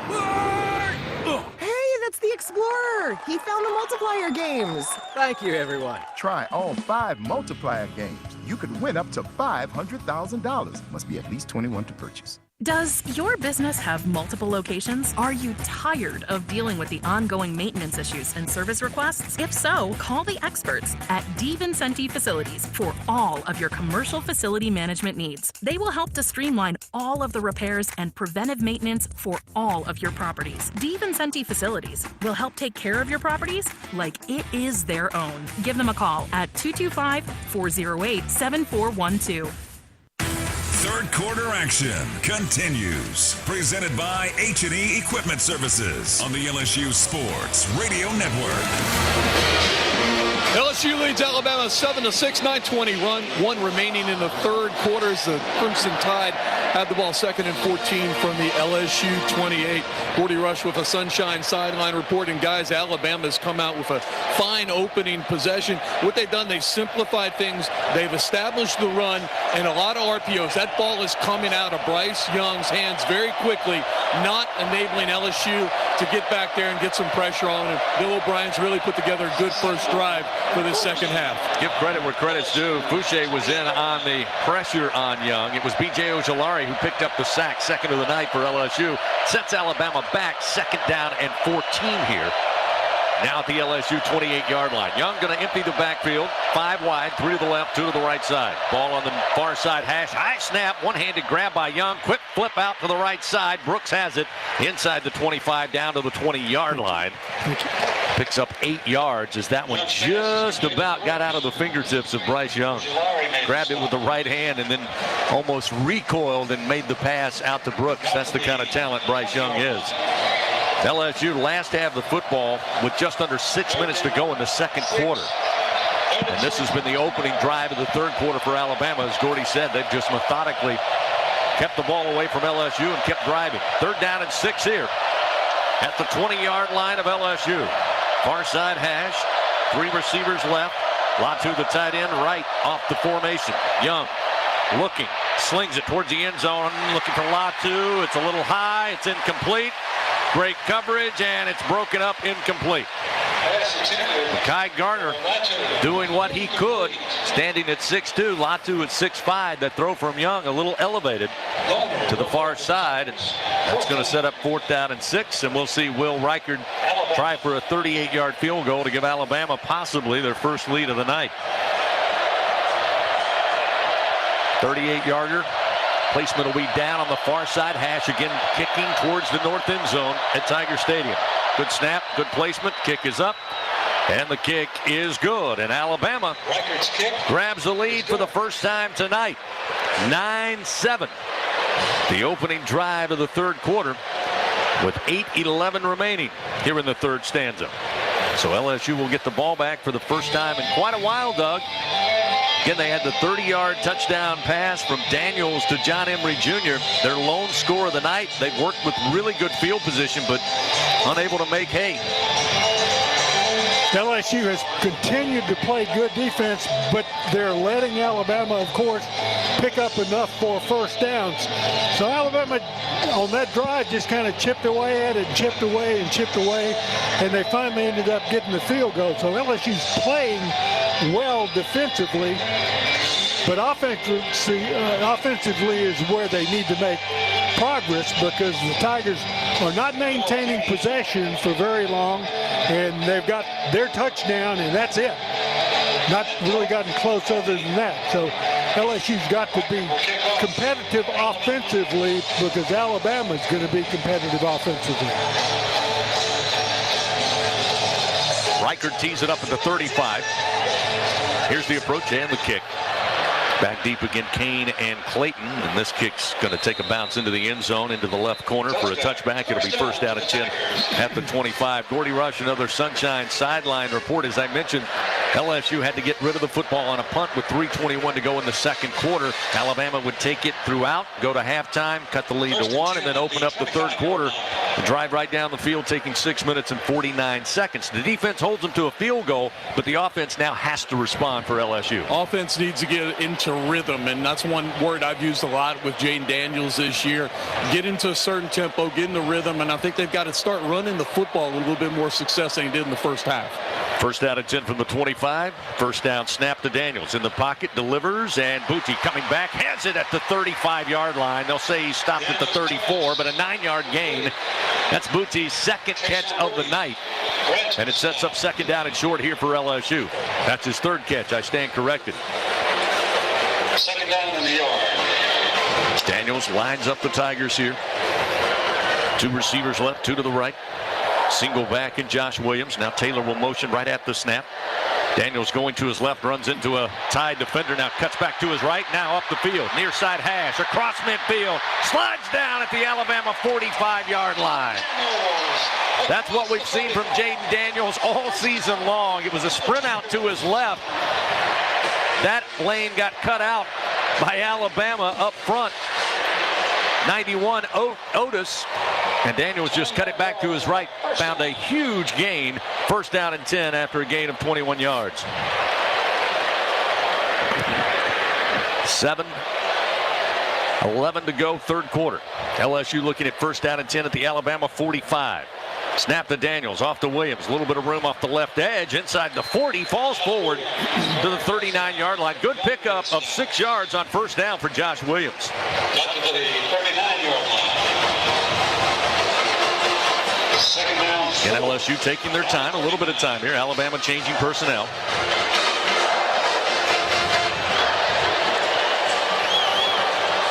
Brian Thomas will line up out wide to the left. Keyshawn Bucci will join him in the slot to the left side. Taylor in the slot to the right, along with Kyron Lacey. Josh Williams again on the left hip of Jaden Daniels. Now he'll move Williams to the right side. Turner with the snap back to Daniels. Tight pocket, here comes pressure. Daniels avoids it, now running to his right. Daniels just going to step out of bounds and does so at about the 37-yard line, a gain of 2. So it'll set up third down and 2 here for LSU.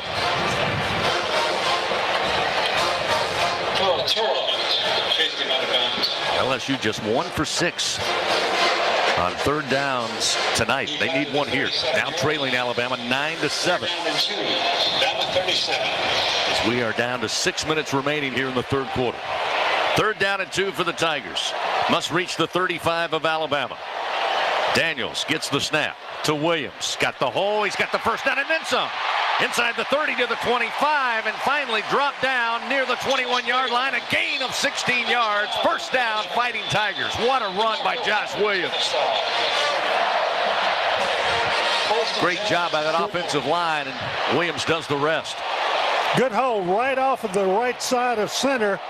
And Williams saw the hole, scooted through it very, very quickly, picked up a good gain for the first down. First down at 10, just outside the red zone at the 21-yard line of Alabama. Daniels has the snap. Again to Williams. Williams caught in the backfield, breaks free, and then dives forward near side inside the 20 to about the 19-yard line. Gets LSU inside the Capital One red zone. Capital One, proud supporter of LSU athletics. What's in your wallet? First time LSU's been in the red zone tonight. Remember, their lone touchdown coming on a 30-yard touchdown reception to John Emery Jr. Speaking of Emery Jr., he checks in at running back here. Williams will get a break. Under 5 to play, third quarter. Second down and 7 from the Alabama 18-yard line. Daniels wants the football. Turner snaps it to him. Spins the pill. Looks to throw, fires, and tough out of reach of Thomas, near side, out of bounds. Incomplete. Going to set up third down and 7. Eli Ricks on coverage, former Tiger, now playing for the Crimson Tide. Ricks with the coverage. So looking at third down and 7 here. It's third down and 7. LSU struggling on third down, just 2 for 7 tonight. Able to convert on a third down moments ago to keep this drive going, trying to answer Alabama's field goal to take the lead 9-7. LSU still looking to the near sideline, down to 7 on the play clock. And they're going to have to burn a timeout. Not sure. A little bit of confusion there as the offensive line, the skilled players, and Jaden Daniels all looking to the near side. So LSU will burn their first timeout here in the second half. 4:44 remains. Alabama leading 9-7. LSU looking at 3rd and 7 from the Crimson Tide 18-yard line. Back after this on the LSU Sports Radio Network. When you open a crisp, cold Bud Light, you know game day is here. You owe me $5. We mean every sound. Enjoy responsibly. 2022 Anheuser-Busch Bud Light Beer, St. Louis, Missouri. Louisianians are strong and resilient, but that doesn't mean we don't get tired. If you need help, try Blue Care, Blue Cross's telehealth service for online visits with doctors and counselors. Just download the app at bcbsla.com/bluecare. One word, and get access to care 24/7. We'll make it through the tough times. We always do. And Blue Cross will be here to support you. Support your LSU Tigers with Hancock Whitney, the official bank of LSU Athletics. From game day to the offseason, Hancock Whitney LSU credit and debit cards are a big win for any Tiger fan. Want to get your paws on these cards? Well, apply online or visit HancockWhitney.com/LSU. Hancock Whitney Bank, member FDIC. All accounts subject to credit approval. Terms and conditions may apply. Hey y'all, I'm Amanda Shaw. We all know Louisiana is as fun as all get out. So get out, take a road trip, and explore our state. Fill her up, then try a new restaurant that's as fun-loving as it is food-loving. Grab the family and take off for monumental adventures at our 21 state parks. Or take a magical minivan tour along our 19 scenic trails and byways. Louisiana's a trip. Take one today. This is Lieutenant Governor Billy Nungesser. Plan your road trip at LouisianaIsATrip.com. When you open a crisp, cold Bud Light, you know game day is here. You owe me $5. We mean every sound. Enjoy responsibly. 2022 Anheuser-Busch Bud Light Beer, St. Louis, Missouri. Third quarter action continues. Presented by H&E Equipment Services on the LSU Sports Radio Network. 9-7 Alabama leading LSU with 4:44 remaining, third quarter from Tiger Stadium here on this Saturday evening. Tigers looking at 3rd down and 7 inside the Capital One red zone at the Alabama 18-yard line. And Doug Morrow, we heard Gordy mention a moment ago, trying to establish the run. In the first half, LSU only averaged about 2.6 yards per carry. Only one possession so far in the second half, but Josh Williams and Jaden Daniels doing a pretty good job. 9.6 their rushing average, 5 for 48 yards in this drive. They tried to go for the pass on 2nd and 7, threw it a little wide. It's incomplete. Now you got an in-between play on 3rd and 7. And that's the kind of play, because the yardage is coming so difficult in this game, you've got to pick up yards whenever you have a chance. You can't afford to have the incompleted pass where you end up now where you stand 3rd and about 7 because you hadn't been picking up 7 yards in the running game. So you've got to complete a pass here, or else you got to break that run. Let Emory have it. Try it again. He scored one time on the pass reception. Williams in it, running back. Here's the snap on 3rd down and 7. Daniels, tight pocket, steps back, gets some room, fires. Bootie's got it at the 10, down to about the 9-yard line. First down, Fighting Tigers. A 9-yard gain on coverage. Eli Ricks couldn't keep up with Keyshawn Bootie, and Daniels throws a strike right at the 11, carries it down to the 9-yard line. First down, goal to go for LSU. Big time play. And that is the kind of play you got to come up with 3rd and 7 to go. You've got to complete that pass. Well done by the quarterback and the receiver. So now first down, goal to go from the 9. Daniels motions Bootie. Throws it to Bootie near side. Got it at the 8 to the 5. Bounced out of bounds. Down around the 3-yard line. We've seen Bootie take it on the jet toss. That time decided to let him keep motioning, take the snap, throw it to him on the run. And now it'll be second down goal to go from the Alabama 3. Tim Smith, the junior, out of Gifford, Florida, will check in for Alabama on that front line. Ball just inside the near side hash. Williams, the running back. Brian Thomas wide to the left. Daniels going to keep looking for Thomas, but leads him too far. This one out of bounds in the back of the end zone. That time smothering coverage by Kool-Aid McKinstry. And Daniels wisely pretty much just throws it away. So that will set up third down goal to go from the 3. You could almost see that being set up from here as Thomas set up wide to the left, then came back tight to the formation, and Daniels watched him from the time he had the football. So now the Tigers try to dial something up here. Down by 2 points, 9-7. Just 3:38 remains in the third quarter. Bunch up 3 receivers. Now they'll line them up. 2 receivers left. Motion Neighbors back to the near side. He'll be the lone receiver. Snap back to Daniels. And we got play halted. Flags come out and motion by LSU. False start on the offense. Not all 11 players were set for a full second. 5-yard penalty. Remains third down. Yeah, Neighbors was motioning from the far side to the near side and then looked confused and was looking to the sideline for confirmation when the snap was made. Never got set. That's the third penalty of the night, but that one comes at a very inopportune time. What was third and goal from the 3 is now third and goal from the 8.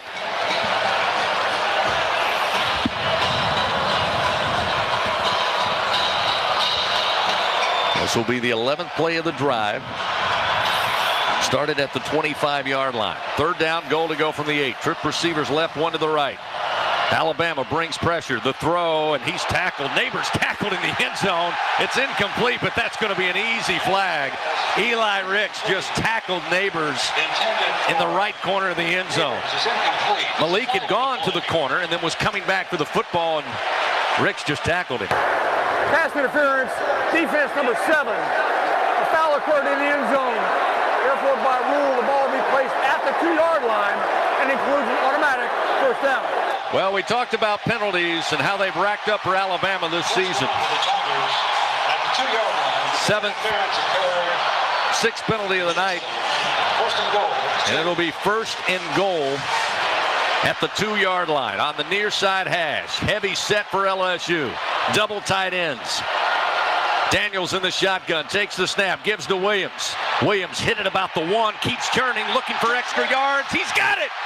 Touchdown, Fighting Tigers! Josh Williams, his 5th rushing touchdown of the year.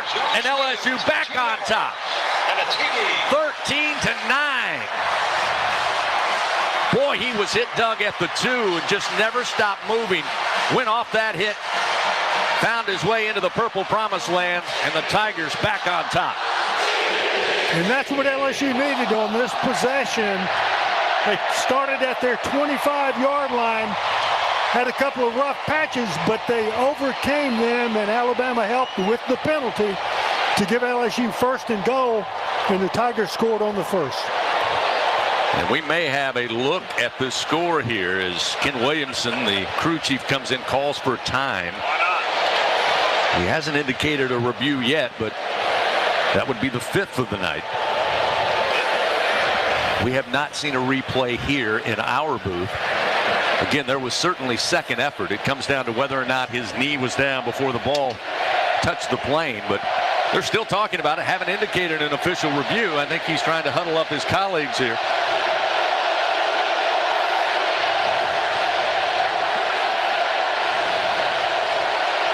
Both teams at the line of scrimmage, just waiting on the officials to decide what we're going to do next. And now Williamson backs up and says, let's get ready for a point after. So now, Slade Roy will snap it back. Jay Bramblett will hold. Damian Ramos will have the point after try.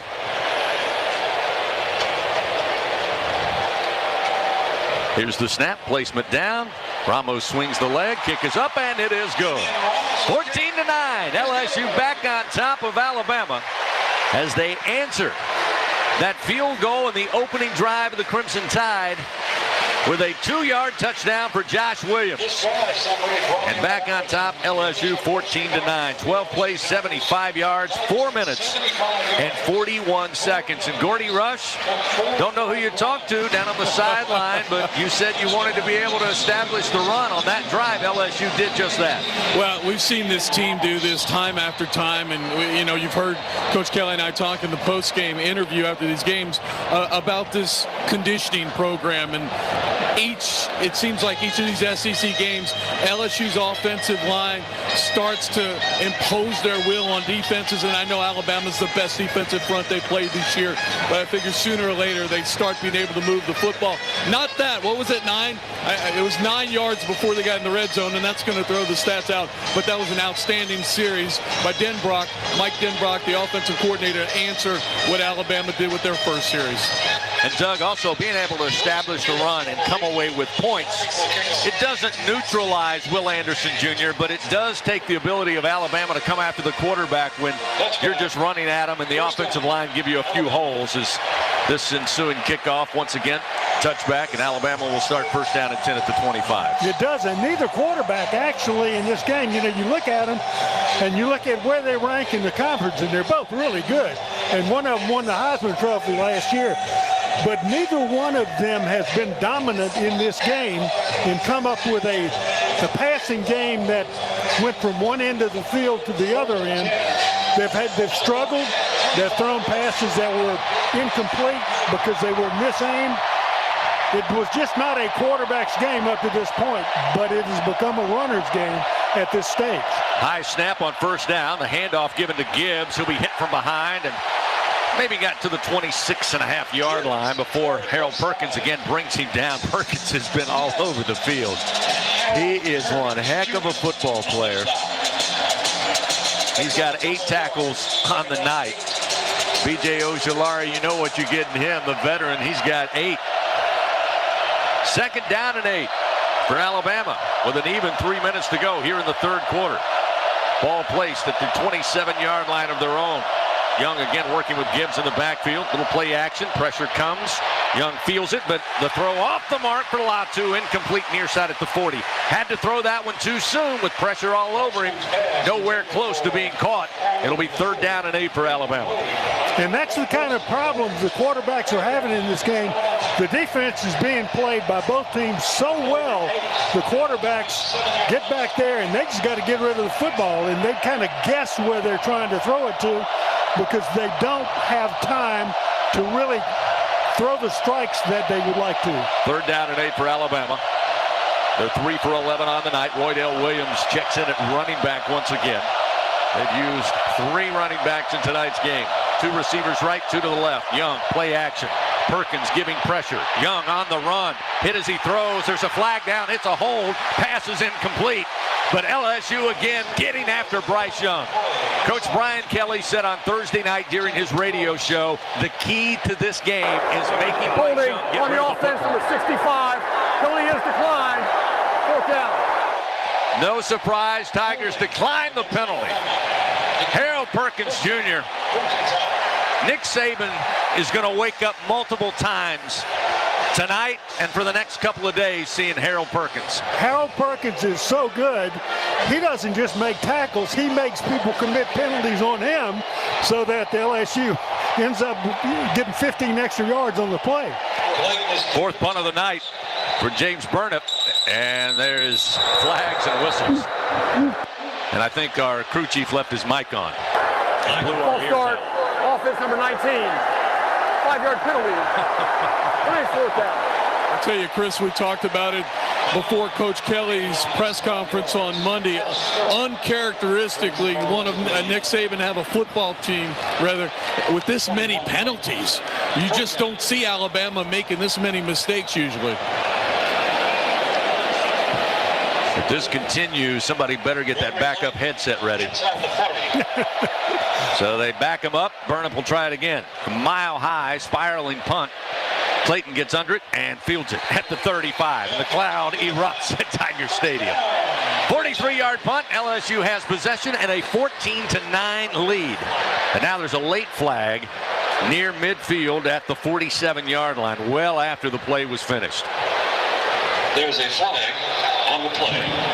And everybody, you can hear the murmur here at Tiger Stadium waiting on what this will be as they still meet with our crew chief, Ken Williamson. Here we go. After the play was over, personal foul, unnecessary roughness, receiving team number 17. 15-yard penalty, first down. Well, that one's not going to help. That's the fourth penalty of the night against LSU. But again, that's the one that drives Coach Kelly crazy. Pre-snap and extracurricular after the play. Now, he doesn't seem happy with that call, just watching him on the sideline. Yeah, I saw the replay, and it was an odd fall. Carter was blocking downfield, and his own teammate ran behind him, knocked him into the Alabama defender, and it looked like a late hit and unnecessary, but his own man hit him into it. First down and 10 after the infraction back at the 20 of LSU, and now at the snap, flags and a false start on the Fighting Tigers. False start, offense number 86. 5-yard penalty. Remains first down. Mason Taylor, the tight end, a little jumpy there for LSU. That'll back him up even more here. And this has kind of been the story of tonight's game, Doug. LSU leading 14-9, but the Tigers would make a couple of plays, more times than not on defense, get Tiger Stadium electric, and then you start shooting yourself in the foot, and then the crowd goes down. And you lose that momentum, you know, with a penalty like this, as the fans are excited, but they got to be excited long enough for you to succeed with some points. On first down, they hand it off to Emery, and Emery breaks a tackle at the line of scrimmage and turns it into 6 yards near side to the 20-yard line. As Alabama brought an extra defender that time, and they went away from the pressure coming from the left. Emery running to his right makes it second down and 9 here for LSU at the 20-yard line. Second down 9. 2 receivers right, short side of the field. 2 receivers wide side. Now they'll motion Taylor, the tight end, off the left side. Shotgun snap. Daniels sprint out to his left, throws on the run, wide open. Bootie's got it at the 32-yard line. First down and 10. LSU on a gain of 11 yards. First down. Toa there to make the stop, but not before. A good pitch and catch gets LSU a little of that momentum back with 1:45 to go in the third quarter. First and 10 now at their own 32. Booty went past the sticks for first down, turned, faced the quarterback, and made the reception. Shotgun snap, another sprint out. This time Daniels going to try to set up some blocks and get out of bounds. He was trying to go to Taylor, didn't have kind of the angle he wanted, so he decided to keep it, being judicious with the football. Gets across the 35, just shy of the 36. Picks up 5 yards. It'll be second down and 5. 36-yard line. And I think you're trying to signal Taylor to get downfield and block that guy. Oh, you block that guy, I'm going to pick up 5 or 6 extra yards. Looked like Taylor was hoping maybe he'd go for the option pitch, but that was not what Daniels had in mind. Second down and 6 for LSU.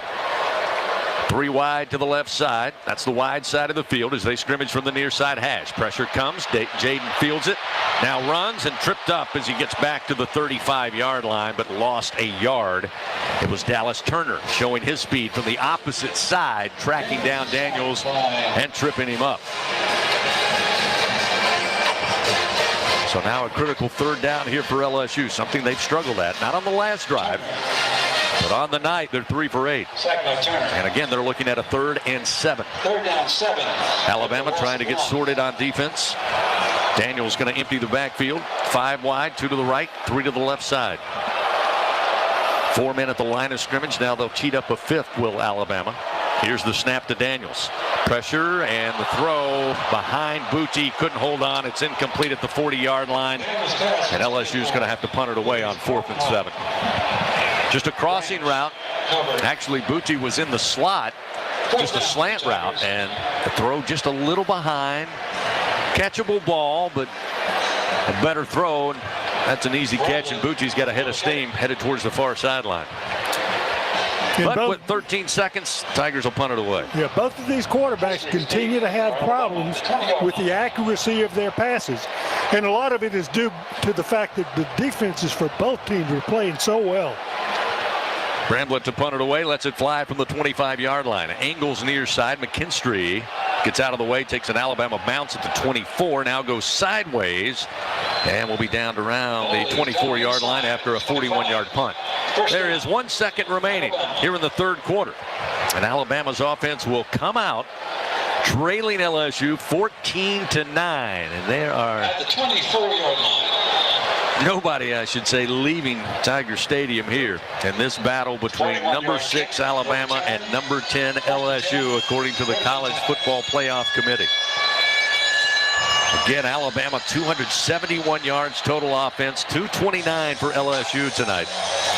A reminder that H&E Equipment Services, the official construction equipment partner of LSU Athletics. For all of your rental needs, call 877-700-RENT or visit herentals.com today. Defense got to make another stand here. 1 second, we'll get a final play of the third quarter. Shotgun snap to Young. Throws across the middle, behind his receiver, and could have been picked off. It hit the hands of Garner. They were looking for Burton, but that throw was behind the intended receiver. And I think Garner was a little surprised it was right there on him. Otherwise, that one would be the second pick of the night. It's incomplete, and we end the third quarter of action on a Saturday night in Death Valley. After 3, LSU 14, Alabama 9. Fourth and final quarter coming up on the LSU Sports Radio Network. When you're a fan, you wear your team's jersey on your back and your heart on your sleeve. After a win, your world glistens. Lose, and the hurt permeates your soul. You'll always have a place with us in the Cox Fan Zone, where everyone can play and connect with other fans in a big group hug. See, in the Fan Zone, you're not some crazy fan. You're home. Hey, Tiger fans, say Fan Zone into your Cox voice remote to play. Not at home? Visit cox.com/fanzone and go Tigers. Together, we are partners, setting a new standard for health. Together, we prove that no matter how battle-tested we are, our spirit remains undefeated. Our Lady of the Lake and LSU are creating transformational change and impacting Louisiana with a new standard for healthcare, research, and education. Together, Our Lady of the Lake and LSU are champions for Louisiana. Together, we roar. Learn more at ololrmc.com/LSU. With a plan from People's Health, you get the benefit of a complimentary health club membership. But that's not all. They now offer 65% more fitness centers with gyms you can visit nationwide while traveling. And the flexibility of joining multiple gyms to fit your lifestyle. There's even online programs to help you stay active in the comfort of your own home. To learn more about this expanded benefit, give People's Health a call, 1-855-821-2666, or visit peopleshealth.com. Hey, Tiger fans, G.W. Oliver Pool Construction exists at the intersection of creativity and craftsmanship to deliver an excellent experience. Born in Baton Rouge, their brand has expanded to be a leader in commercial and residential pools throughout the entire Gulf Coast. So no matter where the project, G.W. Oliver's mission is to turn your dream into a reality. Find out more at gwoliver.com.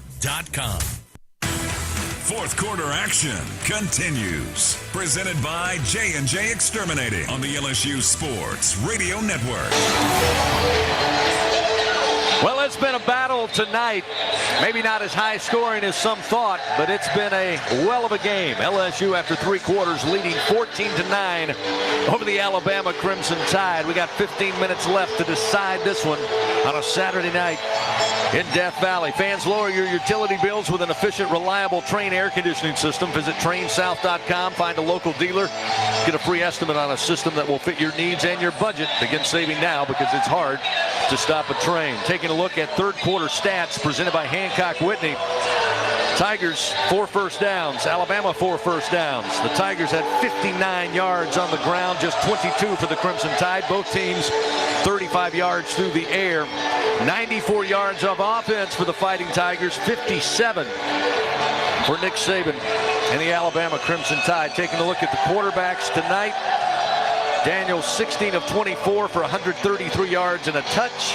Bryce Young 16 of 33, 205 yards, no touchdowns, and 1 interception.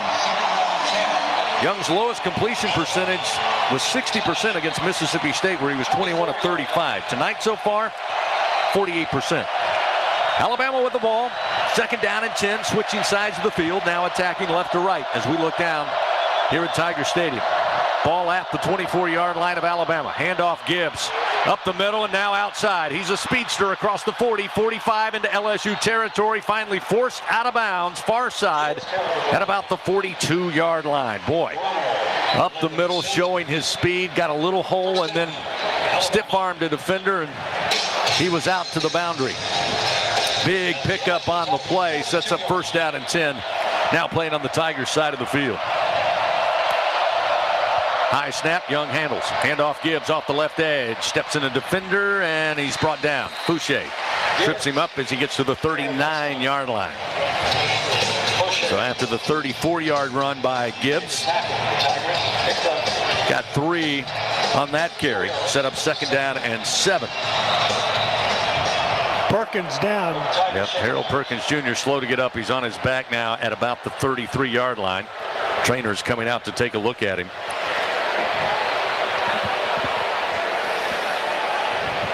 And that'll stop action here with 14-17 remaining. And that would be unfortunate for Perkins, who has played tremendous tonight, but he's up now, running mostly on his own power, a little wobbly as he makes his way to the near side. I'm sure we'll take a look at him. Don't see the tent going up yet. They're just going to bring him to the sideline and take a look. So again, another encouraging sign, Gordy, that they haven't popped up the tent yet. It's a cramp. He's over here, just put his foot up on the training table. It's a cramp, and they're trying to stretch it out, rubbing a little bit of heat on his calf right now. 2nd down and 6. Ball placed at the LSU 38-yard line. Alabama trailing LSU 14-9. Young with a shotgun snap, deep in the pocket. Into the flat to Gibbs, caught at the 38 and forced out of bounds by Micah Baskerville. Close to the 1st down, but out of bounds, they say, just inside the 32, and it will be enough for a 1st down. 1st down at the LSU 31-yard line. 1st and 10 down. 7-yard gain sets up 1st and 10 now for Alabama. Marked at the 31-yard line. Young, quick fire, and this one again out of bounds near side. He was not a lot of pressure that time. It was a design quick hitter, but he was looking for Brooks, but that one nowhere close, incomplete. Again, you watch it on the replay, just a play action, and he just threw it well behind where Brooks was. 2nd down and 10 at the 31-yard line of LSU. Send out 2 wideouts to the right, 1 to the left. Latu, the tight end, motions now right of the formation. Motion a receiver right to left as Young takes the football. Plenty of time in the pocket, still looking. Across the middle and short arms this one, incomplete. Latu was posted up at about the 24-yard line, but that football only reached the 28. So it'll be 3rd down and 10 for Alabama. 3rd down. 31-yard line. Right now, a little bit outside the range, I believe, to feel too confident if you're Will Reichert, the kicker. With the ball at the 31. Again, 3rd down and 10. The LSU defense got to dig deep. Find another play here. 2 receivers stacked to the left, 1 to the right. Latu motions the tight end to the left side. Young, shotgun snap, looking left. Pressure comes. Young able to extend the play to his left. Still running, now running out of room, and he's going to be dropped. Flag is down. Down at the 20-yard line. That doesn't look good. Young was brought down at about the 37. Yeah, I think they're going to get Bernard Converse back here on a hold in the secondary on one of these, because it was a scramble drill. The receiver made a second move, and I believe we had a grab down here. So unfortunate. On 3rd and 10, LSU had exactly what they wanted in the offensive backfield of Alabama, but downfield Tigers make a mistake, going to keep the Tide in business. And they're still talking it over. We're just waiting to hear. There are 2 fouls on the play, both a live ball. Holding on the defense, number 24, will be declined. Personal foul, face mask, also on the defense, will be accepted. 15 yards, previous spot, automatic first down.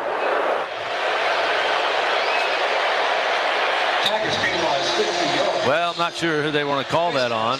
Ken Williamson didn't share that information with us, but I'm assuming it's the same guy with the hold, and he was holding the face mask. But nonetheless, it is very costly. That'll move the Tide up to the 21-yard line. Actually, they're going to put the ball at the 16.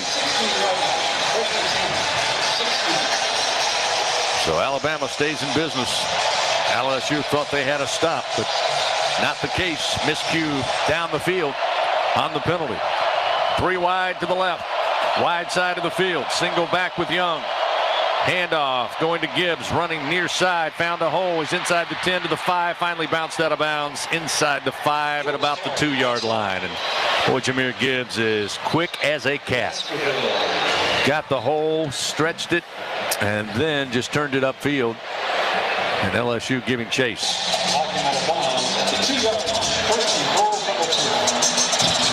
Good news for LSU. Harold Perkins Jr. back on the field here in this goal line defense. LSU holding on to a 14-9 lead, but it's first down goal to go now at the Tiger 2. They bring in Roydell Williams, the running back. He'll get the carry, and on the carry finds himself in the end zone, and Alabama is back on top. Roydell Williams with his second rushing touchdown of the season, and it's 15-14 Alabama. Point after upcoming. They may go for 2 indeed. Looks like that's the plan. And we're waiting. Alabama kind of slowly making its way to the hash mark. And eventually they will line up and go for 2. Ball placed at the 3. Far side hash. Gibbs the running back, Young the quarterback. Trying to add 2 more. Young, plenty of time, throws, and nobody home. Incomplete. Looking for Brooks again. And 2-point conversion, no good. So it's a 1-point lead for Alabama, 15-14. Timeout on the field. LSU going to get the football, trailing once again by a single digit. 12:37 to go in this ball game. 15-14 Alabama leads on the LSU Sports Radio Network. US Kids presents What to Expect When You're Expecting a Teenager. Learning the lingo. GOAT, G-O-A-T, acronym, stands for Greatest of All Time. As in, spaghetti sandwiches for dinner? They're my fave. Dad, you're the GOAT. You don't have to speak teen to be a perfect parent. Thousands of teens in foster care will love you just the same. Visit adoptuskids.org. Brought to you by the U.S. Department of Health and Human Services, Adopt U.S. Kids, and the Ad Council. In the SEC, we sweat the small stuff. The attention to tradition. The preparation for competition. The smallest things can have the biggest impact on this field and a whole host of other fields. To shine among the brightest stars, you have to sweat the small stuff. Because here, it just means more. Hey, Tiger fans, 3 Olives Vodka reminds you that no tailgate at Tiger Stadium is complete without cocktails featuring the smooth, premium taste of 3 Olives Vodka. Our quadruple distilled recipe will bring all the spirit you need this season. It's sure to be a crowd pleaser. 3 Olives Vodka, official partner of LSU Athletics. 3 Olives Company, Jersey City, New Jersey. Please drink responsibly. Fourth quarter action continues. Presented by J&J Exterminating on the LSU Sports Radio Network.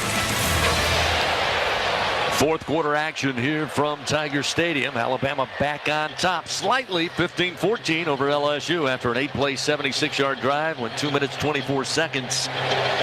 LSU thought they had at least forced a fourth down and a decision for Nick Saban, but a costly penalty down the field.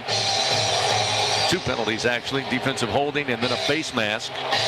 Alabama wisely took the face mask, got them back in business, and eventually Roydell Williams found his second rushing touchdown of the year. The Tide would go for 2, come up empty, and that's where we are, 15-14. Vans Toyota's national sales event is on. Just visit your local Toyota dealer. Check out the Ready for Anything Toyota Tundra. How Tigers Go tailgate. Toyota, proud partner of LSU Athletics. A little look around the top 25. Talked about some SEC games earlier. How about this one? Up in South Bend. In the 4th quarter, Notre Dame leading Clemson 28-zip. Reichert will kick off for Alabama. Reichert going to kick it back to LSU. Tees it up at the 35-yard line. Again, Kane and Gregory back deep for LSU. Clayton Rather will be the deep man in this. As Reichert happy with the tee.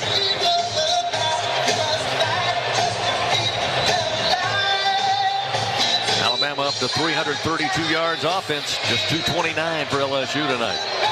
Here's the ensuing kickoff. End over end, spinning kick. And will be fielded by Kane at the goal line. He's going to bring it out up across the 10. Alabama meets him at the 15. And he gets to the 17 and is stopped there. So Kane decides to bring it out. Only gets to the 17-yard line. And they lose 8 yards on letting it be a touchback or a fair catch. So LSU will start first down and 10 from the 17-yard line with 12:31 to go. LSU put together a fine drive last time out.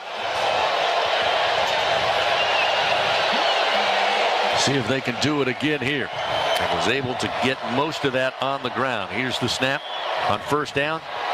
Design Daniels run coming near side, crosses the 20, and they'll say he got to the 23-yard line. Pretty good pickup. Not a lot of design runs tonight for Daniels. Understood. Alabama trying to keep him in the pocket. LSU trying to keep him upright. So 30 yards rushing tonight for the LSU quarterback. It's second down and 4. 3 wide to the right. Wide side of the field. Josh Williams, the running back, along with Jaden Daniels. He'll take the snap, sling it out, and Lacey has it and then drilled at about the 28-yard line, but he picks up the first down, and Lacey pops up and says, move the chains. Gain of 5. Boy, that was a tough hit on that far side given by Brian Branch, but Kyron Lacey able to pick up the first down. Under 12 to play. 1-point game. Alabama leading 15-14. Ball placed at the 28-yard line. LSU ready to go. 2 wide to the left, 1 to the right. Daniels looking right. Throws it down the field, looking for Neighbors. Goes up, pulls it down as he inbounds. Yes, he is at midfield. It's a catch, a 22-yard gain to Malik Neighbors. What a grab. Was running down the field, had his man beat, spun, went up, and grabbed it with 2 hands. Eli Ricks on coverage, and Malik Neighbors with a beautiful catch. First down and 10. Now at midfield for the Fighting Tigers. Daniels, pressure, hit from behind and slung down. Back at the 48-yard line, he'll lose 2. As this time it was Byron Young picking up his 3rd sack of the year, the senior out of Laurel, Mississippi. Able to shed the blocks and eventually hit Daniels from behind and bring him down. Second down and 12.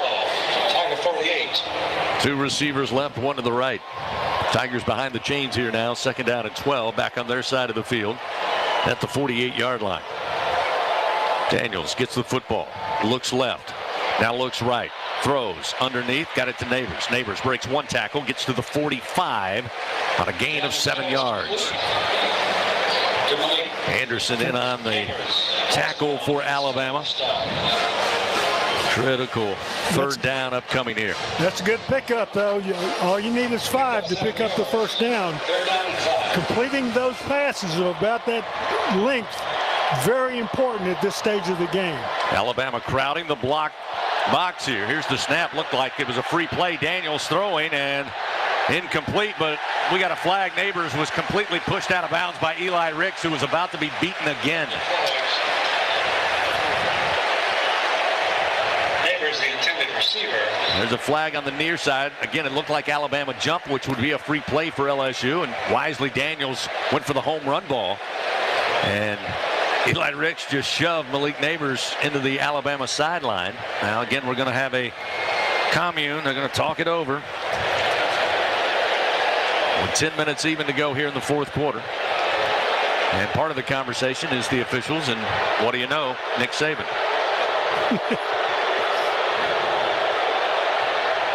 And they're still talking it over. Well, there's two flags to kind of unpack here. We'll see what they decide. Oh, nope. Williamson wants to talk to the line judge, too. There are two fouls on the play, both on the defense, both live ball, offside, defense number 83. That penalty will be declined. Pass interference, defense number 7. That penalty will be accepted. 15 yards the previous spot, and an automatic first down. As I said, there was a lot to unpack, and it was all against Alabama. So they'll take the pass interference call, move the Tigers a little deeper into Bama territory. Again, with an even 10 minutes to go. That's the 8th penalty of the night against the Crimson Tide.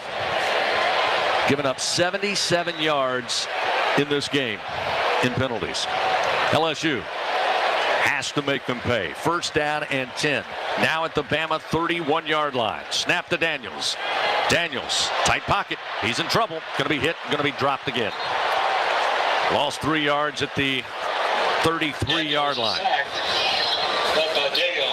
Again, the Tigers kind of went away from the run here on this drive. Both Byron Young and DJ Dale able to get to the quarterback. Trying to look downfield. Alabama able to get some pressure. Gets the Tigers behind the chains again. Second down and 13 back at the 33-yard line of Alabama. 3 down linemen, 4 at the line of scrimmage for the Crimson Tide. Snap. Daniels going to keep. Daniels near side. 25 to the 20. Slides down and luckily misses what would be a flag, but a flag does come out. Daniels slid down at about the 18-yard line on a 16-yard gain. And then coming up was Brian Branch, who from here looked like he missed the quarterback. I'm not sure he made contact, although he tried. And he tried to lead with the helmet, but I don't know that he even touched Daniels. And they're going to meet and talk about it. He launched, and the intent to launch, and he just grazed his helmet. There is no foul for unnecessary roughness. The defender missed the quarterback as he slid. Result of the play, the first down. Yeah, I mean, he was going to try to punish Daniels. He just missed. 13 yards and the first down. He had every intention to do so. He just whiffed. Daniels slid right underneath him. So the play will stand nonetheless. And it's a first down and 10. Great run by Daniels.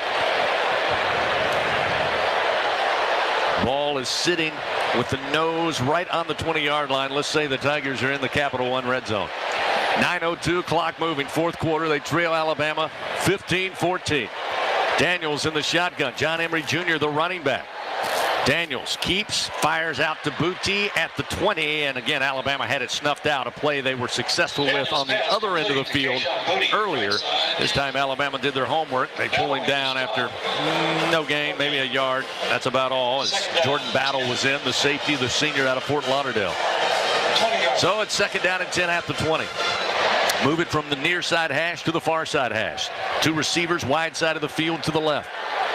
3 receivers bunched tightly to the right. Empty backfield, 5 wide set for Daniels. Alabama, 4-man rush. Pass in the middle of the field, caught by Neighbors at the 15, slips through 1 defender, gets down to around the 12. He'll be shy of the first down by a couple of yards, but a nice pitch and catch. We'll make it 3rd and short on an 8-yard gain. And that's the kind of pitch and catch LSU's got to continue, because it's an easy pass to complete. The receiver squaring up, looking right at the quarterback. The throw is about as easy as you can have in a game like this. 3rd down and 2 for LSU. Williams Brought in as the running back. High snap. He's going to lead block for Daniels. Coming near side. Alabama's got it covered up. Hit at the 15, and Daniels will be stopped there. Just didn't have the numbers out on the left edge. Daniels goes nowhere. Tim Smith led the charge, and it looks like the Tigers now going to elect to try for a field goal to get back on top of Alabama, who leads 15-14 as we've got 7:15 remaining here in this ball game. 32-yarder just inside the near side hash, again kicking towards the north end zone at Tiger Stadium. Damian Ramos waits on the snap. There it is. Placement down. Kick is up. Plenty of leg, and the kick is good. LSU back on top, 17-15. The 32-yard field goal is through and true. Timeout on the field with 6:52 remaining. LSU leads by a deuce. 17-15 over Alabama on the LSU Sports Radio Network. Everybody, let's have some fun. The time is right, the party's just begun. Ford F-Series has been keeping the good times rolling as the best-selling truck in America 44 years straight. And with the smartest F-150 and most capable Super Duty ever built, this dynasty will keep right on rolling. Drive the new 2021 F-150 at your Southern Quality Ford dealer, proud partner of the LSU Tigers. Based on 1977 through 2020 calendar year sales. It takes hard work to be the best in the game. Planning, commitment, resilience, sweat. That's why Old Dominion Freight Line, the #1 national LTL carrier for quality, works hard to be the best in the game and is proud to support those striving to be the best in theirs. Old Dominion Freight Line, official freight carrier of LSU Athletics, helping the world keep promises. Planning a wedding, corporate, or fundraising event, sporting event, or private party, Party Central has top quality distinctive rentals that ensure your event will be a success. Party Central is a full-service event rental company that creates memorable and inspiring events throughout Louisiana for over 20 years. They are the experts you need to guarantee your event is a success. At Party Central, it's all in the details. Visit their website at partycentralweb.com and start planning your next event today. Fourth quarter action continues. Presented by J&J Exterminating on the LSU Sports Radio Network. It's been a back and forth affair tonight. LSU leads Alabama 17-15. There is 6 minutes, 52 seconds remaining here at Tiger Stadium. Damian Ramos splits the uprights from 32 yards after the Tigers won 11 plays, 69 yards, 5 minutes and 39 seconds to regain the lead. Tigers now 283 yards total offense, 175 through the air, 108 on the ground. Alabama 332 their total, 212 through the air, 120 on the ground. Jaden Daniels, by the way, 21 of 29, 175 yards and a passing touchdown. Bryce Young 17 of 36, 212 yards, no touchdowns, 1 interception. Listen up, Tiger fans. Introducing the greatest hits from the lottery. Play Hit 50 and win up to $1,000. Visit any lottery retailer. Pick up Hit 50 today for your chance to win. Must be at least 21 to purchase. Nathan Dybert getting set to kick it back to Alabama. Jahmyr Gibbs, the speedster, back deep for the Crimson Tide. Been a defensive battle here tonight, to say the very least. Doug, I think you could sum up this game to this point. Great defense and crucial penalties. Both teams have had their share. Alabama with 8 for 77 yards, 6 penalties for LSU for 60, but now add another as he kicks this one out of bounds. Number 31, receivers have elected the ball in play at the 35-yard line. First down. So the 7th penalty of the night for LSU comes on the kickoff, out of bounds, far side. Alabama will start first down and 10 at the 35. A little bit of a momentum killer there, but LSU's defense has played so well tonight, Doug. This is another chance for them to get after Bryce Young and the Crimson Tide with just under 7 minutes to go. This would be the time to make a play if you're a Tiger defensive unit. Bryce Young sends 2 receivers to the left, 1 to the right, single back. Here's the shotgun snap. Deep in the pocket, drops it off to Gibbs. A lot of room in front of him across the 40 and forced out of bounds on an 8-yard gain at the 43-yard line into the Alabama sideline. It'll be 2nd down and 8 for the Crimson Tide. Clock rolling, 6 minutes, 39 seconds. 2nd down 2, Alabama.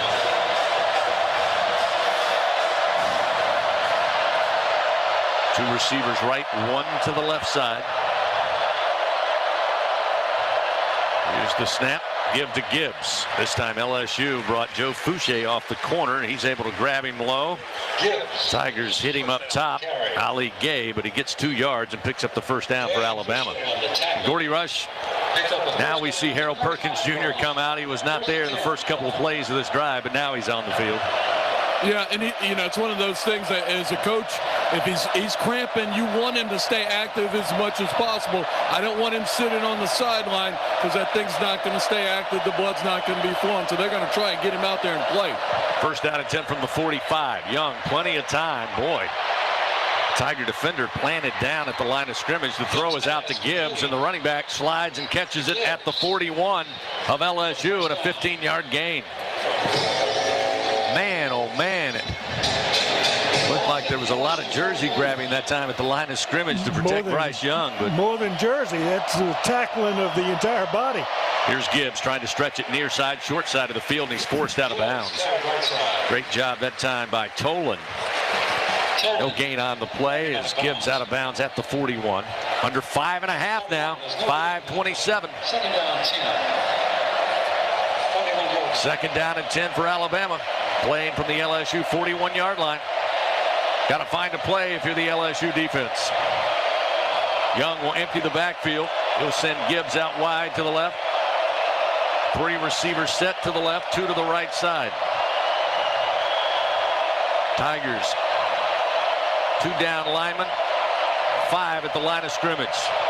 Coming after Young, he's got time. Throw, and it's incomplete. Near side, looking for Brooks. Down around the 15-yard line. Throw was off the mark. Stops the clock with 4 minutes and 54 seconds, and it will be 3rd down and 10 for Alabama. Doug, one of the things that have been successful for Bryce Young in a night where he has struggled, only 19 of 39 passing, has been his running back, Jahmyr Gibbs, being the escape valve in the flats and in the middle of the field. Got to be looking for that here on a 3rd down and 10 from the 41 of LSU. Alabama 3 for 12 on 3rd downs. We're going to move Brooks from the right side, put him in the slot to the left. 3 wide to the left, 1 to the right side. They go to Roydell Williams, the running back. So Gibbs on the sideline. Here's the snap. Young under duress. Perkins got a hand on him. Young still running. Off balance throw. Caught down at the 14-yard line. Brooks into the end zone.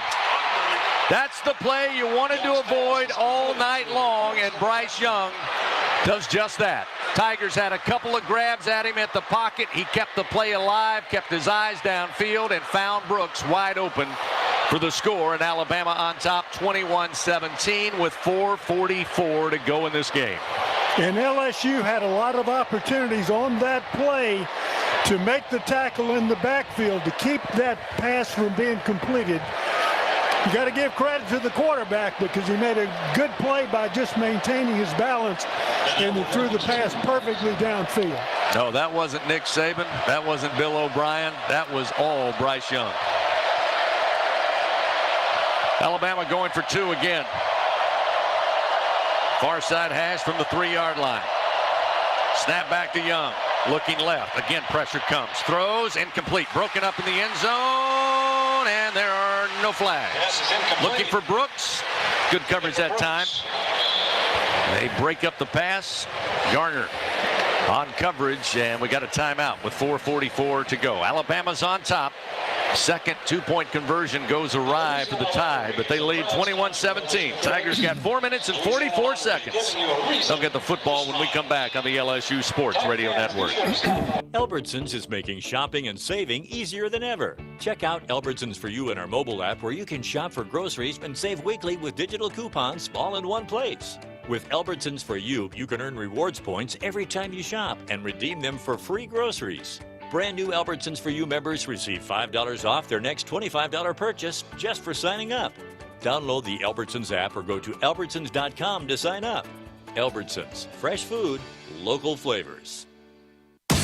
Hey, Tiger fans 12 and younger, don't miss your chance to be a part of Mike's Kids Club. Presented by Shell, the exclusive kids club of LSU Athletics. Join Mike's Kids Club for only $25. Get the official Mike's Kids Club t-shirt, free admission to select LSU athletic events, and much, much more.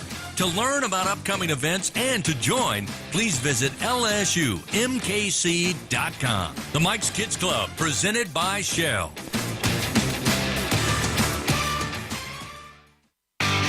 If you want to have a great time, enjoy some tasty food and drinks, and play some golf, you need to head out to the brand new Golf Suites off Segan Lane. Just go to the Segan Overpass, turn onto Old Segan Lane, loop under the bridge, and you are at the only place in town that uses PGA TrackMan technology. This technology tracks the flight and spin of your ball, which means you can use it to improve your game. You can also play courses from around the world, and there are plenty of games, so it's a ton of fun for the whole family. Golf Suites is affordable and open late night on the weekends. Make your plans to visit Golf Suites today. Fourth quarter action continues. Presented by J&J Exterminating on the LSU Sports Radio Network. 4:44 remains on the clock here at Tiger Stadium, and Alabama leading 21-17 as Bryce Young has struggled at times tonight. In fact, has completed just 50% of his passes. But Bryce Young just moments ago doing Bryce Young things, scrambling, finding Ja'Cory Brooks when it looked like the Tigers had him behind the line of scrimmage. Bryce stays alive, finds his receiver for the touchdown pass, 41 yards, and Alabama back on top. LSU to get the football back. Again, 2 timeouts remaining, 4:44 remaining here at Tiger Stadium. 11 plays, 69 yards. Nope, I should say 6 plays, 65 yards. 2 minutes and 8 seconds before that 41-yard touchdown pass. And LSU has plenty of time to do what they need to do to go in the lead and win this ball game. But the important thing about it is that they have got to continue to do it. They can't start to make mistakes right now.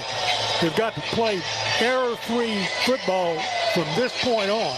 A very slim, if non-existent, margin of error. This time a fair catch wisely called for by Noah Cain, 2 yards deep in the end zone. So LSU will start this drive down by 4.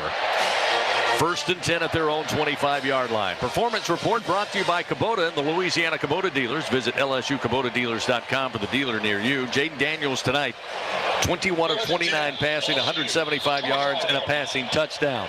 15 carries, 36 yards for the LSU quarterback.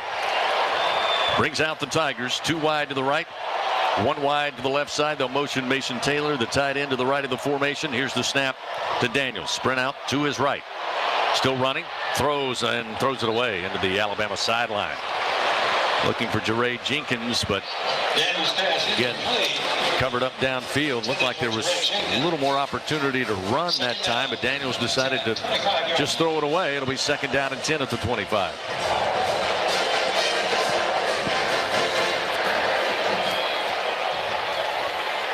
.438 on the 4th quarter clock. Tigers again will travel to Arkansas next week, take on the Razorbacks. Alabama will go to Oxford, take on Ole Miss. Snap is back. Daniels gives it to Emery. Emery trying to find something. Left tackle gets 5 yards up near the 30-yard line. Will set up 3rd and 5 here for LSU. The Tigers are 3 for 10 tonight on 3rd down, well below their season average of 49%. Clock moving, 4 minutes, 19 seconds. LSU taking their time here. Daniels still looking to the near sideline. He's got Josh Williams with him in the offensive backfield. 2 receivers right, 1 to the left. Down to 4 minutes remaining in the game. Play clock down to 9. Daniels calls for the snap. Pressure comes. Daniels going to run. Daniels room, 35. Cuts to the far side. 45, midfield. Cuts again outside the numbers, gets to the Alabama 40 and stops at the 39 to the numbers, gets to the Alabama 40 and stops at the 39-yard line. 31-yard run by Jaden Daniels, who that time made a quick decision to drop and run. Got behind his blockers, made some great cuts, and the Tigers now look at first down and 10 at the 39-yard line of Alabama with 3 minutes and 32 seconds remaining. Daniels went near side, far side, 31-yard scamper. Two receivers left, one to the right. Along with Josh Williams in the backfield. Daniels looking to throw, near side, looking for Booty, and Booty can't hold on, but a flag as he's pulled down at about the 8-yard line. Looks like pass interference coming against Brian Branch for Alabama. Daniels aired it out. Booty tried to turn, come back to it. Pass interference by Branch. Defense number 14. 15-yard penalty from the previous spot. Automatic first down. Alabama penalized 15 yards. Big penalty for Alabama. 9th penalty of the night against the Crimson Tide. They have 92 yards in penalties against LSU. 3 minutes, 12 seconds. Tigers with the football, first down and 10. And now there's a complication that has entered the picture. With 3:12 remaining in the game, LSU's so close, they don't want to score too fast and give Alabama an opportunity to get possession of the ball and score themselves. First down and 10 at the 24 of Alabama. Daniels keeps, kind of slipped in the backfield, still got up right and makes his way to the 21 before he's hit hard there. Picked up 3 yards right up the middle. We hit 3 minutes remaining in this game. Alabama leading 21-17. Tigers need a touchdown. Gave Jaden Daniels 3 yards on the carry to the 21-yard line. Just outside the Capital One red zone here with 2 minutes and 42 seconds. Again, LSU very deliberate. Daniels will line them up. 13 on the play clock. 2 receivers left, 2 to the right, working from the far side hash, attacking right to left. Daniels in the pocket, looks, fires, and incomplete. Oh, it's Brian Thomas Jr. couldn't hold on that time. Good coverage by McKinstry. Timed it perfectly. It's incomplete, middle of the field, down around the 8-yard line. This is going to set up third down and 7. LSU with 2 timeouts remaining. 2 minutes and 26 seconds remain, but now it's about picking up a first down and keeping this drive alive. Obviously, 2 down, 2-play territory here. Down by 4 points, 21-17. 3 receivers left, 1 to the right side. Lone receiver to the right is Malik Neighbors. Williams, the running back. Shotgun snap to Daniels. Give to Williams. Williams breaks the tackle at the 15. Inside the 10. He's down to around the 9-yard line. First down, Fighting Tigers. Hey now. They mark him at the 7-yard line. Williams refuses to go down. Bust right through the Alabama defense, right up the middle. And the Tigers inside the Capital One red zone, as we'll see John Emery check in at running back. Clock moving, 2 minutes, 3 seconds. First down, goal to goal, just outside the Alabama 7. Daniels in the shotgun, along with Emery. Here's the snap. Daniels looking left, tosses it towards the end zone, grabbing it. Mason Taylor, back left corner, touchdown, Fighting Tigers! Oh! 7-yard touchdown strike from Daniels to Taylor. Taylor's second touchdown on the season. The freshman grabs it out of the air, over the shoulder, and the Tigers regain the lead. 23-21.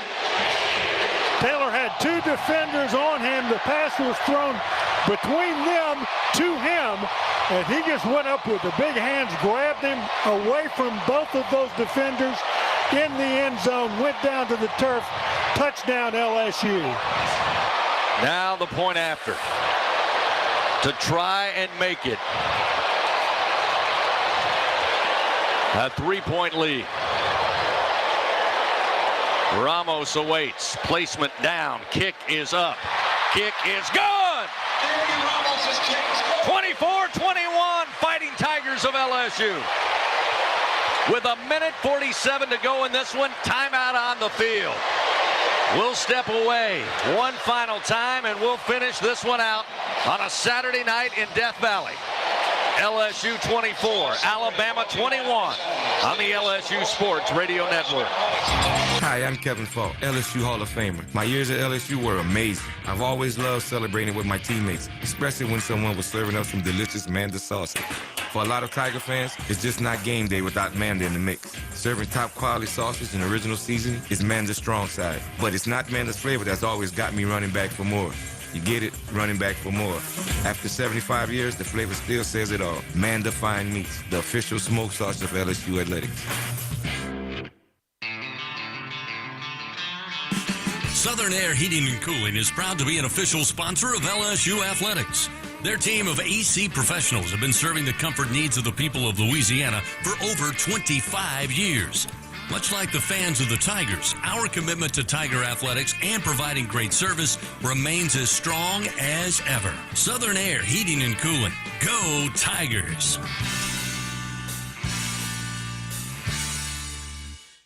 Are you tired of lugging your grill to every tailgate you attend?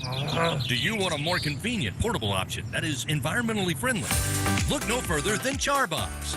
Charbox is the world's only green disposable grill box. Charbox is a ready-to-use grill box with uniquely formulated all-natural charcoal that can last 3 to 6 hours. It's easy to light, easy to use, easy to clean up, and recyclable. Get yours today at charbox.com. That's CHRBOX.com.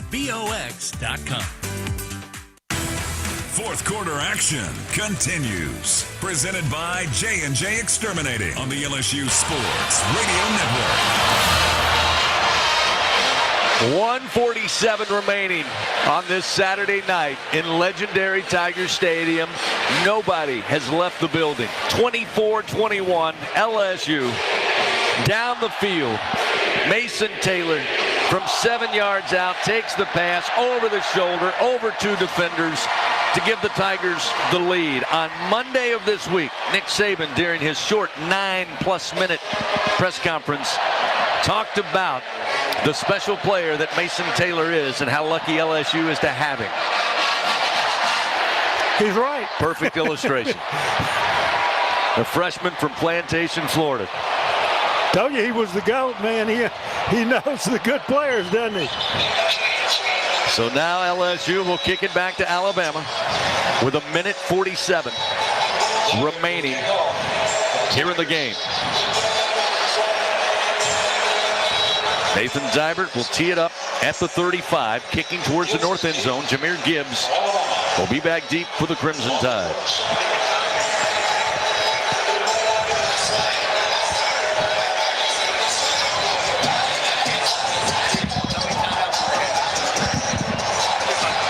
Alabama with 2 timeouts and 1:47 to work once they get possession of this football. Dybert with the approach and the kick. This one down the middle, and this one in the back of the end zone. It'll be a touchback. And Bryce Young in Alabama will start first down and 10 at the 25-yard line.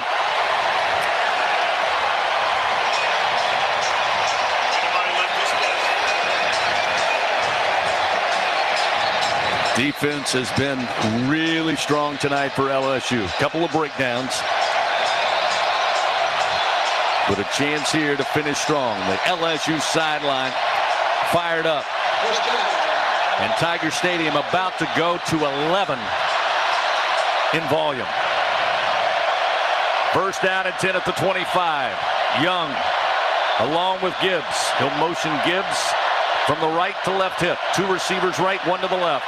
Here's the snap to Young. Quick fire. Latu has it, the tight end at the 30 to the 35, and just monsters his way to the 40-yard line. A gain of 15 and a first down for Alabama. Big target to hit there, middle of the field, 6'5", 245 pounds. And Young wasted little time getting it to him. First and 10 now up at the 40. Snap to Young. Late pressure, and he's going to throw this one away into the Tiger sideline. Only man to make a play on that, Michael Bonnet. Harold Perkins Jr. was giving pressure. Young had to get rid of the football. Minute 26, clock stopped here. 2nd and 10 at the Alabama 40.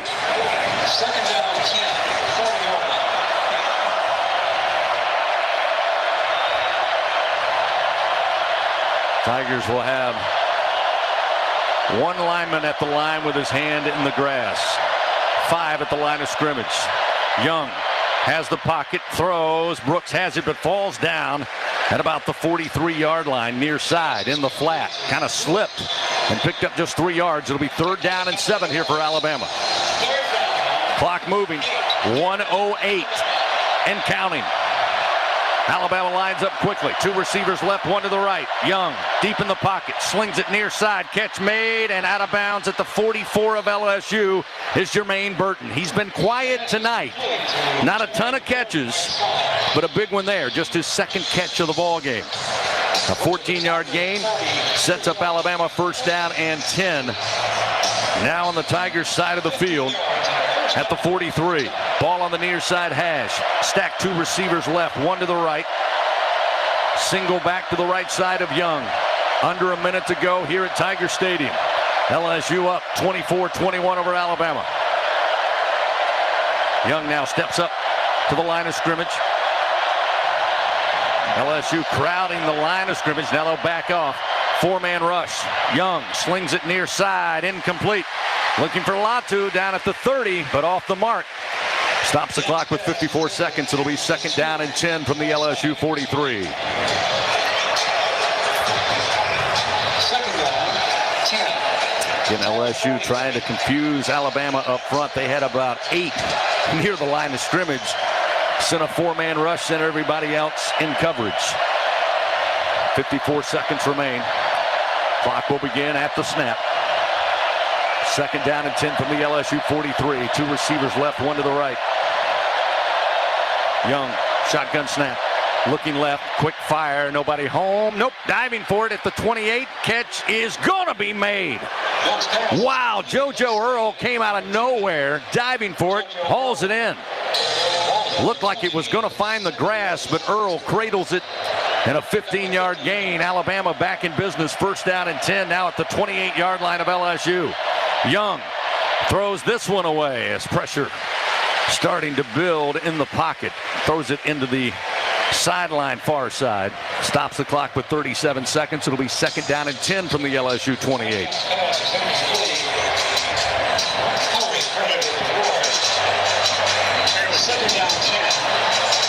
Young 24 of 47 tonight, 322 yards passing.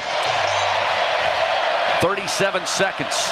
Ball at the LSU 28-yard line with the Tigers leading 24-21. Young waits on the snap. Here it comes. Looking left. Here comes pressure. Back foot throw. Looking for Brooks. And over his head out of bounds. He collides with Alabama cheerleaders. Oh, my. It's incomplete. Bernard Converse on coverage. It'll set up 3rd down and 10 from the 28. That one's going to leave a mark.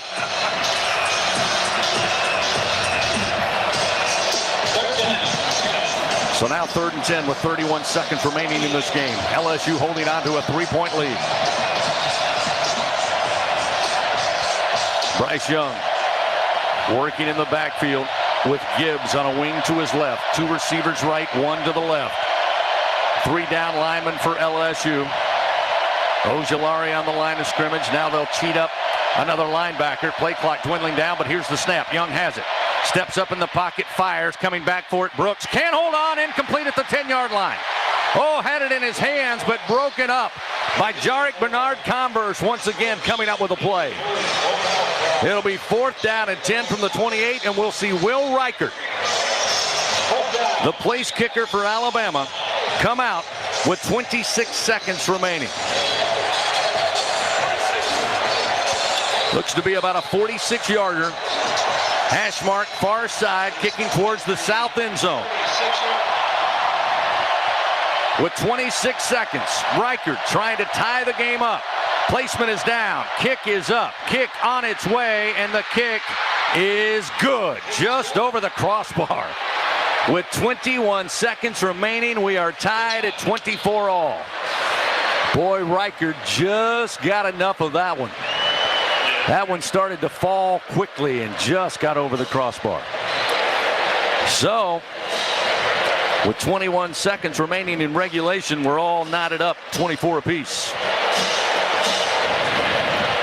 Alabama, after losing the lead, goes 10 plays, 47 yards, a minute 26. And Reichert with the 46-yard field goal to tie the game.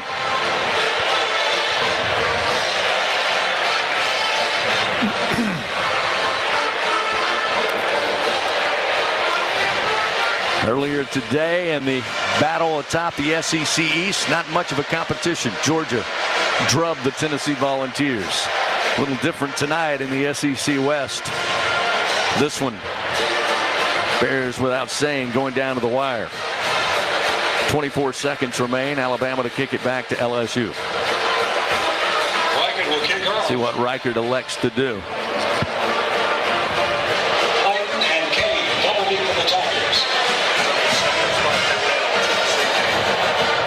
Here's the approach, and he'll put a full foot into it, end over end. And it will be a touchback out of the back of the end zone, and LSU with 21 seconds will start first down and 10 from the 25. Alabama in the stat department, 444 yards total offense, 322 through the air tonight from Bryce Young, 122 on the ground. LSU 343 yards, a little more balanced, 182 through the air, 161 on the ground. Again, quarterback comparison. Young 24 of 49, 322, 1 touchdown, 1 INT. Daniels 22 of 32, 182 through the air, and 2 touchdown passes. It looks like LSU is going to line up, take a knee here, and head to overtime. Daniels under center, takes the snap, takes the knee, and that'll be the final 20 seconds of regulation. So, takes the knee. Not wanting to try anything late here in the fourth quarter. Going to try their hand at overtime for the first time this season. Will be the LSU Tigers. Alabama, no stranger to overtime. As the final 12 seconds roll off the clock. We're in overtime. And we get set for overtime play here coming up in just a bit. Come out, toss the coin, decide who goes first on offense. Again, been a while since the Tigers have been in overtime, and the overtime rules have changed. Get a couple of times in traditional football from the 25-yard line. After that, you go to 2-point conversions to finish a game. So we shall see as we wait for both sets of captains to meet at midfield and decide who will go first.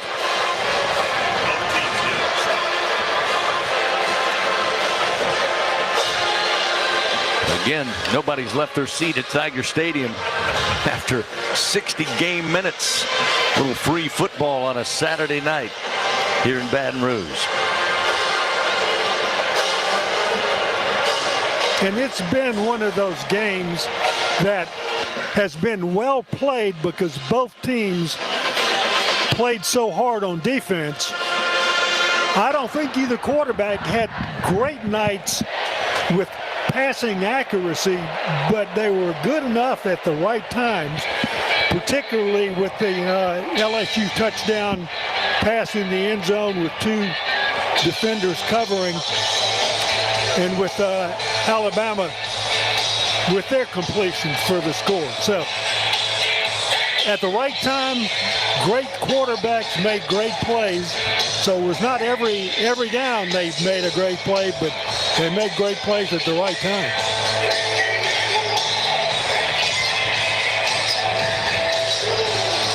So we're just about set to have the captains come out once again. Ken Williamson, our crew chief, will now bring them out.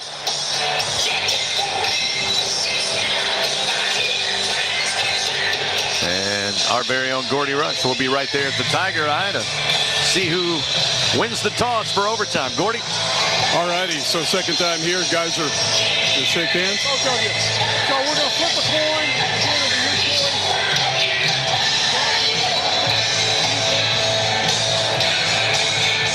We're holding for TV. Hold on a second. He's calling heads, okay? TV's in a commercial break. I haven't seen this, so they're asking to hold up on the coin toss. He's having some casual conversations with both teams right now. Now telling the official to turn his microphone on. All right, here we go. He's going to call heads, okay? What is it? Tail. Okay, you won. You want the ball. You want to play defense? All right, so LSU has won the toss, and Alabama will start on offense, and we're going to play into the south end zone. So all of the action is going to be in the south end zone. Alabama will start on offense. All right, thank you, Gordy. So get set for overtime here in Tiger Stadium. Buckle up. 24-24 after 4 quarters of play. And as Gordy told you, LSU won the toss for overtime. Alabama will get the football to start. Again, there'll be 2 rounds of traditional college overtime, and then it goes to 2-point conversions. LSU hoping they can get a stop here, get the football back, and call it a night. We'll see what happens.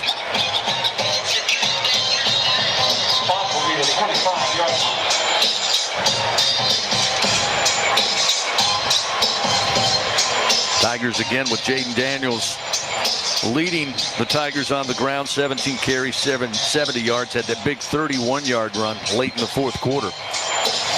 The Tigers have run by committee tonight with Daniels, Williams, Emery, Goodwin, even Malik Neighbors on an end around.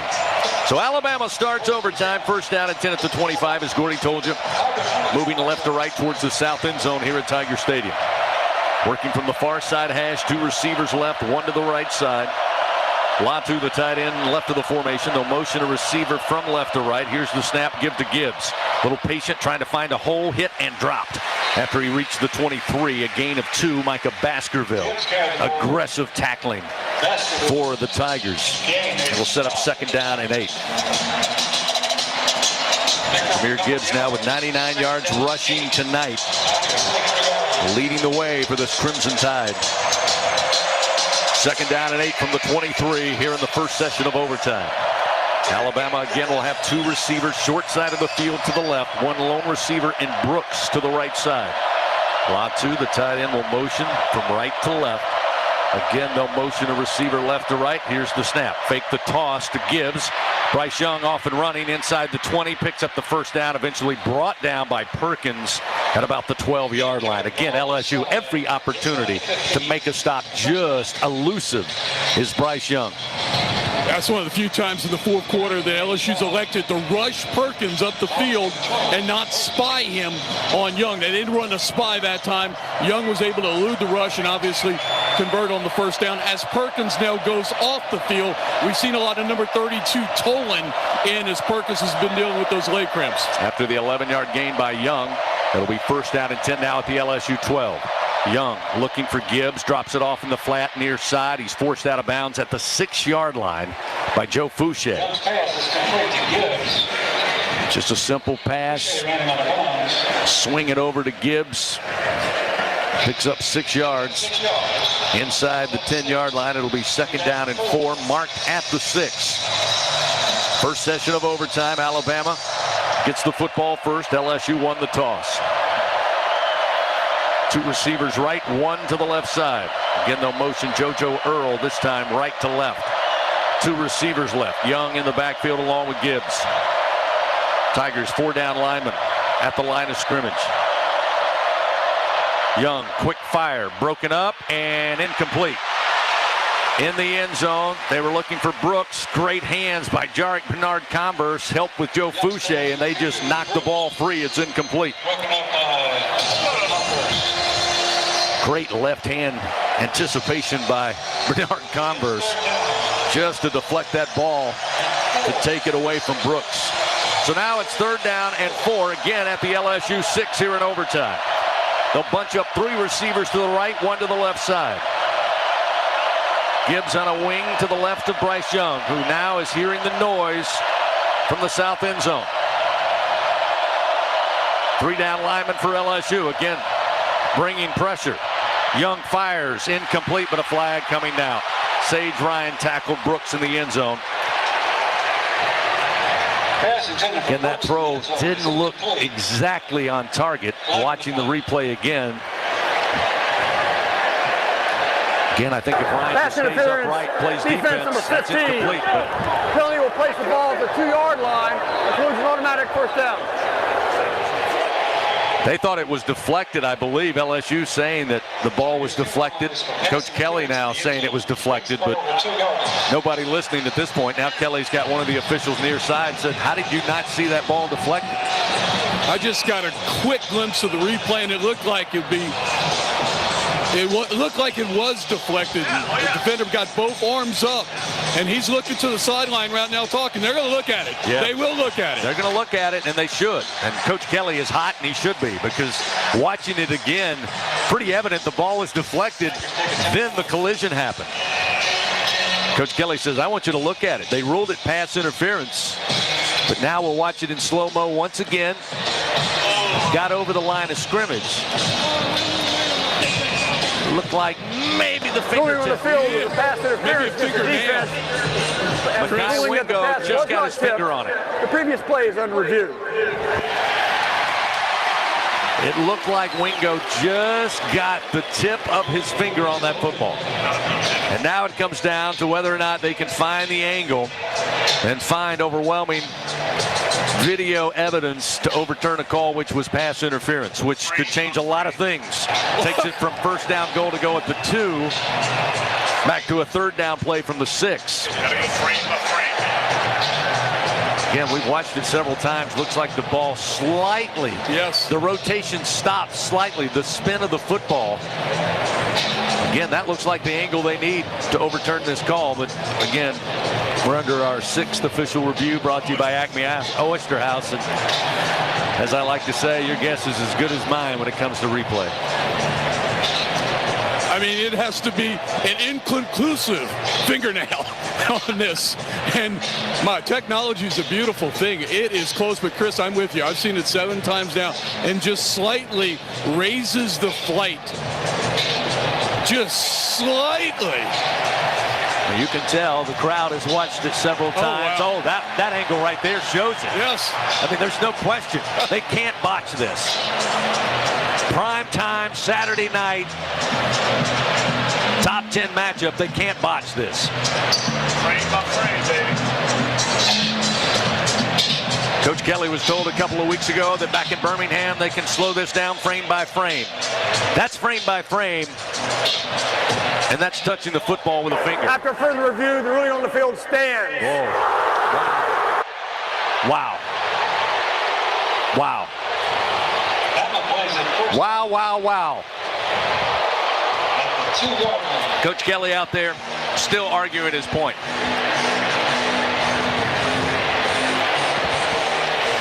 Unbelievable.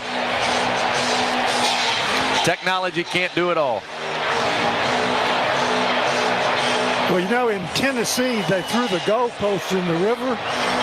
Sometimes they may throw the officials in the river instead. That is hard to take, and it will be pass interference. It will be first down goal to go from the LSU 2 here in overtime. That one's hard to figure. But you got to get back to playing football now. First session of overtime. Alabama knocking on the door in a 24-24 ball game. Young again will have Gibbs on a wing to his left. One receiver, check that, 2 receivers to the right, working from the far side hash. Handoff to Gibbs. Gibbs is hit, and he'll be stopped. Really at the line of scrimmage, no gain on the play to the 2-yard line. Gibbs carried.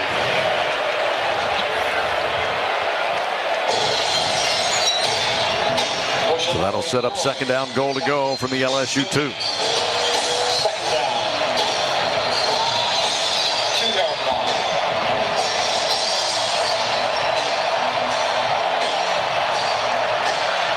Second down goal to go from the 2-yard line. Young lines him up. This time ball placed middle of the field. 2 receivers right. Now they've got Roydell Williams in at running back. He'll get the carry, and he is punched down at about the 1, just inside the 1-yard line. He tried to kind of leap towards the end zone and got nailed right down into the grass. So it'll be 3rd down, goal to go from around the 1. B.J. Ojulari laid the hit on Williams. 3rd down. Goal. So 3rd down, goal to go from the LSU 1.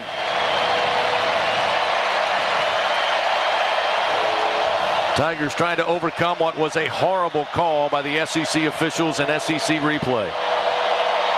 But they have to find a way to stop it here. Shotgun formation again, Williams the running back. Motion a receiver, they give to Williams. Williams will fly into the end zone. And Alabama draws first blood here in overtime. That'll make it 30-24.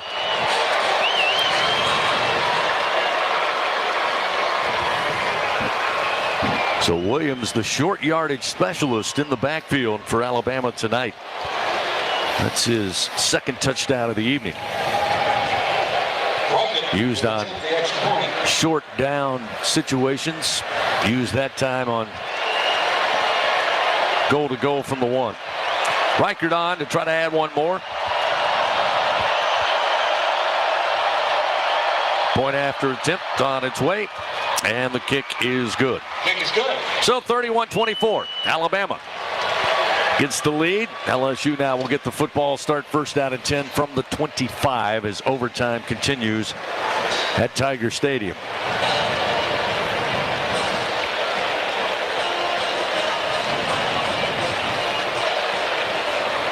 Still watching that replay. Again, would have changed things dramatically. Alabama would have played from the 6-yard line as opposed to the 2, which they still had to battle to get in. But there's no way, nobody in the SEC can convince me that football was not touched by Mekhi Wingo's finger. Just won't happen. You're wrong, period. Chris, you and I have been in that room up in Birmingham. There's basically 3 replay officials with monitors, and there's other games going on. I think South Carolina, Vanderbilt, and is Auburn State playing. And so one is assigned that game, and the monitor's right in front of them. And then there's a head official over the top that can overrule them. Just real surprising. So now LSU on offense. 1st down and 10 at the 25. Daniels going to keep trying to get to the edge. Gets by one defender. Cuts inside a blocker at the 20. Got another block at the 15. 10-5. Touchdown. Fighting Tigers. Jaden Daniels. 25-yard run. 1 play and a score. And it's 31-30. The Tigers cut the lead. Don't be surprised if Brian Kelly goes for 2 here. Don't be surprised. They're going for 2. They're going for 2, Chris. Tigers are going to come out, it appears, and go for 2 in the first session of overtime. Down a point to Alabama. And that appears, as Gordy says, to be the case. LSU has the offense out there. They'll go for a 2-point try to win this football game. Comes down to 1 play here in overtime. 31-30, Alabama leads. Bunch 3 receivers to the right. Malik Neighbors, lone receiver to the left. Josh Williams, the running back. And timeout going to be taken by Alabama. Nick Saban about 8 yards onto the field.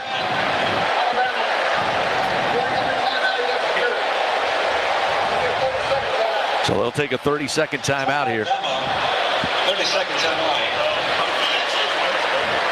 Gives us a moment to pause for station identification. This is the Fighting Tiger football on the LSU Sports Radio Network.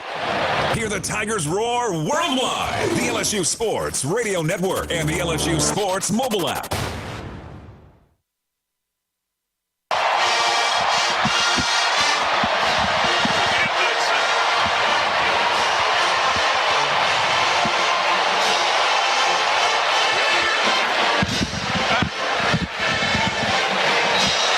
Tiger Stadium Saturday night, overtime. LSU and Alabama. Crimson Tide took the football first in the first session of overtime. Eventually found the end zone. made it 31-24. LSU comes out on first down and 10 from the 25. Jaden Daniels goes 25 yards. Makes it a 31-30 ball game. And LSU keeping the offense out there, looking to go for two and the win. Here in the first session of overtime, Alabama calling the timeout. Now the Tigers back out there. They'll have Jenkins and Neighbors wide to the right. Mason Taylor, the tight end, right of the formation. Williams in the backfield. Alabama can't get the players off the field. They just got him off. They had 12 on the field. Here we go. Snap to Daniels. Sprint out. Throw to the right. Caught. Right corner of the end zone. Mason Taylor. Tigers win. Tigers win. Hey now. 32-31. And the fans storm the field. Wow. Brian Kelly says, we're going to win this one. And he does. 32-31. Alabama goes down. A mob on the field at Tiger Stadium.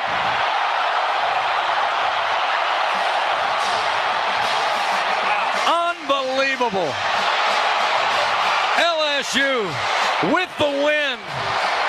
7-2, 5-1 in SEC play for the Alabama Crimson Tide. Their college football playoff hopes may be dashed. They're now 7-2, 4-2 in SEC play. And your Fighting Tigers of LSU sit atop the SEC West. The final from Tiger Stadium. LSU 32, Alabama 31 on the LSU Sports Radio Network. This is Richard Zuslaw, CEO of Acadian Ambulance Service. On behalf of all the Acadian employee owners, please be careful while driving. Always use your seatbelt and never text and drive. Support your LSU Tigers with Hancock Whitney, the official bank of LSU Athletics. From game day to the offseason, Hancock Whitney LSU credit and debit cards are a big win for any Tiger fan. Want to get your paws on these cards? Well, apply online or visit HancockWhitney.com/LSU. Hancock Whitney Bank, member FDIC. All accounts subject to credit approval. Terms and conditions may apply. Together, we are partners, setting a new standard for health. Together, we prove that no matter how battle-tested we are, our spirit remains undefeated. Our Lady of the Lake and LSU are creating transformational change and impacting Louisiana with a new standard for healthcare, research, and education. Together, Our Lady of the Lake and LSU are champions for Louisiana. Together, we roar. Learn more at ololrmc.com/LSU. This is Richard Zuslaw, CEO of Acadian Ambulance Service. On behalf of all the Acadian employee owners, please be careful while driving. Always use your seatbelt and never text and drive. Welcome to the Fighting Tiger postgame report. Stats, scores, highlights, interviews, and much more. Now, from inside the Caesar Sportsbook broadcast booth, here again are Doug and Chris. I don't know what you call this one. It is much more than a signature win for Brian Kelly in his first year at LSU. But the Fighting Tigers of LSU went to overtime with Alabama. Gave up the first score, got down 31-24. One play. Jaden Daniels, 25 yards, cuts the lead to 1, and Brian Kelly says, we're going for the victory. Sends out the offense. Nick Saban calls timeout. They line it up again, and Daniels finds Mason Taylor in the front right corner of the end zone. Two-point conversion is good, and Alabama heads back to Tuscaloosa with an L. 32-31 to the Fighting Tigers of LSU. Brian Kelly now 1-2 against Alabama, and his first win against Nick Saban and the Tide here at LSU. Doug Morrow, this is about as much fun as you can have watching a football game. That is such a great win. I'm asking myself, has that pass play to Mason Taylor, they've run it several times, have they ever not scored on it? Because I don't recall any time they didn't score on it. Makes it kind of the logical play to call. A great receiver, a great passer, and a well-thrown pass. And boy, what a wonderful situation to call it in. This is a gutsy call, Chris. This is one of those things you don't see very much in life. I tell you what, we were talking during the break after the game. This one goes down as absolutely legendary. Coach Kelly has faith in his team against the number 16, a team that had won here in Baton Rouge 29 times in the 87 meetings. LSU's only won at Tiger Stadium 9 times coming into tonight. And Coach Kelly says, I'm betting on the Fighting Tigers. And they get out of here with the win. And there may be more people on the field than there are in the stands. And Scott Woodward and LSU's TAF, they are ready to write the check. This one is worth it all as LSU moves ahead and moves atop the SEC West. Again, moving to 5-1. And who'd have thunk it? LSU here in the first weekend in November atop the SEC Western Division. Final score again in overtime. LSU 32, Alabama 31. More coming up on the Fighting Tiger postgame report on a wonderful night in Baton Rouge on the LSU Sports Radio Network. Hey Tiger fans, we're Dudley DeBosier. And we're proud to be an official partner of LSU Athletics. Cheering on the Tigers is a Louisiana tradition. There's nothing better than a good tailgate with great friends, followed by a huge LSU victory. Whether you're from Shreveport or Houma, New Orleans or Baton Rouge, come game day, we're all pulling for the purple and gold. Demand different. Demand Dudley DeBosier, official partner of LSU Athletics. 444-4444. Chad Dudley, Baton Rouge, LA 2112228. With no fees or minimums and no overdraft fees, banking with Capital One is the easiest decision in the history of decisions. Even easier than choosing Slash to be in your band. Next up for lead guitar. You're in. Cool. Yep, even easier than that. With no fees or minimums and no overdraft fees, is it even a decision? That's banking reimagined. What's in your wallet? Terms apply. See CapitalOne.com/bank for details. Capital One N.A. member FDIC. Hey everybody, let's have some fun. The time is right, the party's just begun. Have a good time, strong. Ford F-Series has been keeping the good times rolling as the best-selling truck in America 44 years straight. And with the smartest F-150 and most capable Super Duty ever built, this dynasty will keep right on rolling. Drive the new 2021 F-150 at your Southern Quality Ford dealer, proud partner of the LSU Tigers. Based on 1977 through 2020 calendar year sales. It takes true grit to wake up every morning dedicated to a higher standard of work. At H&E Equipment Services, we're leveraging our national fleet of equipment with a local approach, working closely with customers to understand their needs and provide them reliability, fair prices, and the support of a first-class service team. We're an equipment company, run by equipment people. Where others stop, we continue.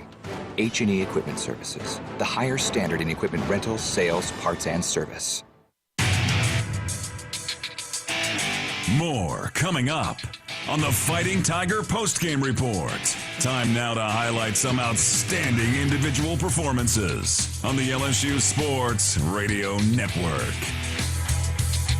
We mentioned down the stretch of the fourth quarter, nobody had left Tiger Stadium. Well, I got news for you. This game ended a good 15 minutes ago. Nobody's left Tiger Stadium. Certainly those in purple and gold, they are still on the field here as LSU defeats Alabama in overtime 32-31. Time now to hand out some individual awards for your Fighting Tigers. And we start with the Built Ford Tough Special Teams Player of the Game, brought to you by your local Southern Quality Ford dealers. Doug, tonight, Damian Ramos, he was called upon a couple of times to get points. You got to have points in a close game, a game that goes to overtime, and this young freshman kicker, redshirt freshman kicker, delivers. Well, you know that guy that kicks for the Cleveland Browns now that used to kick here? Yes. This guy's taking his place. He hasn't taken it all the way yet, but he's every chance, particularly considering the first game of the year. He has come so far, and he is such a confident guy, and he makes the fans have confidence in him because of his greatness. Great play by Ramos tonight. He's our defensive player of the game, or rather special teams player of the game. Let's move to the defense, which played so well tonight against this Alabama team, who we got to remind ourselves has the reigning Heisman Trophy winner as the quarterback. Defensive player of the game is always brought to you by Cintas, proudly helping local Louisiana businesses stay clean, safe, and ready for the workday for over 35 years. Number of guys, really, Doug, a number of guys played well tonight, but one name that kept coming up, play after play after play, number 18, B.J. Ojulari, 11 tackles, 8 solos. He was a difference maker tonight. He was, but you know, when you look at the entire defensive team, the entire defensive team played extremely well, particularly when you cut out that first drive by Alabama that was intercepted in the end zone. That defensive team played well. So many individuals you could name because they made great individual plays, but Ojulari made a lot of great individual plays, and he deserves it. So congratulations to B.J. Ojulari and our Cintas Defensive Player of the Game. The Performance Report brought to you by Kubota and the Louisiana Kubota Dealers. Visit LSUKubotaDealers.com for the dealer near you. I mean, Jaden Daniels, we are watching something special in his evolution here as an LSU Tiger, transferring in from Arizona State. Doug, back in the offseason, so many questions. What can he do? Can he just be a manager of this offense with so many weapons, or can he be a weapon? And tonight, like we've seen so many times this year, he was a weapon. Handled, protected the football, led the offense, had the big score in overtime to cut it to 1. I don't know what else to say about Jaden Daniels. He's the Heisman Trophy winner. He certainly was tonight. I mean, he's a guy that he started the game out. It didn't look like he was very sharp. And what he does is the game goes on, he just changes his tune, and he became sharp all of a sudden. Jaden Daniels, 22 of 32, 182 yards, 2 touchdowns, and his running was so spectacular tonight.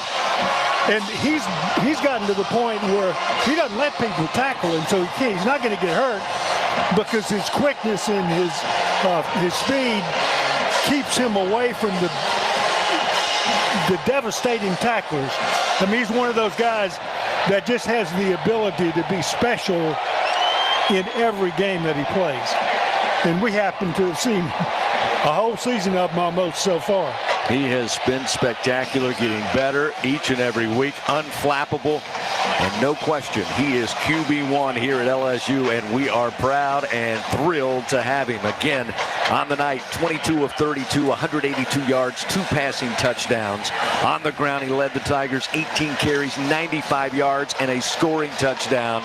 And the legend continues to grow for Jaden Daniels here in 2022. He is our offensive performer tonight, brought to you by Kubota. We'll continue with more on the Fighting Tiger post-game report. And just an update, nobody's left the field here at Tiger Stadium. They're still out there celebrating. When we come back, Doug's going to run down the final stat line. Later, we'll look ahead. We'll try to look ahead to the matchup next week against Arkansas before we hand it off to Brian Haldane, Marlon Favorite, and Brandon Taylor, who I know are going to be celebrating long into the night on the Fighting Tiger post-game report. Final here from Tiger Stadium. LSU in overtime, 32, Alabama 31 on the LSU Sports Radio Network. Hey, Dad, your prescription will be ready in just a minute. Hey, Dad, your laundry will be ready in just a minute. Dad, your lunch will be ready in just a minute. Hey, honey, why don't you take a minute? When you help care for a loved one, you give them as much time as you can. But it's just as important to take time for yourself.